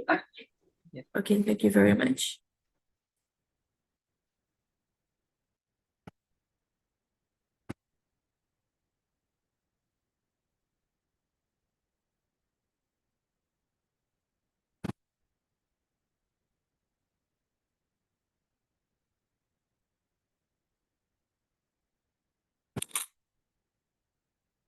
Mm.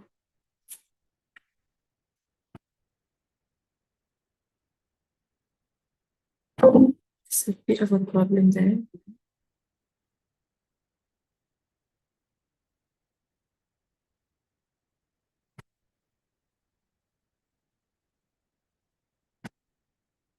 Jenny, I can't see its full screen.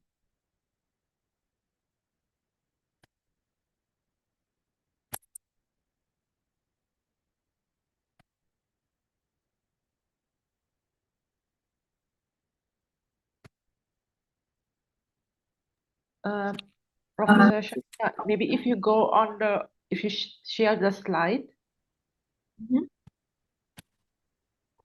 Maybe this one, yeah. Is it? And Yeah. Share Just some. Okay. Okay, like that. What? It's not a full presentation. Sorry? Okay. Maybe if you show taskbar, click on show taskbar. Let's try. Show it. Taskbar. I can see taskbar on your screen. Okay. No, it's not working.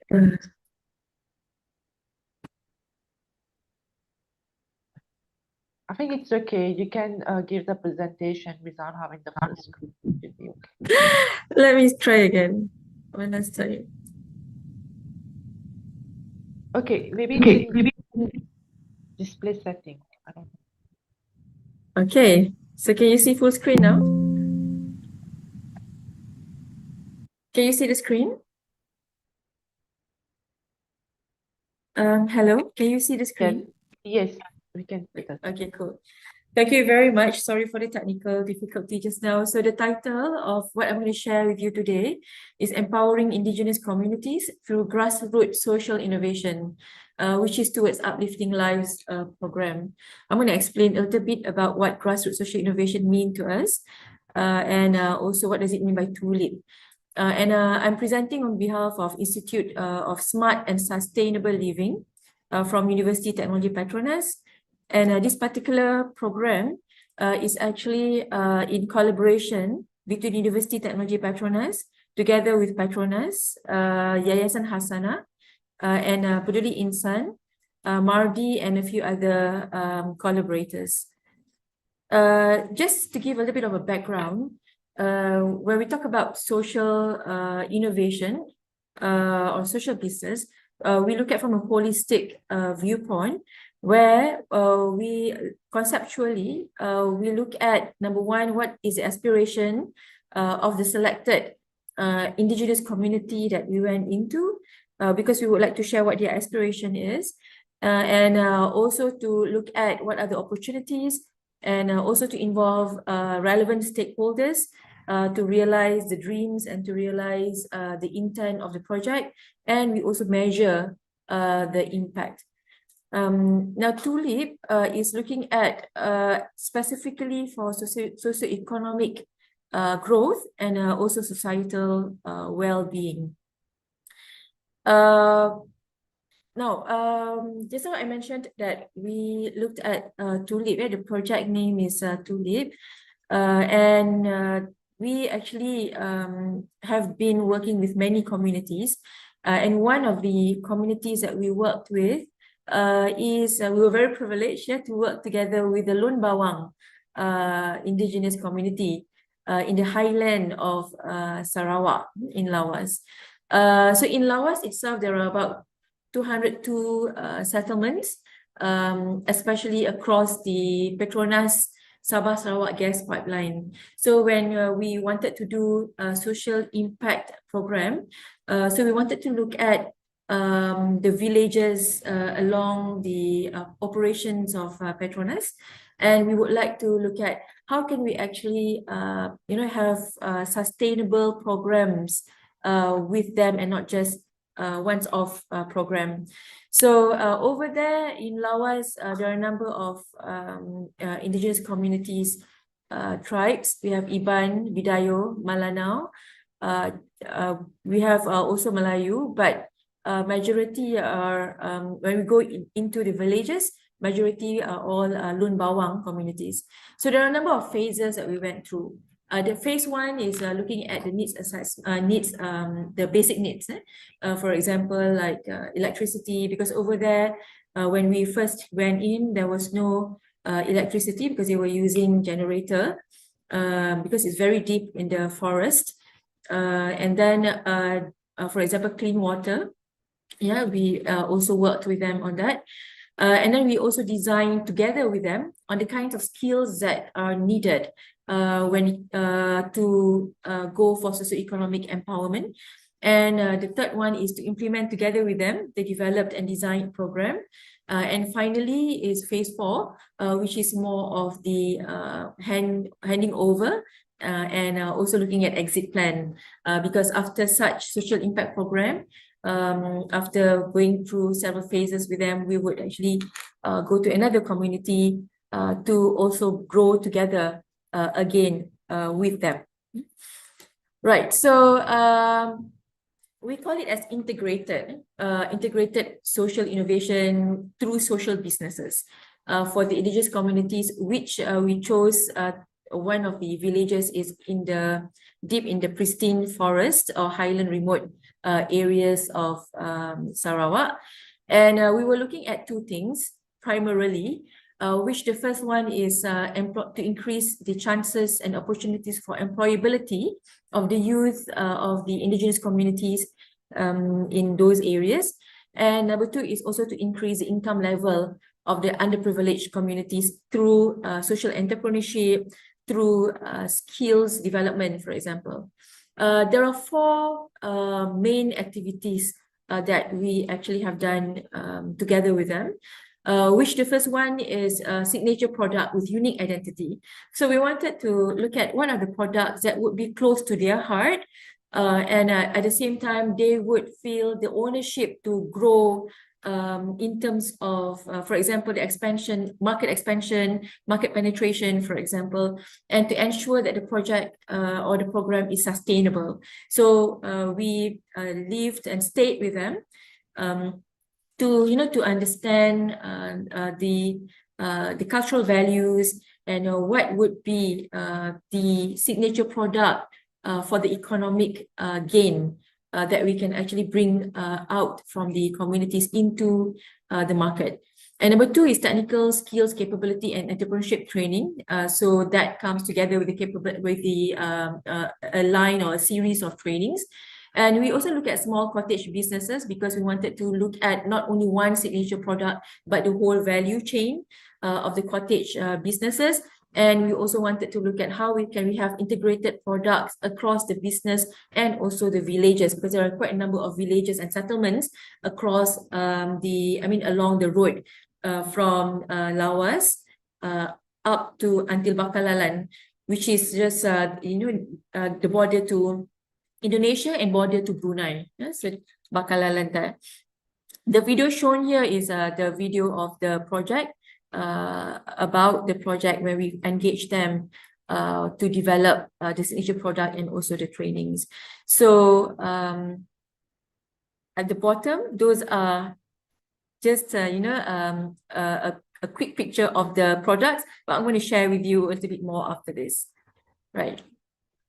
So where we wanted to develop the product, we looked at also in terms of the branding, because we wanted the branding to reflect their identity, to reflect their cultural values. So we named it as Linawa. The project title is Tulip, but the brand name of the product is Linawa. Linawa in their language, which is Bahasa Lun Bawang, it means growth. It means growth, opportunity for growth.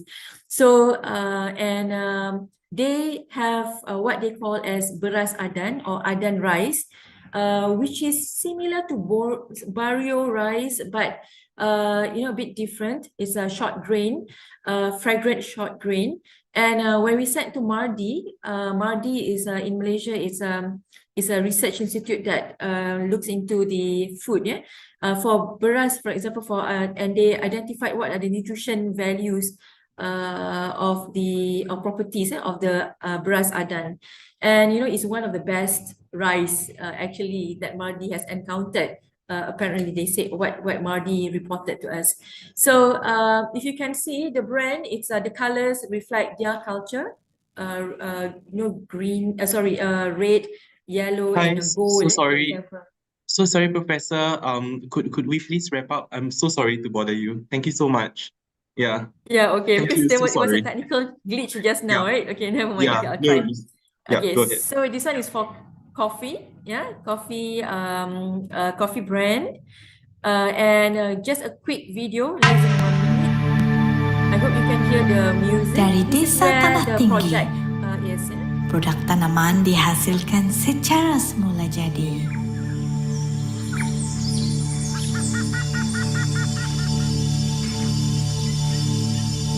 Diproses secara halus dan separa tradisional, memastikan nilai estetik pada setiap penghasilannya.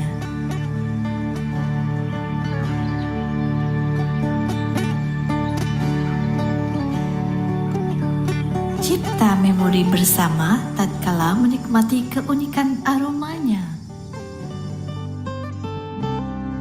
Okay, so this is the overall picture where we are heading to, because we would like to go into international market as well. The green ones, ticks, are all those that we have done. And we tested the product, and if you look at the graph there, the gray color is the highest, and they really like the taste. So maybe you can start ordering from Shopee if you would like to.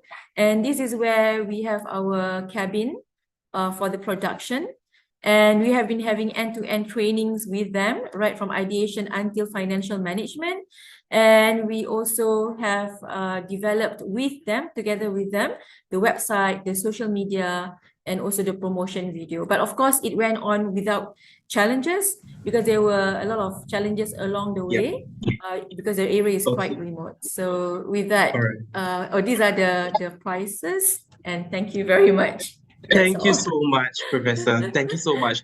My Right. sincere apologies for cutting you short. It was a really lovely presentation, and maybe you can share the links to the video in the chat if you wish Sure. to. So I would love to watch the whole video. Thank you so much.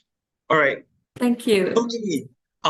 Now we will move on. So we'll move on to the next presenter. So I would like to invite Janita. Is Janita? I saw Janita. Are you here?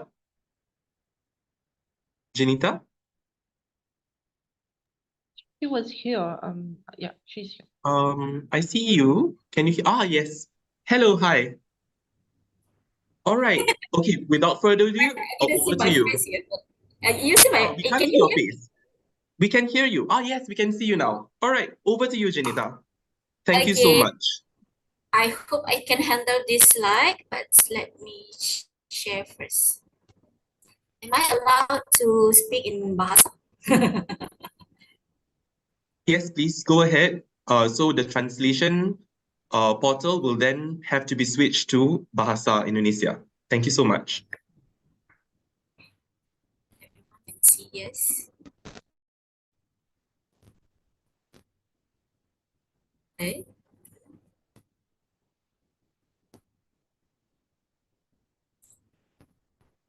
Okay. Is it clear? Boleh kan? Boleh nampak? Yeah, boleh, bisa. Go ahead.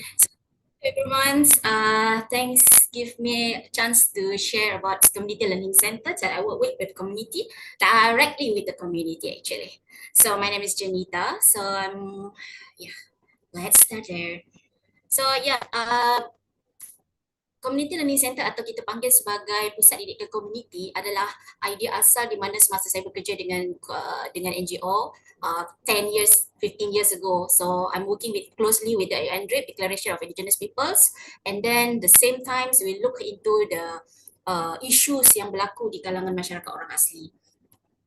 So isu yang paling bagi saya yang saya sangat tertarik adalah isu pendidikan, di mana setiap tahun kita akan melihat draft daripada Kementerian Pendidikan mengatakan isu dropout berlaku di kalangan orang asli adalah di pedalaman. So that is why as a orang asli myself, I'm really interested to look into the contribution that me myself can contribute into the our communities actually. So basically saya membuat satu survey with the elders, the youths, the parents, and also the children untuk melihat bagaimana minat atau interest mereka kepada pendidikan. Adakah anak-anak orang asli betul dikatakan sebagai seorang yang malas, seorang yang tidak mahu ke sekolah, tidak berminat untuk ke sekolah, ataupun mereka ni berminat tetapi ada masalah-masalah yang mereka hadapi semasa untuk mereka meneruskan pendidikan. Oleh kerana pendidikan itu jauh daripada kawasan kampung mereka. So semasa saya bekerja dulu, saya melihat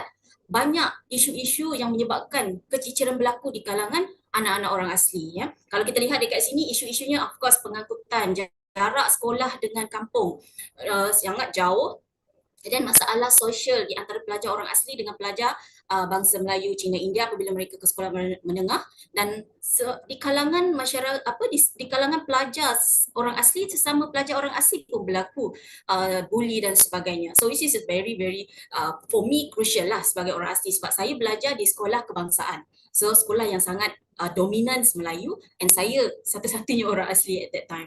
So dia sangat berbeza secara budayanya. So you can see masalah sekolah, masalah ekonomi keluarga, sosial pelajar, kemudahan yang ada kat sekolah, sokongan moral yang berlaku dekat sekolah itu kurang, menyebabkan budak-budak ini, pelajar-pelajar ini bila mereka berpulang untuk keluar, untuk balik ke kampung mereka, mereka akan stop dekat situ. Mereka tak nak pergi sekolah sebab tidak ada culture, tidak ada pembelajaran, tidak ada sosialisasi yang membentuk ataupun yang dekat dengan mereka. Which means tidak ada environment yang sangat close to this community yang menyebabkan mereka jauh daripada persekitaran sekolah itu. Okay? Apalagi apabila mereka being treated unfairly by the schools, right? So kesan atau impact daripada isu-isu yang berlaku adalah di mana lost trust from the parents to the school, from the children to the schools, the teachers and the school management. Also dia menyebabkan budak-budak ini no more schools. It's better for me to learn from my parents, from my elders, from my grandpa, grandma in a traditional way. So that is why when we look into this, the psychology issues also happens bila mereka seusia 7 tahun dipisahkan daripada parents mereka.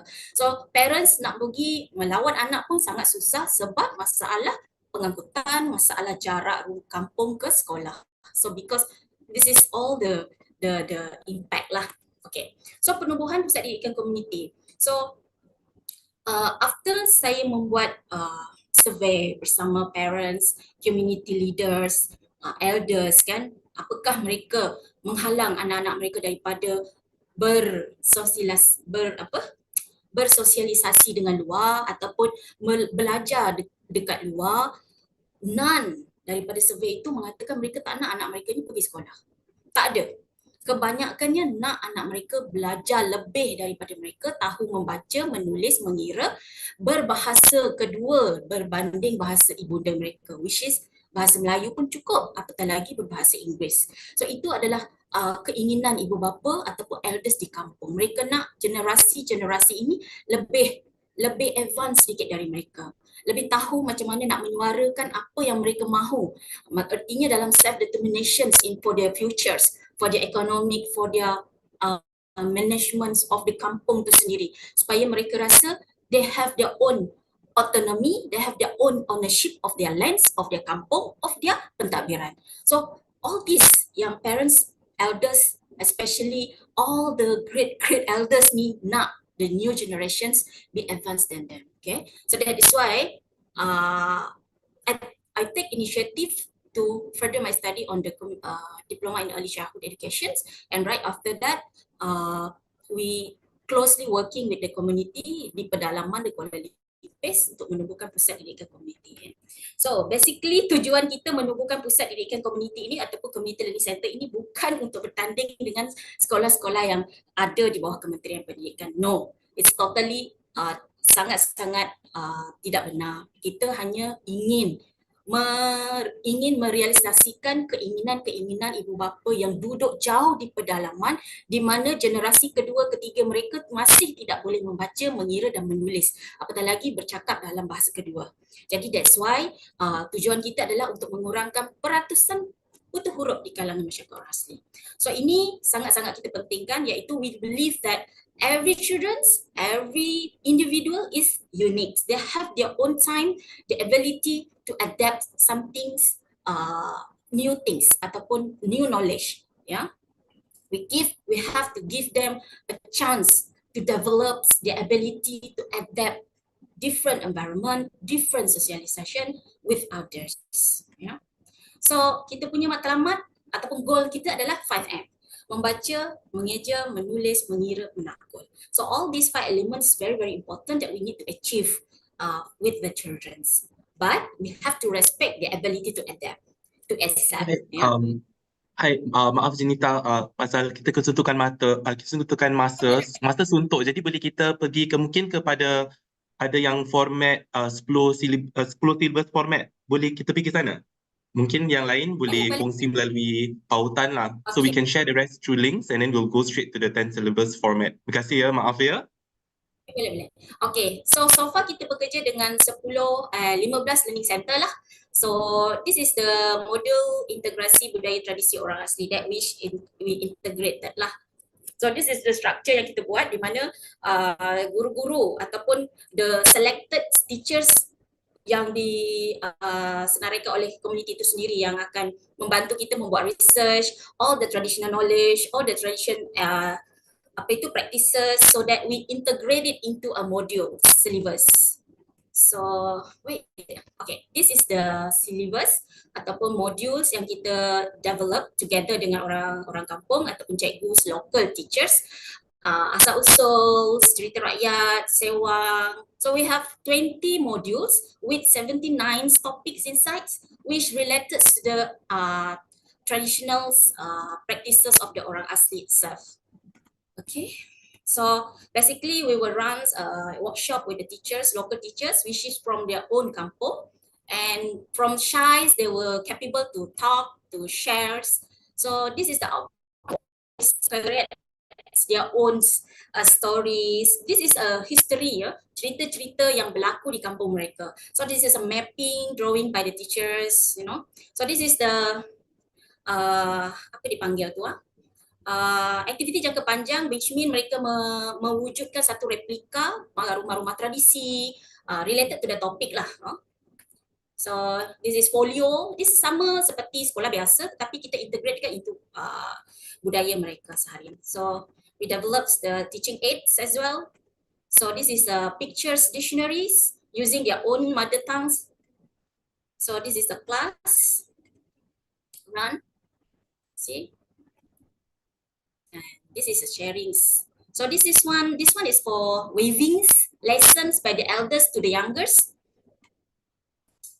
So yeah, got sports. So basically, we working with so far we have 15 learning centers from Perak and also Pahang. So they learn to cook the tradition foods, mini gardens to plants, vegetables, and so on. This one for animal traps, learning from the elders. Okay, this one, yeah, again, nutrition program also we have. All this is, we collaborate with the foundations who supported us and also NGO as well. So this is monitoring spots where we were sharing with the teachers what is their challenges and so on, so that we can overcome the issues. And yeah, so this year, I think last year we managed to publish a books for pengurusan dan juga modules.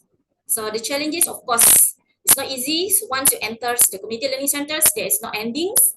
And there's a lot of cabarans, of course, lands, road condition is not good, transportation, so challenging, of course, financial as well. We need a lot of supports to fulfill the dreams of the community who live interior of the forest. See, yeah, by the elephants, knowledge their kebun. So this is ours. So all of us is the orang asli who runs this GIYSCC2 services to help the community. So yeah, that's all. That's it. All right, thank you so much, Junita. And that was a presentation in BM or Bahasa Malaysia. And the orang asli and indigenous peoples of Malaysia, whom I'm also descended from. And I will pass now the moderation section to Shark, and I hope you can connect Junita about the fabulous education initiatives that they have, right, to bring the indigenous knowledge to the forefront. Okay, Shark, if you please. One has a question. Is it? One wishes to speak?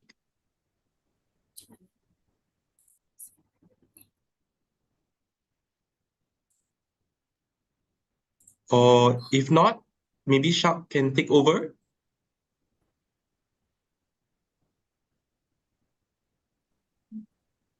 Thank you, Haris.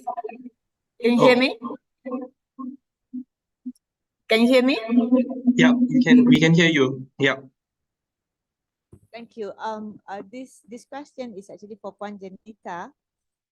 I'm particularly interested to know about the syllabus that you have introduced for the Orang Asli or the indigenous people kids. Perhaps if you can let us know about syllabus 1 and syllabus 2 so that we have some idea what it's all about. If you can go into detail on that one, please. The modules, I mean, sorry.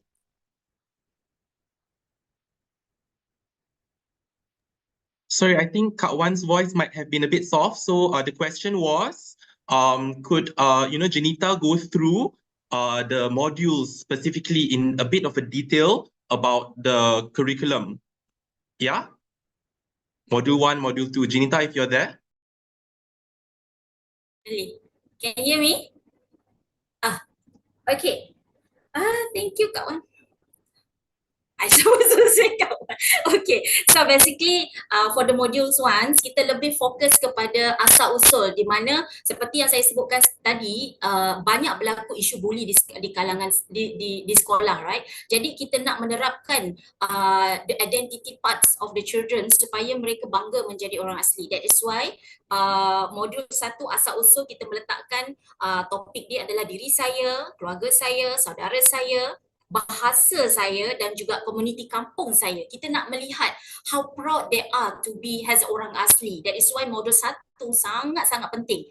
Jadi kita nak melihat adik-adik ini supaya bila mereka bercakap bahasa Semai, bahasa Temian, bahasa Temuan dan bahasa yang lain-lain di dalam public, di luar komuniti mereka, they been proud, dia tak malu untuk bercakap dalam bahasa mereka ataupun menunjukkan siapa mereka. So this is about the identity lah. Untuk yang kedua adalah cerita rakyat, folk story. So folk story basically dia lebih menekankan kepada cerita-cerita sejarah-sejarah kampung mereka, di mana kalau kampung tu dipanggil sebagai kampung tual, contoh dia. Apa maksud tual itu? Adakah dia sungai? Adakah dia pokok? Macam mana boleh dapat nama kampung tersebut? Jadi yang kedua berkenaan dengan satu-satu individu yang mempunyai sejarah di kampung itu supaya generasi-generasi muda dapat tahu tentang the history of dia orang punya kampung. Ada seperti contohnya ada seorang mungkin ada pernah satu individu ini yang menjadi pemimpin yang berwibawa pada masa dahulu yang boleh berlawan dengan penjajah yang menjaga kampung mereka daripada diceroboh oleh orang lain. So ini adalah satu-satu bentuk sejarah yang tidak kita ketahui. So that is why modul 2 cerita rakyat sangat penting. Yang ketiga adalah sewang. Sewang ini berkenaan dengan traditional dance song mereka. Di mana dalam modul-modul dan topik-topik ini walaupun dia nampak seperti sewang, nampak seperti pakaian tradisi, sebab topik-topik dia merangkumi kalau dalam sewang itu pakaian tradisi, alatan muzik tradisional, lagu tradisional dan juga hiasan. Jadinya ini berkaitan dengan sewang tetapi kita integratekan dalam pembelajaran pengiraan, pembacaan, pemikiran supaya ada adik-adik ini dia they're proud to show their cultures. That's very very important as well. Jadinya yang keempat adalah makanan tradisi. Makanan tradisi terlampau banyak. Ada kaedah bakar, kaedah gulai, kaedah salai, ulaman juga. Yang paling ketara ulaman lah bagi masyarakat orang asli yang duduk di pedalaman kan. Jadi ada bentuk-bentuk makanan ni, macam mana mereka memasak dia, macam mana mereka membuat penyediaan dia. Jadi kita nak tahu. Jadi that's why tadi kalau ada nampak budak-budak gambar budak-budak membakar ubi kayu, that is the way untuk kita tengok macam mana budak-budak ini membakar secara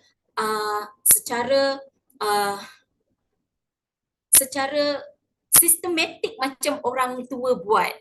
Kalau tadi kita nampak ada arang-arang, tapi sebenarnya kalau orang tua dia cantik mereka masak. So that is how the pass down the knowledge by the elders to the youngest. So itu sangat-sangat penting lah. Jadi banyak sangat kalau saya nak cerita because it's 20 modules dengan 79 topik di dalam dalam kita punya modul pendidikan ini. Okey, terima kasih Janita. Thank you so much. Thanks so much for sharing. I think what is the main point to bring across is that all these educational modules, all right, grounded in the indigenous people's knowledge, can actually be universal, right? Like for example, you talk about how do you cook tapioca sustainably, right? And what the elements of symbolism of dance and how it relates to people's life. It can be universal as well, and not just only for the orang asli. Is that a fair point, Jinita? Yes, there's two things. The first Right. thing Thank for you so that, much. the second is universal lah. Yes, yes, yes. Okay, so now thank you so much. My apologies for cutting short the time. I have to be the timekeeper. So we'll move on to Nadia and Alvian right now for your presentation. If you are here, I think I saw you. Could we move to your presentation? Nadia and Alvian.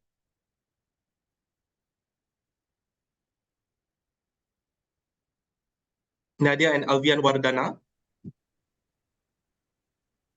Hello. Yeah, we can Voice. hear. Yeah. Yes. All right. Thank you so much. And over to you. Okay, thank you. First, Febro. Halo, Febro.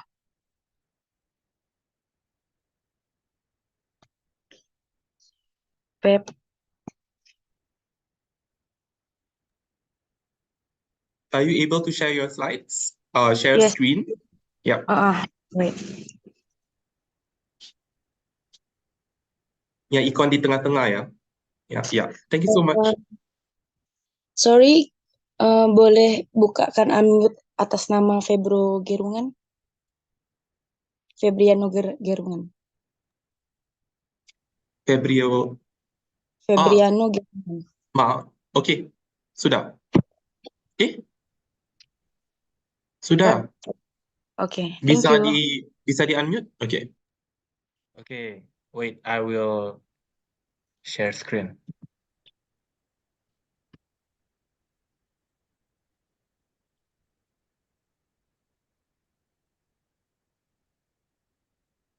Okay, so can you guys see the share screen? It's still loading.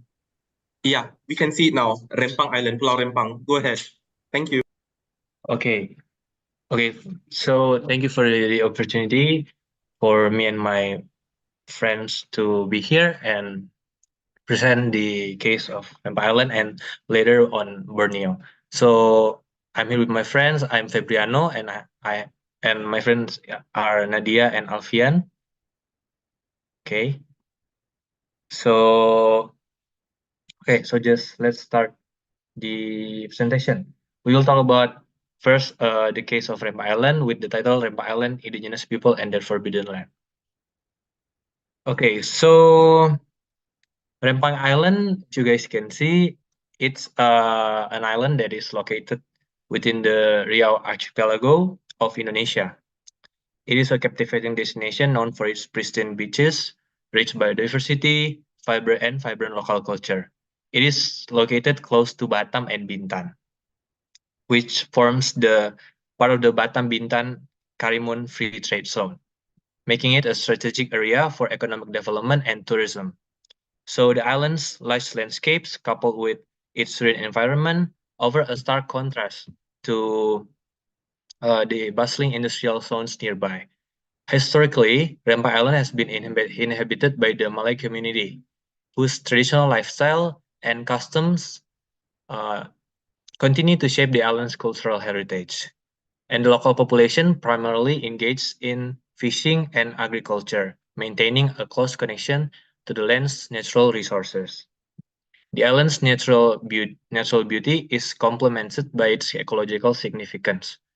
There are mangrove forests, coral reefs, and diverse marine life that make Rempang a valuable site for ecological studies and conservation efforts. So these natural assets not only support local livelihoods, but also attract researchers and also ecotourists who are interested in exploring the island's unique ecosystems. So as Indonesia continues to develop its tourism infrastructure, Rempa Island is poised to become a key destination by travelers seeking both adventure and tranquility.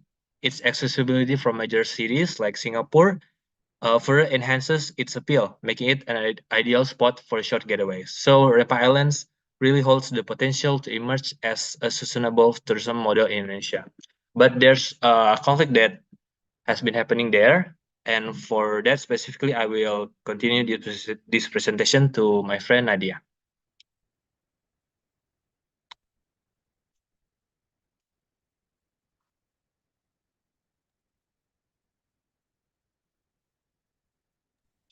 Okay, thanks, bro. Can you hear my voice? Yeah. Yes. Okay, guys. Before I explain more, let's watch some footage from the clash between armed force and civilian that occurred in Rempang at 7 and 11 September last year. Disclaimer: the video maybe will make some people will uncomfortable.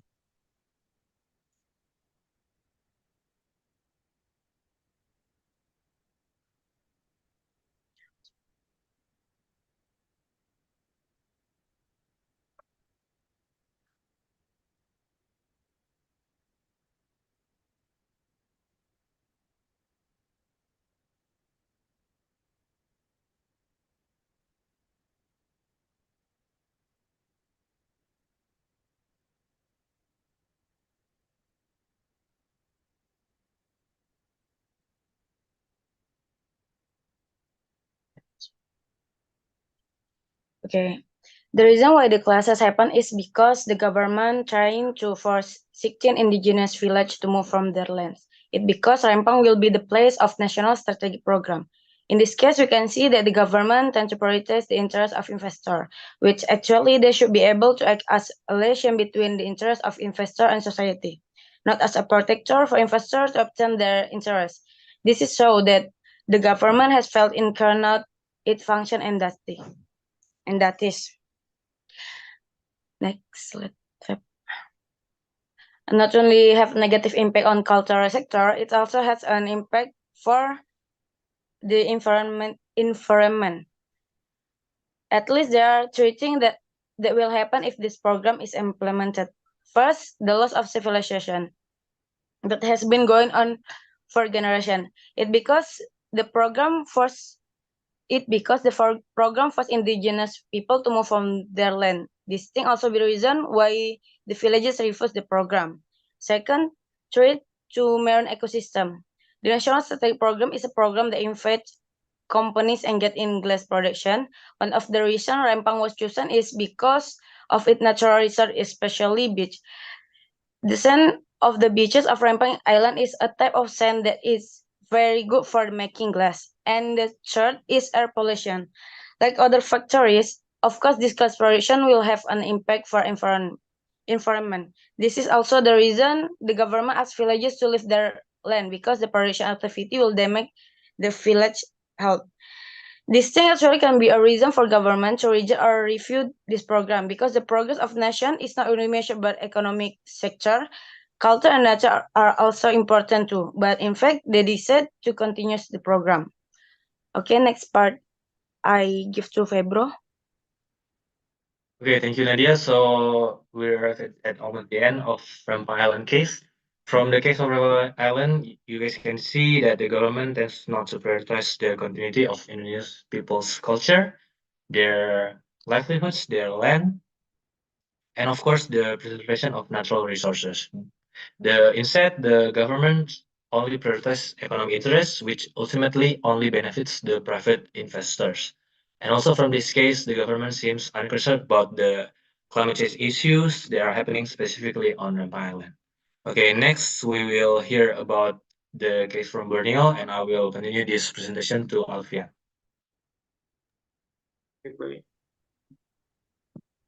So yeah, I'm Alfian, one of India's people of the Jayakas from South Korea, and today I will present about my research on the vulnerability of India's community Jayakas under the community on climate change. We'll also tell you a little bit about adaptation and the mitigation of the climate change impact, especially on our community.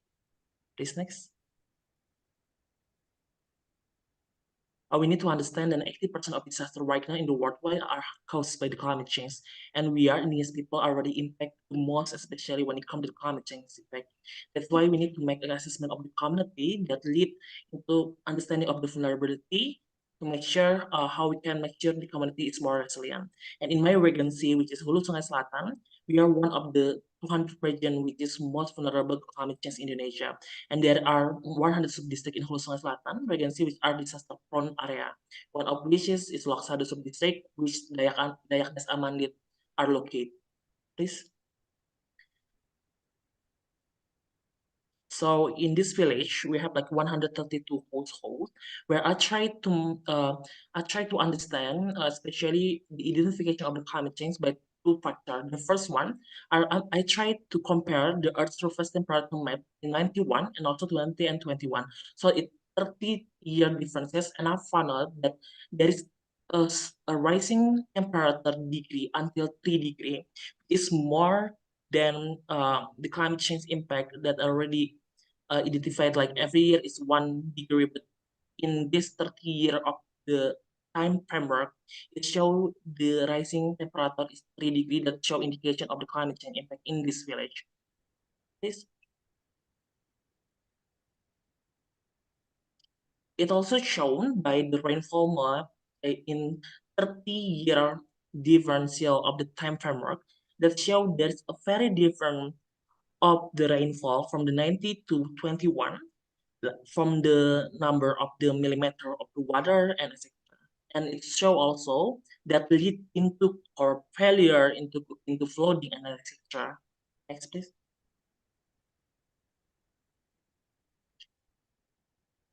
So from that, I did the assessment of the level of community vulnerability, where it's divided from several category. This is not yet the final one. I mean, like there is a revision, but I'm still not yet submitted.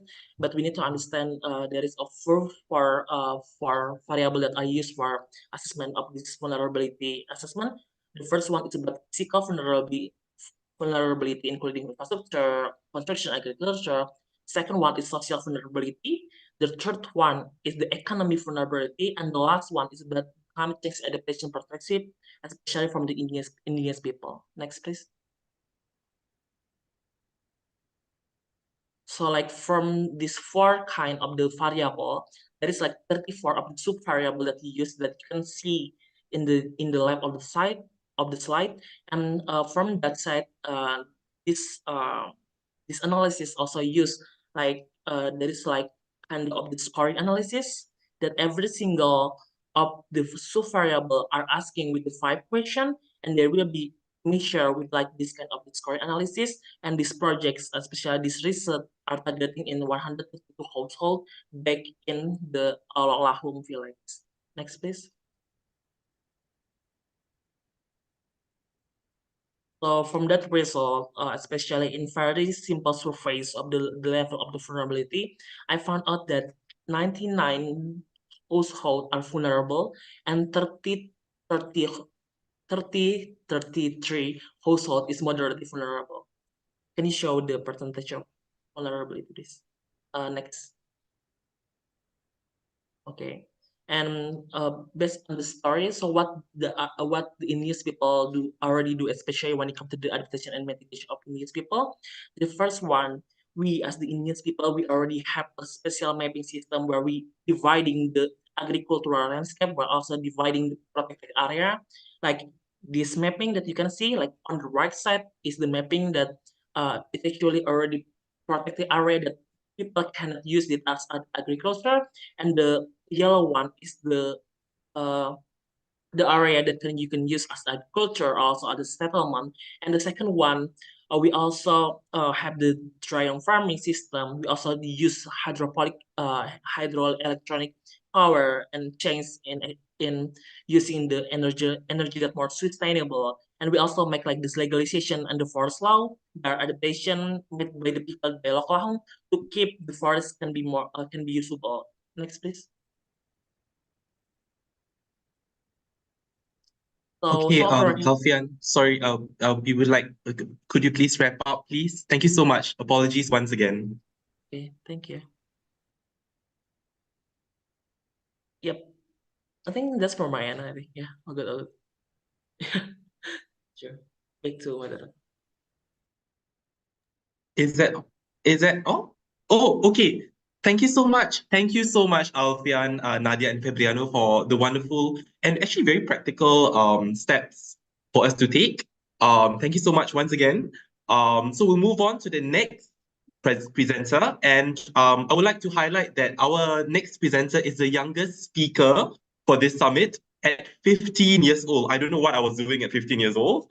And the next speaker, he will be talking about practices in Qatar and Japan. So without further ado, I'd like to welcome Muhammad Adham.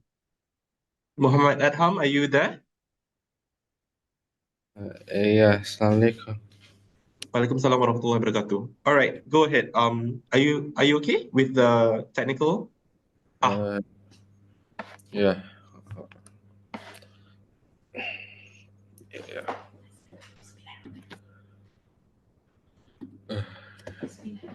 Yeah, hold on. Let me just.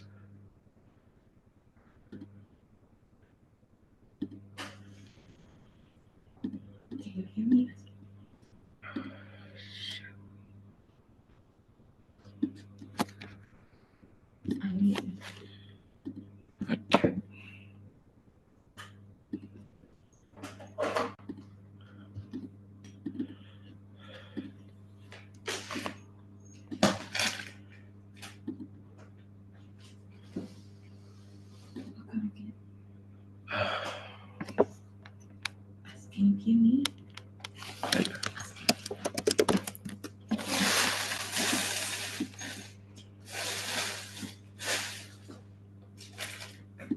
So, while Muhammad Adham, being the youngest 15-year-old speaker, is setting up, I'd like to just talk about how, a lot of the things that we've, spoken of, quite a lot of people will say that it's about, just talk. But, like Nadia and her team, they've been talking about actionable steps, and, Adham will also be talking about actionable, practical steps that you can implement, right?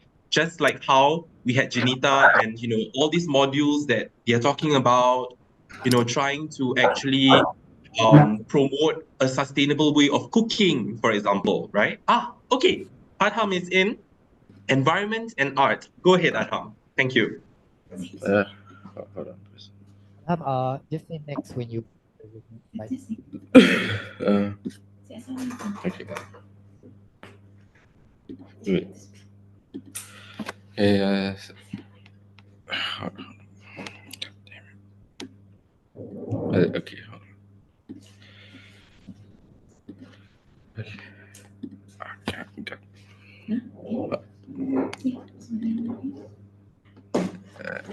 Okay. Yes. Yeah, it's perfect. Go ahead. Assalamualaikum. My name is Muhammad Adham Jisman, and I'm a Malaysian living in Qatar. Okay, so my name is Muhammad Adham Jisman. I'm Malaysian. I live in Doha. So I came to Qatar when I was 28 years old. So I was born in Malaysia, but then I moved to Doha. So I spent my whole childhood in Qatar. My parents and I, we sometimes go to Malaysia every summer, spending time with relatives. I'm shy and quiet, but I like fine art. I like to draw using pencil most of the time. So I completed. I completed grade. I completed year 11, and from graduating Compass International School, and I'm planning to take up foundation at Nottingham University in Malaysia.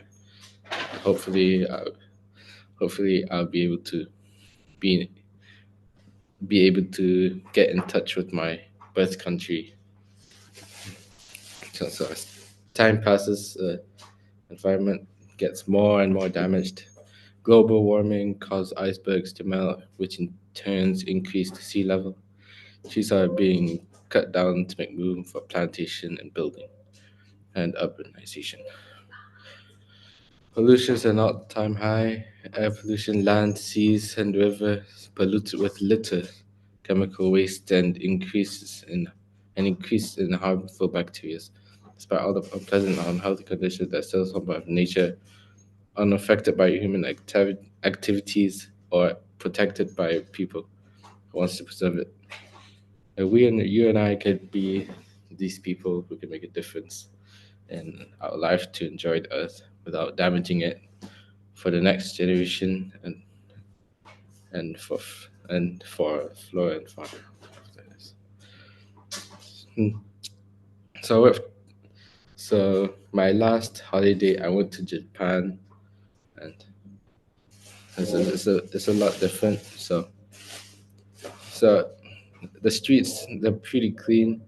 So there's sometimes like smoke cigarettes on the floor, but overall it's clean. Because Japanese, they carry their trash with them. So I had to carry an empty ball wrapper in my bag everywhere until we reached the hotel to throw them, because they don't actually have trash cans like the traditional ones that we usually have. Like they're not like they have like like recycle bins or something. So I observe how they clean and how deliberate, clean, and neat the making of sushi involves. It's like there's a certain taste and look at the dish. We never see messy sushi dish anywhere except when I make it in the kitchen, as I not good at cooking. Even at Family Mart, the sushi is are tightly wrapped. It's because it's already a routine to make it. They make it every day, so you don't have to think about fold it this way or roll it that way. So make it an everyday routine. Staying at home, create least waste so that less trip to empty the garbage bin. Even this simple act will reduce household waste to reduce w- state waste and municipal waste. So, so I'm an artist, so I try to show the beauty of nature through art and portray the beauty of nature to show people what would be gone if we were to continue living without respecting nature. So it's no denying that there's global warming caused by burning of fossil fuels. Greenhouse gases gets released to the air, which is harmful, and the fact that we're also cutting trees down, being that they can't absorb the gases, in fact, creates more greenhouse gases. The small carbon dioxide is really standing. And and this my other artwork. You can see, yeah, that's it. That's, thank you. Thank you so much, Adham. Thank you so much. I'm really taken in by your sharings of everyday practical observations that you shared and how you linked it to art, right? And a lot of people think that art is not very practical, but you made that very strong link. And I think in the comments, some people are excited to have you at the University of Nottingham, Malaysia, right, Adham? So looking forward to have you. So next, we will have our next speaker, Ken. Is Ken here?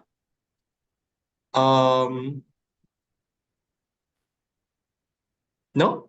Ken Evito? Okay, if not, no worries. Then let us then have a session. Let me invite again Nadia, Alvian, and Adham. If you could just jump in and be highlighted as well as Adham. Maybe we can open the floor to any kind of questions. We'll have about 20 minutes. So anyone has any questions, you can either type in the Zoom chat or you can raise your hand.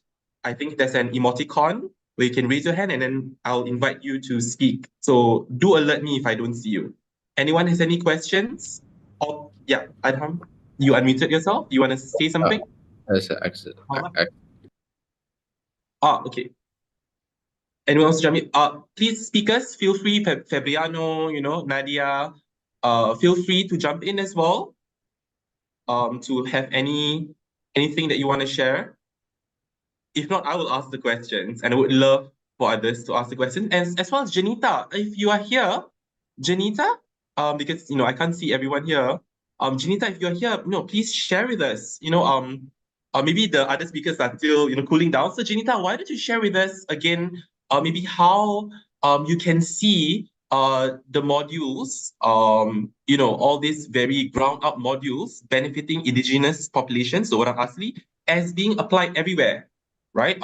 It's not just wisdom for local communities, but maybe possibly, anyone can get. Yeah, go ahead. Yes, basically, the book that we published, any kind of community outside of the orang asli also can use, because this is how we preserve our traditional knowledge, how we preserve our life, practical of life, how we preserve our cultural and also custom, because all the 79 topics related to daily practicality of the orang asli, or also non-orang asli also can use this book actually. So it is a way to contribute to our own community history actually. So this is very, very important, because usually if, for example, like not all the practical of life being taught in school. You can see, it's just like Panglima Hang Tuah, all this, right? But deep inside there's lots of peoples, there's lots of history yang kita kena dig and kita kena documenting supaya we can understand more deeply about our culture. This is very, very important. It's not only for the orang asli, but for the orang asli, I reserve this for orang asli because for all these whiles, there's a lot of researcher come into the orang asli and take out their knowledge, publish in English, and send back to the community in a different language where the orang asli didn't understand, tak faham membaca, Tetapi why not we change the methods, let the community itself contribute, do research about their own knowledge, about their own traditional knowledge, about their own culture, so that they feel the ownerships of the history. They feel the ownerships of the culture, being part of the culture preserving, So this is very, very important.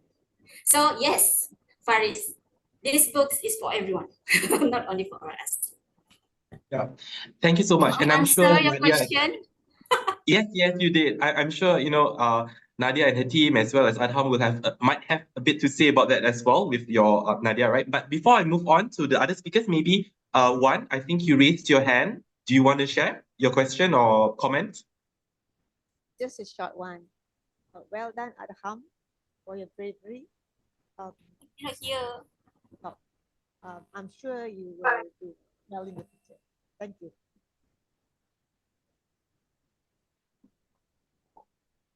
Wan, maybe you can maybe we can't hear you, so perhaps you could unmute. Okay. I'm unmute now. Can you hear me? No. Can you hear me? Yes, perfect. Yeah, okay. Perfect. Okay. Can hear, right? Okay. Well done, Adham, for your bravery to come today as the youngest GIYSCC that we ever had over the past 2 years. And I'm very sure that you will do well in the future. And I hope you will get into Nottingham, Malaysia. That's all. Thank you. All right. Thank you so much. Yeah. Okay. So I'm just trying to link from the congratulations for Adham to perhaps Nadia Fabriano team. Do you have any feeling about how we could actually cooperate and collaborate? You talked about a lot of strategies and also the discrimination faced, right, by the Dayak community and indigenous people. So what do you think could actually happen moving forward? Yeah. Any thoughts or feelings? Or you can speak about anything else? Yeah.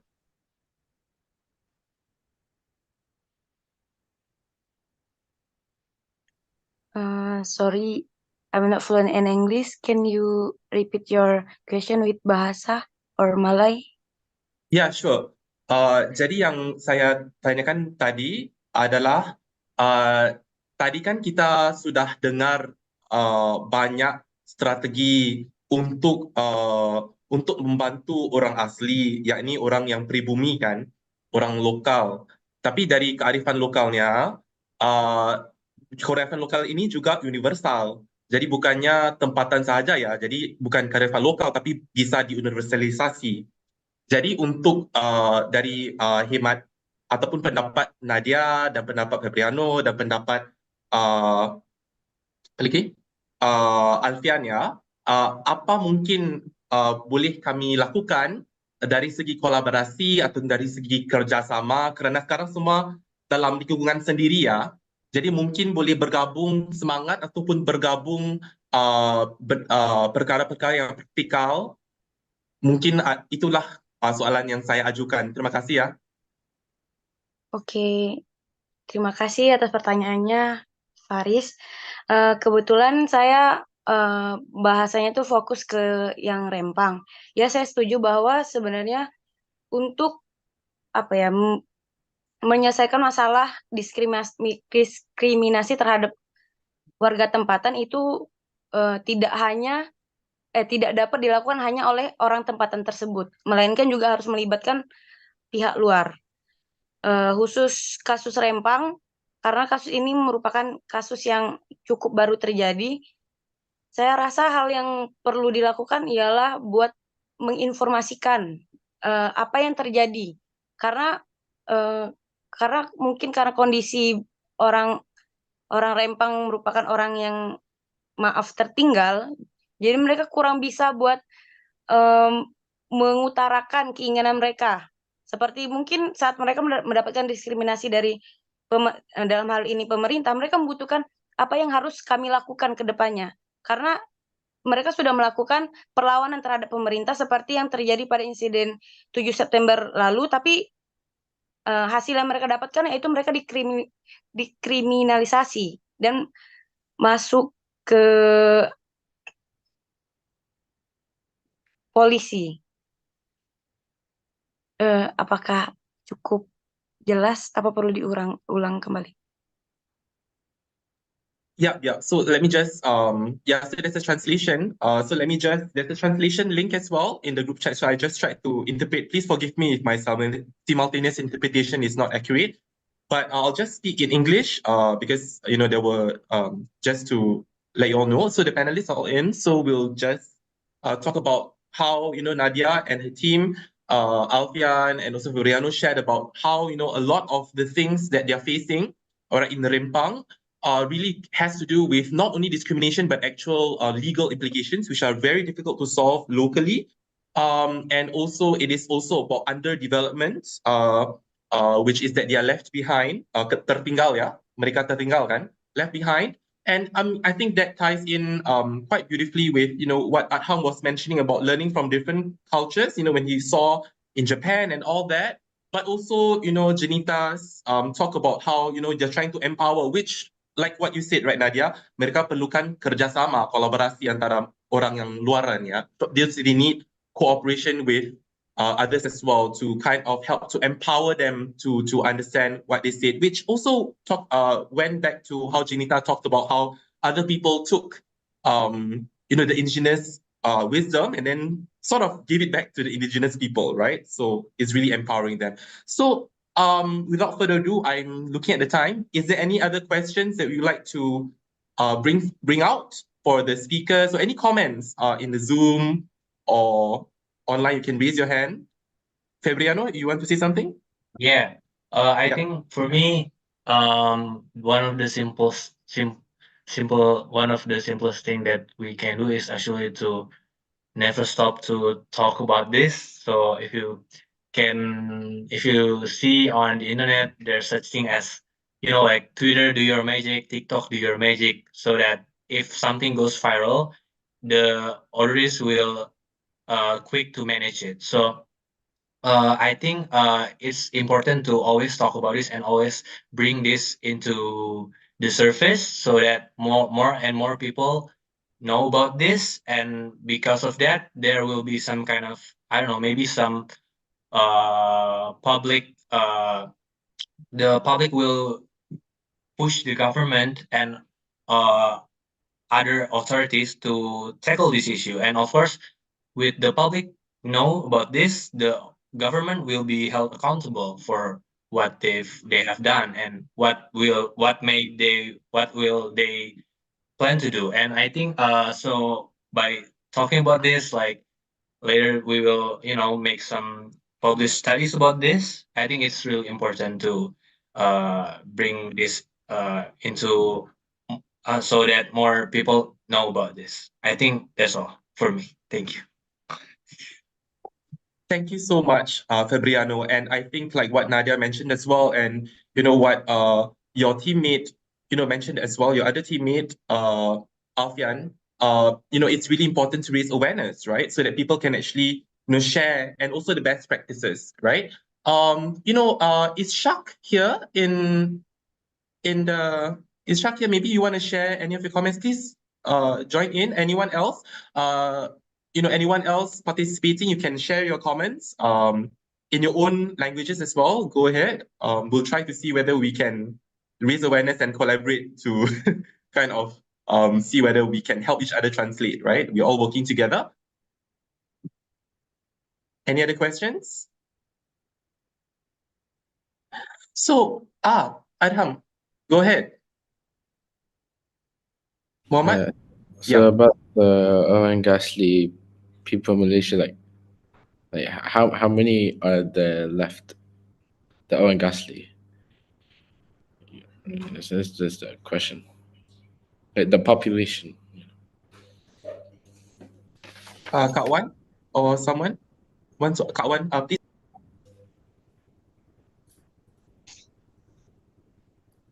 Orang asli populations. Jinita, go ahead.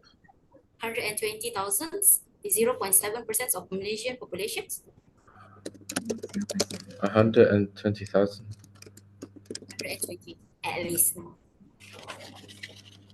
Okay. Or less Yes. lah. So kalau dari keseluruhan populasi Malaysia tu 0.7 lah sekarang. Increase to 0.5. Okay, yeah. So like 2 years ago, I went to one of the oil and gas villages in Persak. My mom's friend had a wedding there. They had a beautiful culture. It's like a shit. Yeah. So I think one raised one's hand. Kak Wan, did you want to add on? Kak Wan? Adam, Jennifer already answered. For your information, that is actually in Semenanjung, Malaysia.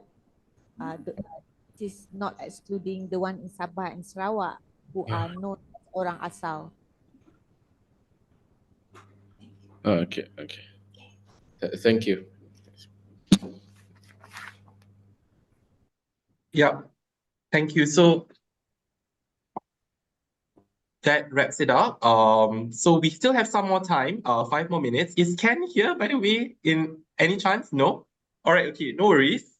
So understanding the numbers is really important, right? And it's not only about the numbers, but also, what has been shared. I would like to invite anyone, maybe perhaps not from the Asia or Oceania region, to comment. if there are no comments and questions, I know it has been quite a long day. I'm still thinking about the tiger video actually. Yeah, about the last tigers, but we'll start the panel early, if that is okay. So we have a panel discussion among Asia leads.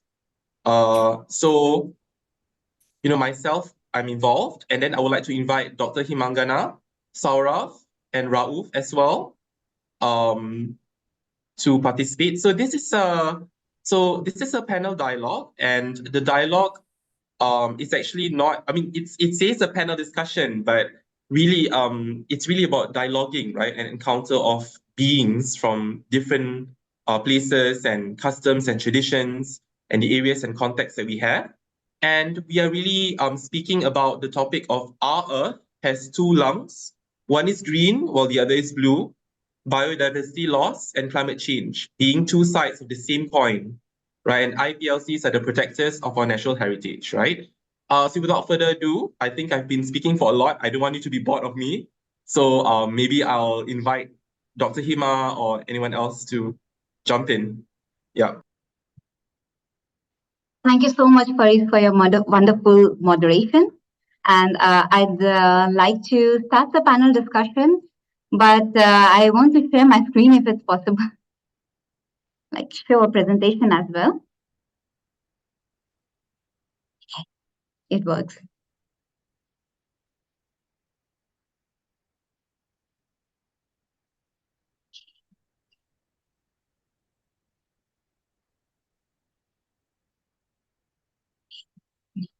Can you see my screen?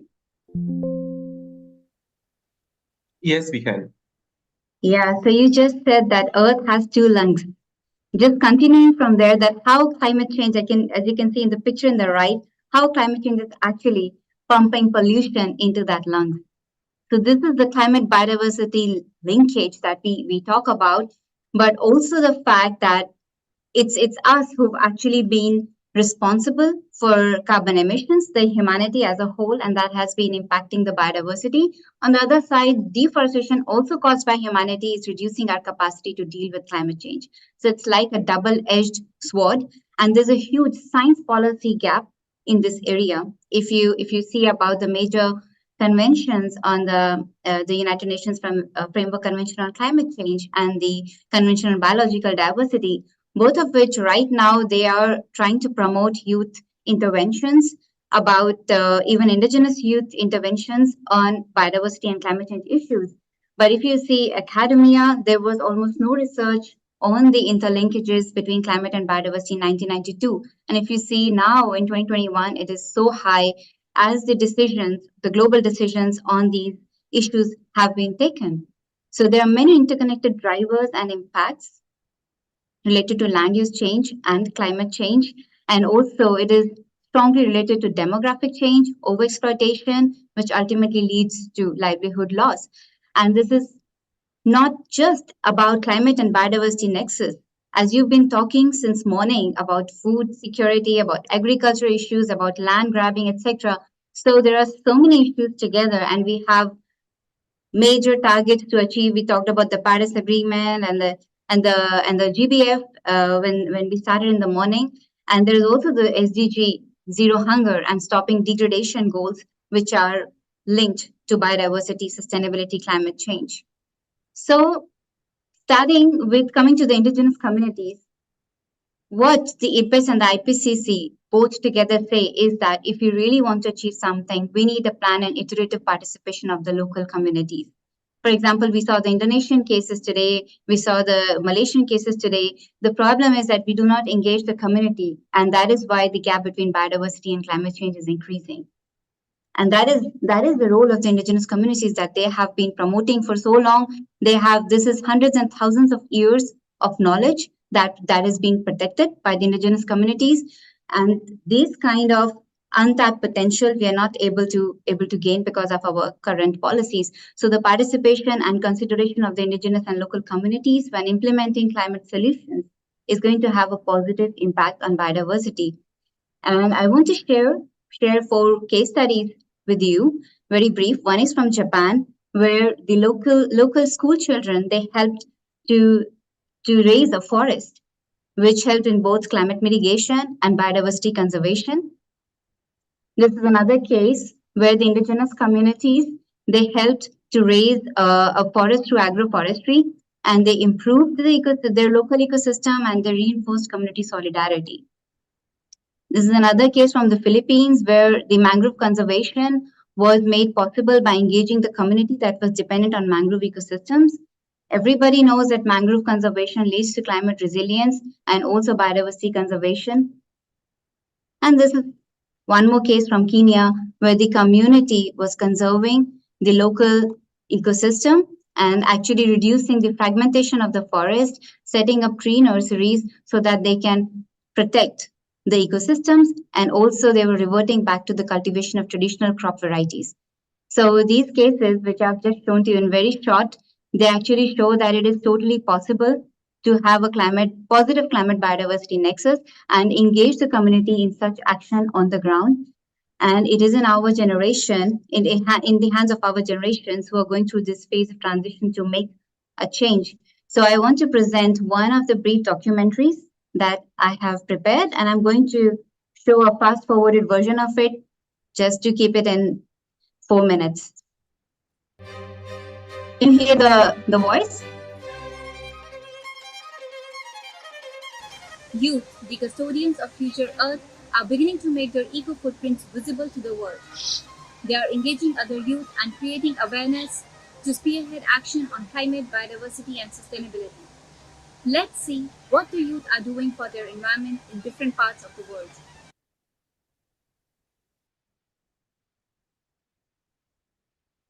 Sorry to keep it, I want to keep it to the indigenous. It's really important to remind negotiators, states, and all stakeholders that what is being negotiated here in Montreal in the COP15 is the survival of life on planet. So as young people, we are mobilizing a lot of our power to implement this at the local level.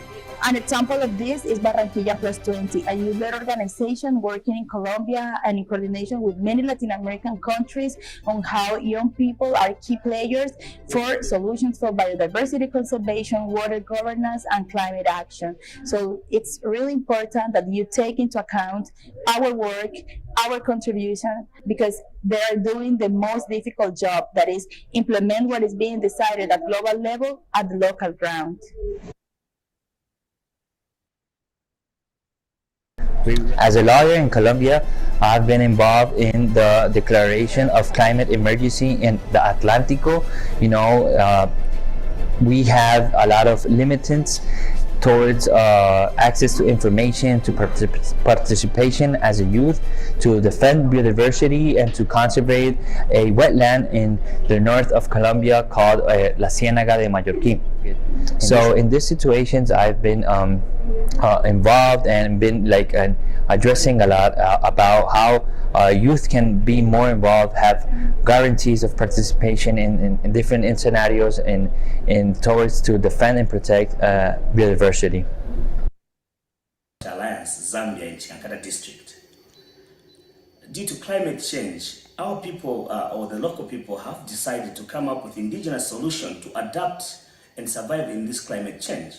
Some of the things that they've started doing, they've started blocking some small streams that were unable to keep water due to insufficient rains. So they're able to harvest water, which they're able to use in the dry season for their animals and the domestic use, and also for their plants and gardens. Some other people have resorted into stopping the traditional culture of growing maize to now rearing goats and village chicken, because it's not all the time that we have full rain season, or most of the time we have floods. While others have stopped their tradition of growing crops and their potatoes near the streams, because the mud would run from the potato field to the stream and making the stream dry in the shortest period of time. Thank you. Es importante reconocer el trabajo de las mujeres, especialmente de las mujeres jóvenes, en sus procesos a nivel de territorio, y es especialmente donde hemos realizado diferentes actividades en el tema de educación ambiental. ¿Qué es o de qué se trata? Es liderar iniciativas en la cual permitan monitorear la biodiversidad que hay dentro de las comunidades para generar programas en temas de conservación. As youth find solutions for themselves, young professionals in various institutions are further engaging for the better. Together, we are the solution. Together, we're the solution.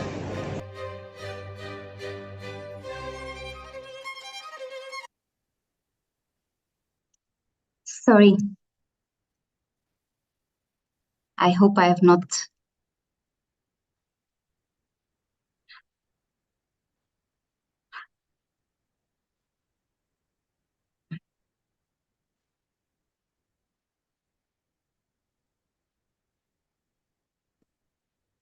Yeah, thank you so much. So I know that what you saw right now is not just Asia, but they are the indigenous youth from various places, which this forum aims to connect. So the message that I wanted to give through this video is that we talk about Asia, but we are ultimately one. And it's not possible to disintegrate the solutions and see them in that way, but also to learn from different indigenous communities across Asia and also beyond Asia. I'd like to keep more time for the discussions later. Thank you very much.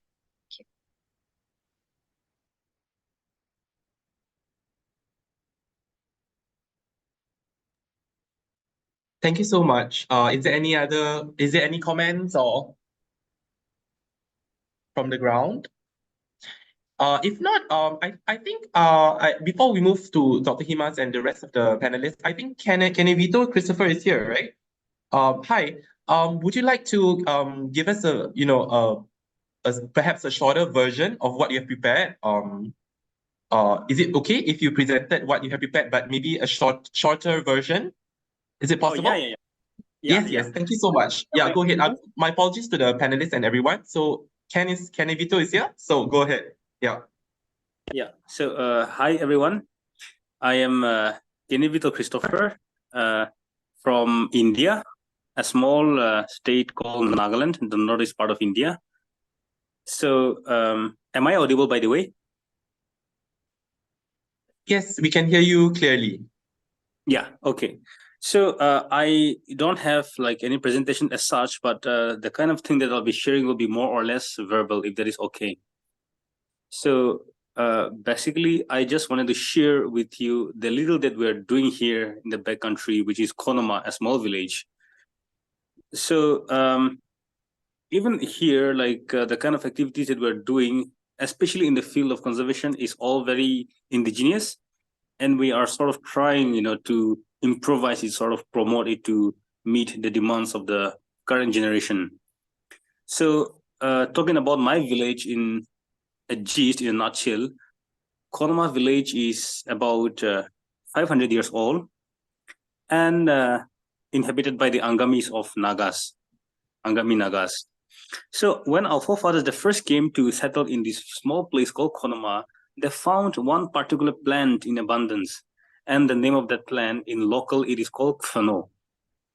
So they sort of, call that place Kfanore, meaning place where Kfano grows.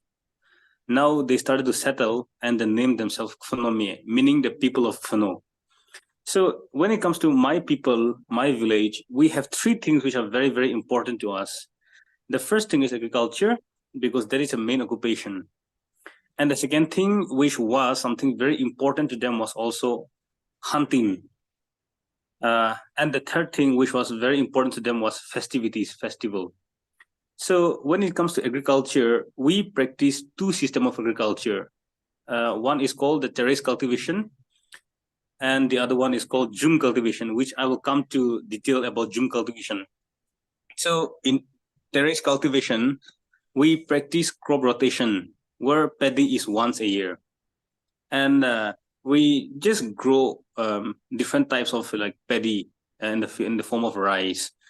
But in the other system of cultivation, which is Jum cultivation, we practice mixed cropping, which means we grow pumpkins, yams, potatoes, tomatoes, almost everything simultaneously at the same time. So we practice mixed cultivation, mixed cropping in Jum cultivation. Now, Jum cultivation is one practice which is practiced at large by the northeastern part of India.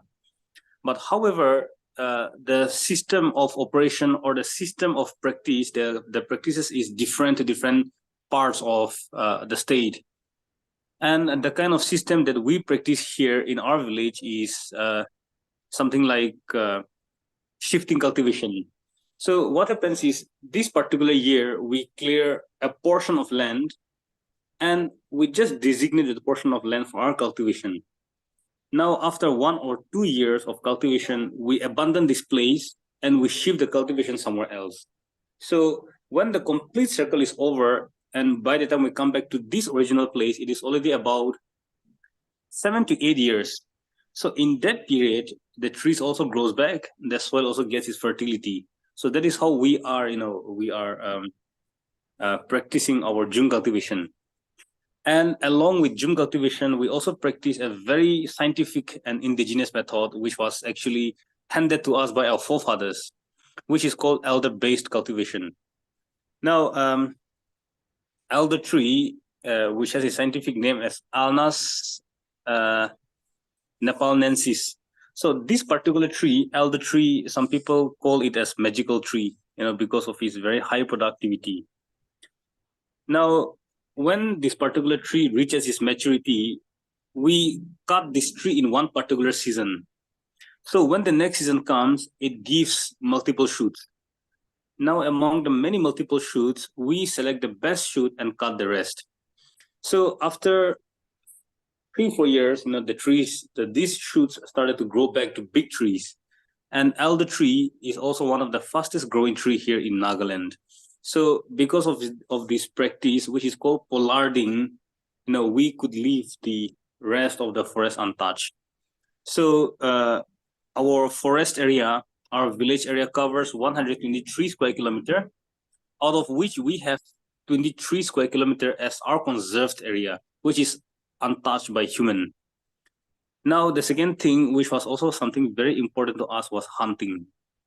Our forefathers, they live, they have very close associate with nature, and everything they do, everything, their activities, starting from the food, they would depend so much on nature. So they would go down to the forest, go out hunting, collect wild vegetables, and, they were living that life.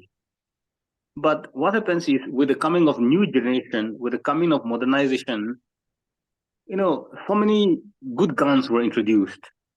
And our village, we also have so many educated unemployed youth.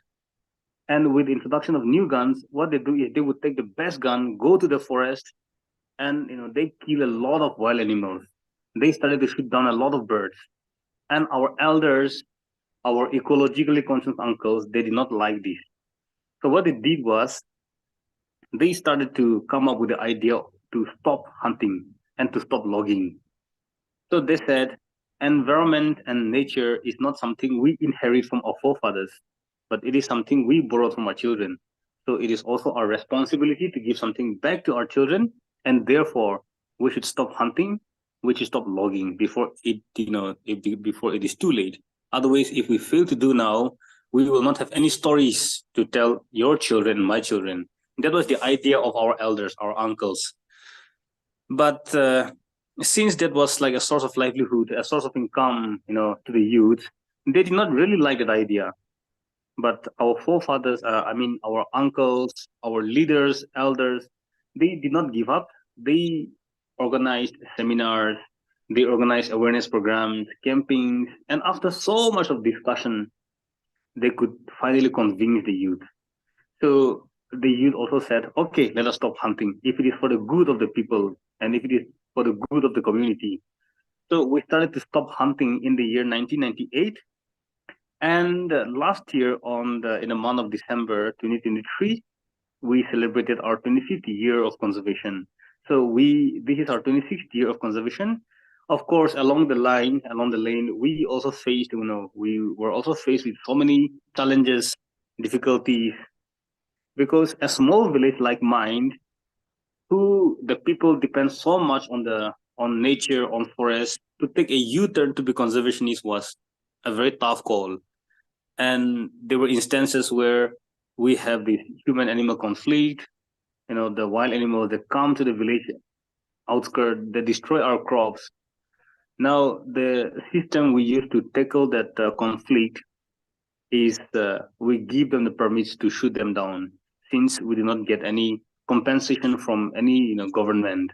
But we hope that in the near future we will also be able to gain greater heights, and we are hoping that we will be able to pass down a legacy that has been given to us by our forefathers, and to live an exemplary life, to pass the invitation of conservation to our neighboring villages.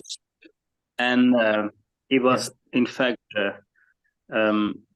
in 2005, because of the community participation, everything that we do is so full of community activities, community participation.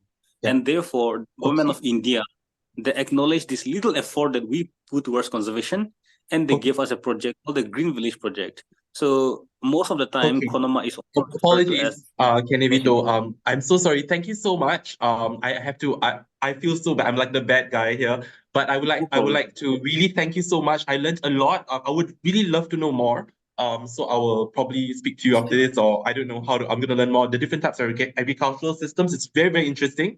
Magic tree, and then how it's scientific actually, right, through traditions. But I would like to just give the floor now. So thank you so much, Kenevito. Perhaps Phil might ask Kenevito any questions through Zoom chat. But now I would like to pass the baton to Saurav as well as Raouf. So Saurav, Narayan, will go first with your presentation, and then Raouf. So 5 minutes, please, each. Thank you so much. Thank you.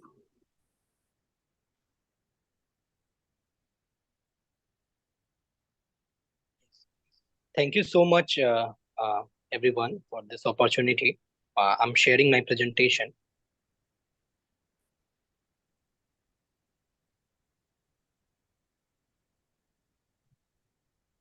Yes. So, greetings of the day to one and all present here. I am Saurabh Narayan from the state of Bihar and a PhD candidate at Central University of Punjab, Bathinda, India. And today I will be presenting on the topic Nexus of Biodiversity Loss and Climate Change in a special reference to India.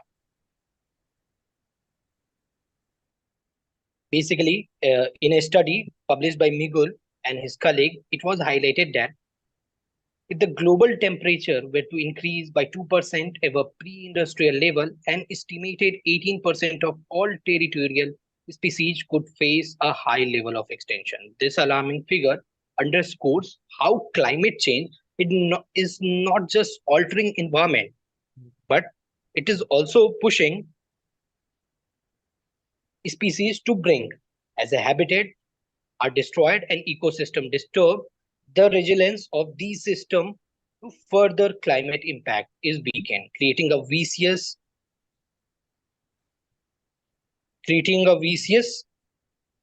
cycle that threatens the very fabric of life on Earth. This served as a stark reminder of a tangled fate of our future climate and its biodiversity. Indigenous people constitute 6% of the total world population, and they conserve 80% of the world's remaining biodiversity, according to World Bank. Now coming to the loss of biodiversities in India. So in a response to the urgent call of the United Nations through the Convention on Biological Diversity of 1992, and in fulfillment of our constitutional obligation as outlined in Article 48 of the Constitution of India, the Government of India has adopted a robust strategy to preserve the national rich biodiversity.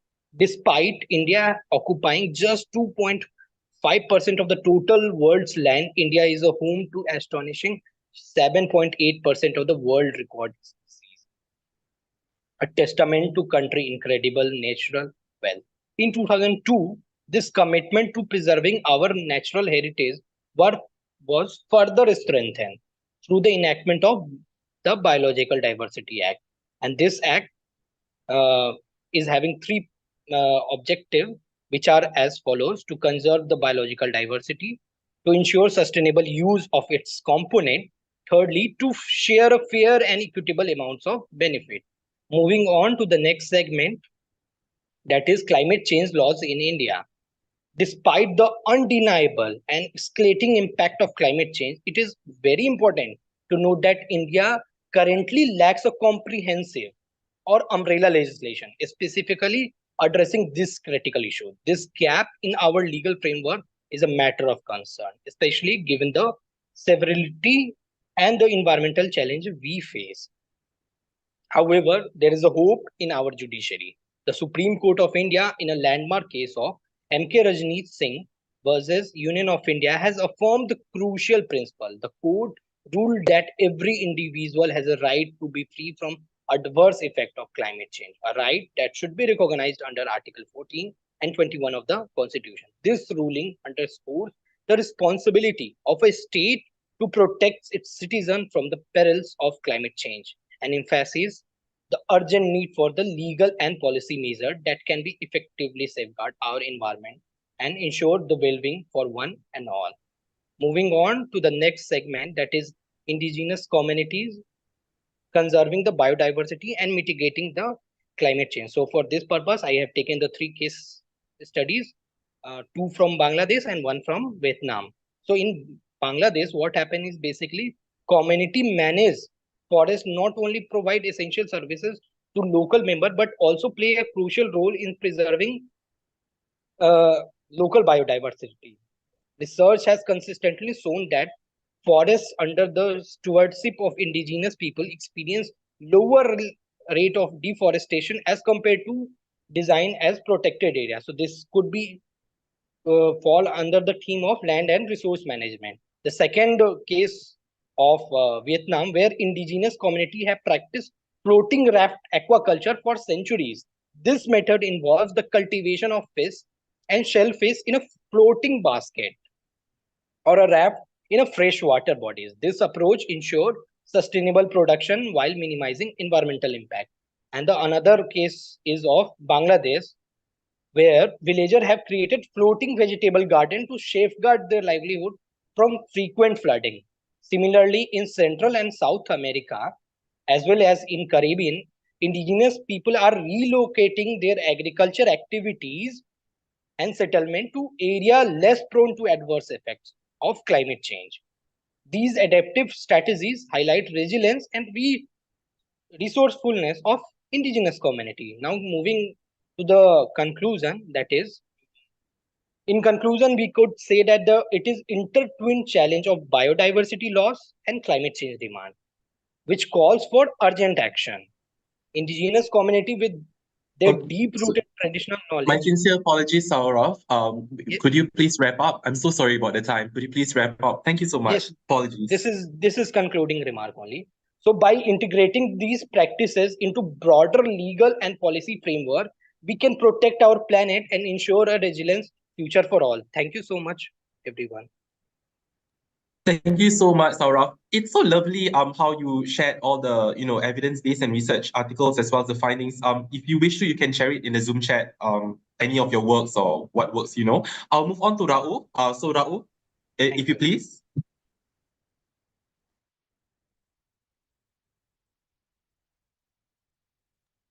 Okay, I hope my voice is clear. I will share my file. Anyone has seen my presentation? Yes, we can see and we can hear you clearly. Okay, thank you, Faris. So, yeah, guys, just a brief from the Indonesia, I think not only Indonesia, but most of the other regions in the world are still facing the struggling of indigenous people. But we seems I bring up two cases.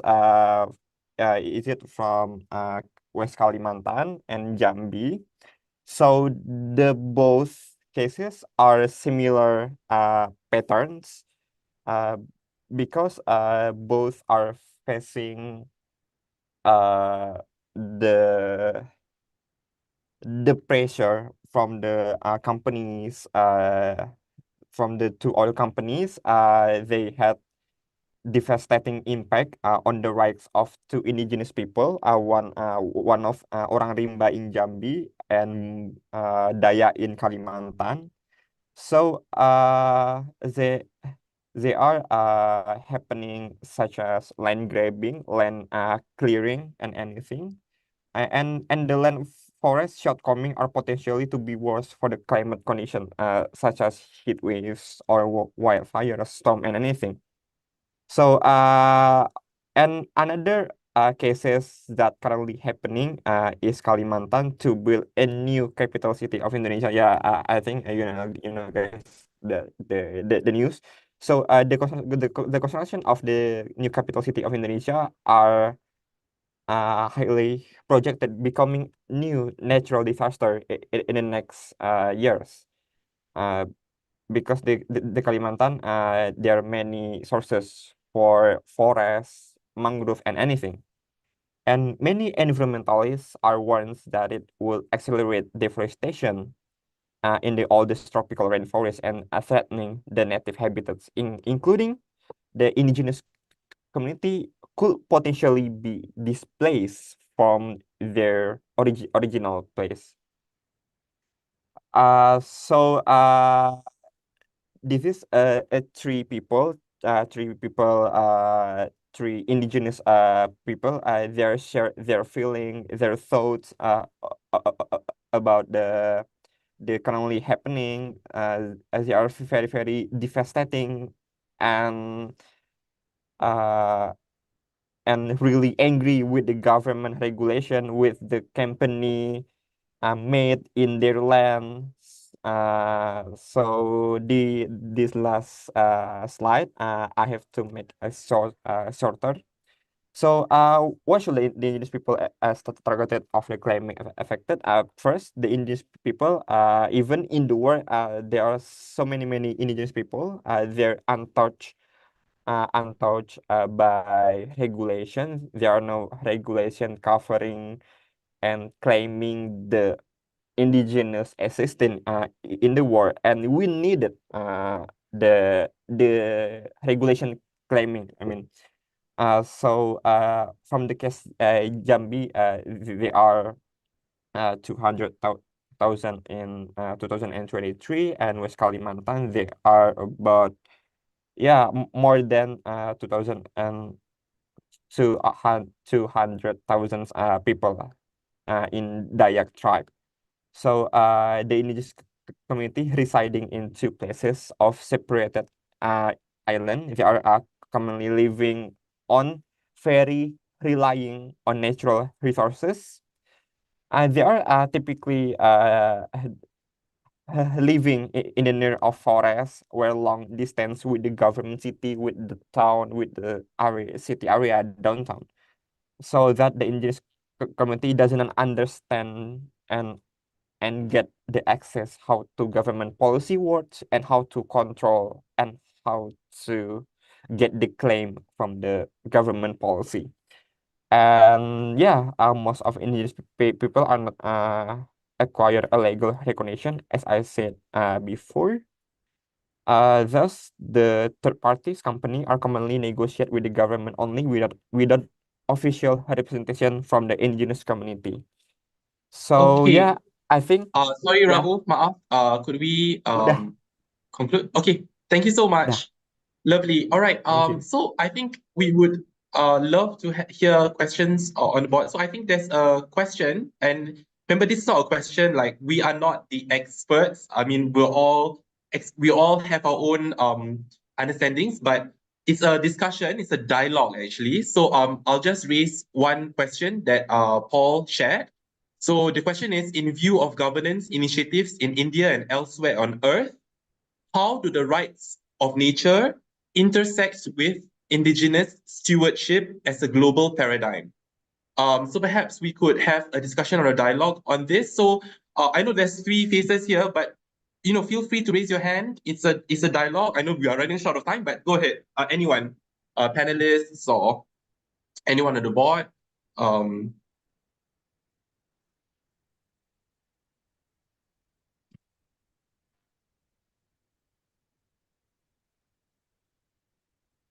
Okay, there's one.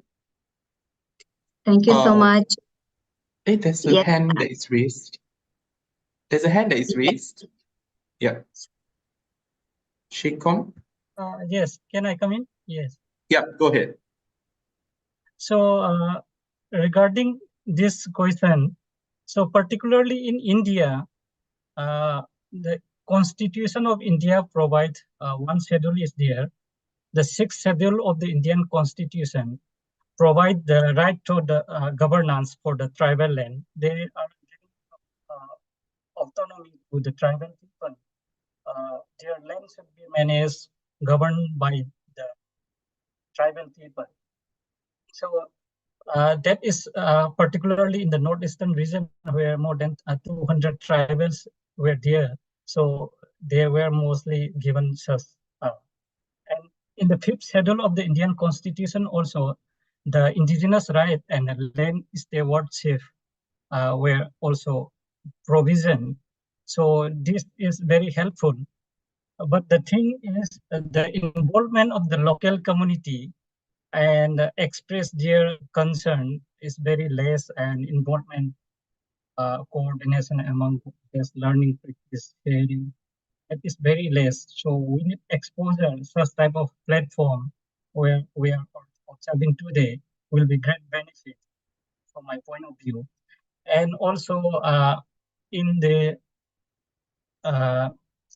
this OACM approach, protected area management under the Cumin biodiversity framework, the target 2, what we call for the increase of protected area management.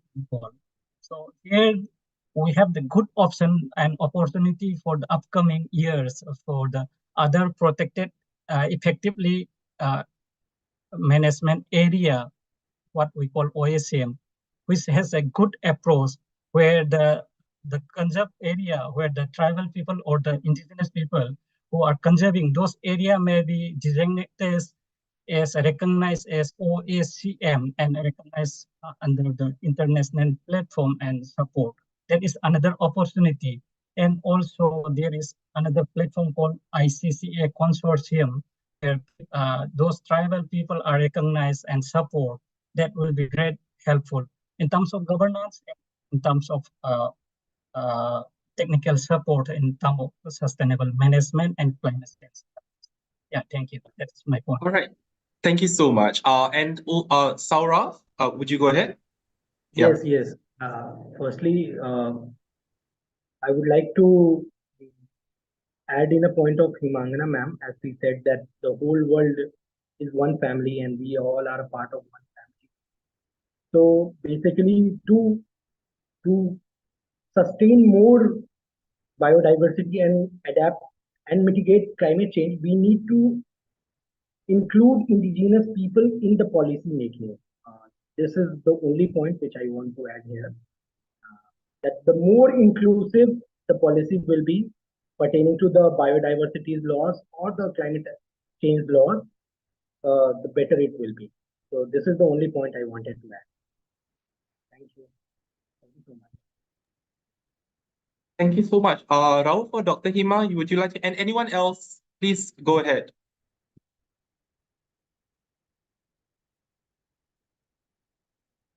Dr. Hima, are you speaking?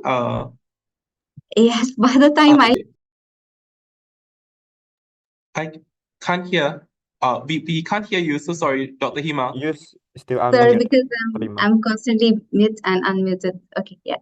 So yeah, I've written my answer in the comment that rights-based approaches is very important. Since morning we have had presentations that show us clearly that rights to nature of indigenous community is not something that can be given to them. It's something that they have, they own it. It belongs to them. But what we are doing is that we've snatched those rights from them. It belongs to them, and this basically jeopardizes their capacity to be stewards of biodiversity of nature.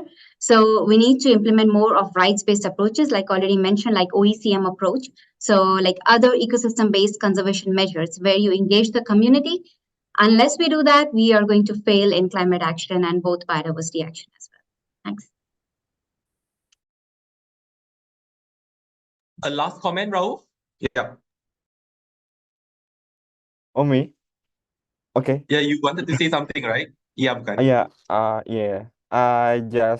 Just brief as my personal point of view from I saw many presentations from the delegation, but we need to do is we need to strengthen our advocacy, our promoting about the indigenous community, particularly addressed to the government, because the government, as we know, have a powerful to control and to make the regulation that will make safe all indigenous community around the world. But we can do we can do not at least, but the most we can do. We have to strengthen our collaboration to advocacy to promote via social media or via anything. You can just write your blog or anything.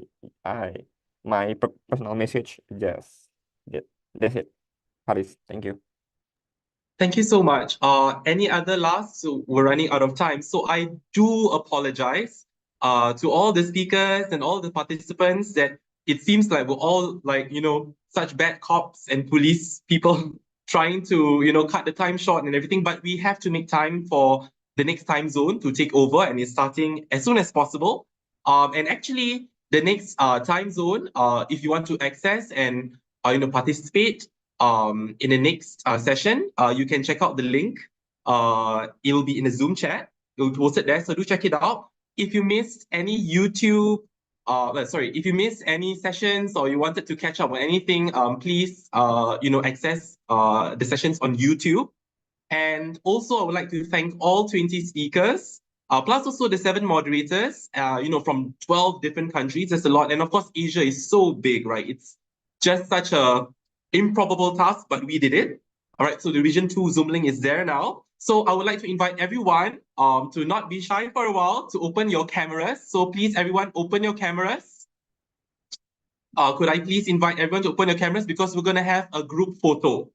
We are going to have a group photo. So could everyone just switch on their cameras? If you can. Yep. I can't see everyone actually. Yep. So those who are not too shy, you can switch on your cameras. All right, and then we'll take a group photo.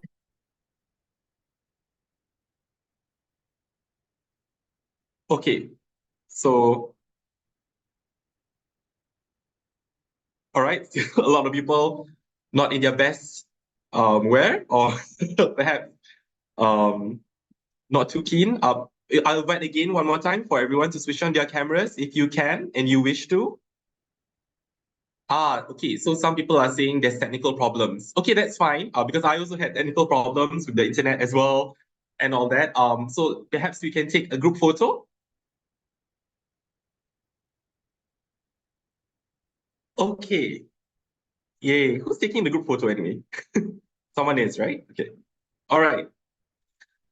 Okay, so thank you so much. I learned a lot from so many things. I wouldn't know where to begin. And I think the stories especially, and the music and the art and the sharings, the personal experiences really, really affected me very deeply. In fact, I just had a health crisis, and I also used a lot of indigenous medicine, right, to heal myself. I wouldn't say what, because I'm not a doctor. But yes, it's so important, not only for sustainability of the earth, but it's also what, helps us to be sustainable as well in a lot of our busy lives, right? And with that, I would like to encourage everyone to take a final look if you can, and you can also move on to the next session later on. There'll be, in the Zoom chat, you'll see a lot of links. So there's a lot of social media handles, websites that you can take a look at. You can connect. This is the platform not only to raise awareness, but also to connect and cooperate. Yeah. And please see all the links in the, you see there's links coming up, right? So please see the links in the Zoom chat. I would just like to have a call to action as well. There'll be calls for book chapters. Please take a look. They're on LinkedIn, and I think you can reach out to any of us. Our contact details are online, and you can write into us and apply to contribute your book chapters. It will be quite extraordinary to hear your voices and what are the practical steps we can make moving forward together. So without further ado, I'll end, and why not we end with a song? Paul and everyone talked about the intersection of human rights. I don't have an answer to that, but I do know that where I come from, we have a sort of proverb that says, di mana bumi dipijak, di situ langit dijunjung, right? Which means that wherever the earth that you walk on is the sky that you uphold, right? So that is really, really what I can say, because this whole division and duality between nature and humans, or animals and humans, might not really serve us. But then what is the next steps, right? So I'll sing this song. It's called it's called Mentera Semirah Padi, but I'll just sing a bit of the chorus, right? It's by M. Nasir, so don't charge me for copyright law violation. So yeah, I have my guitar here, but yeah. Okay, so di mana bumiku pijak, di situ langitku junjung. Oh, alang-alang menyeluk perkasam, biar sampai ke pangkal lengan. Di mana bumiku pijak, di situ langitku junjung. Oh, alang-alang menyeluk perkasam, biar sampai ke pangkal lengan. So that's the ending. Thank you so much. And the last proverb is actually, if I sang the part where, wherever you tread on earth, that's the sky that you uphold. So you have to live in harmony with nature. But the other part is about completing what we've done, right? So alang-alang menyeluk perkasam, biar sampai ke pangkal lengan means, once you start something, let's complete it and move forward. And each step will be glorious and extraordinary. So thank you so much to everyone. Terima kasih. 非常感谢你们. And yeah, so I only know the languages in where I live. Vanakkam, all right? Vanakkam and Nandri, all right? Mika Nandri. So thank you so much, all right? And with that, we close the session with some time left. Back to all of you. Thank you so much. All right, take care.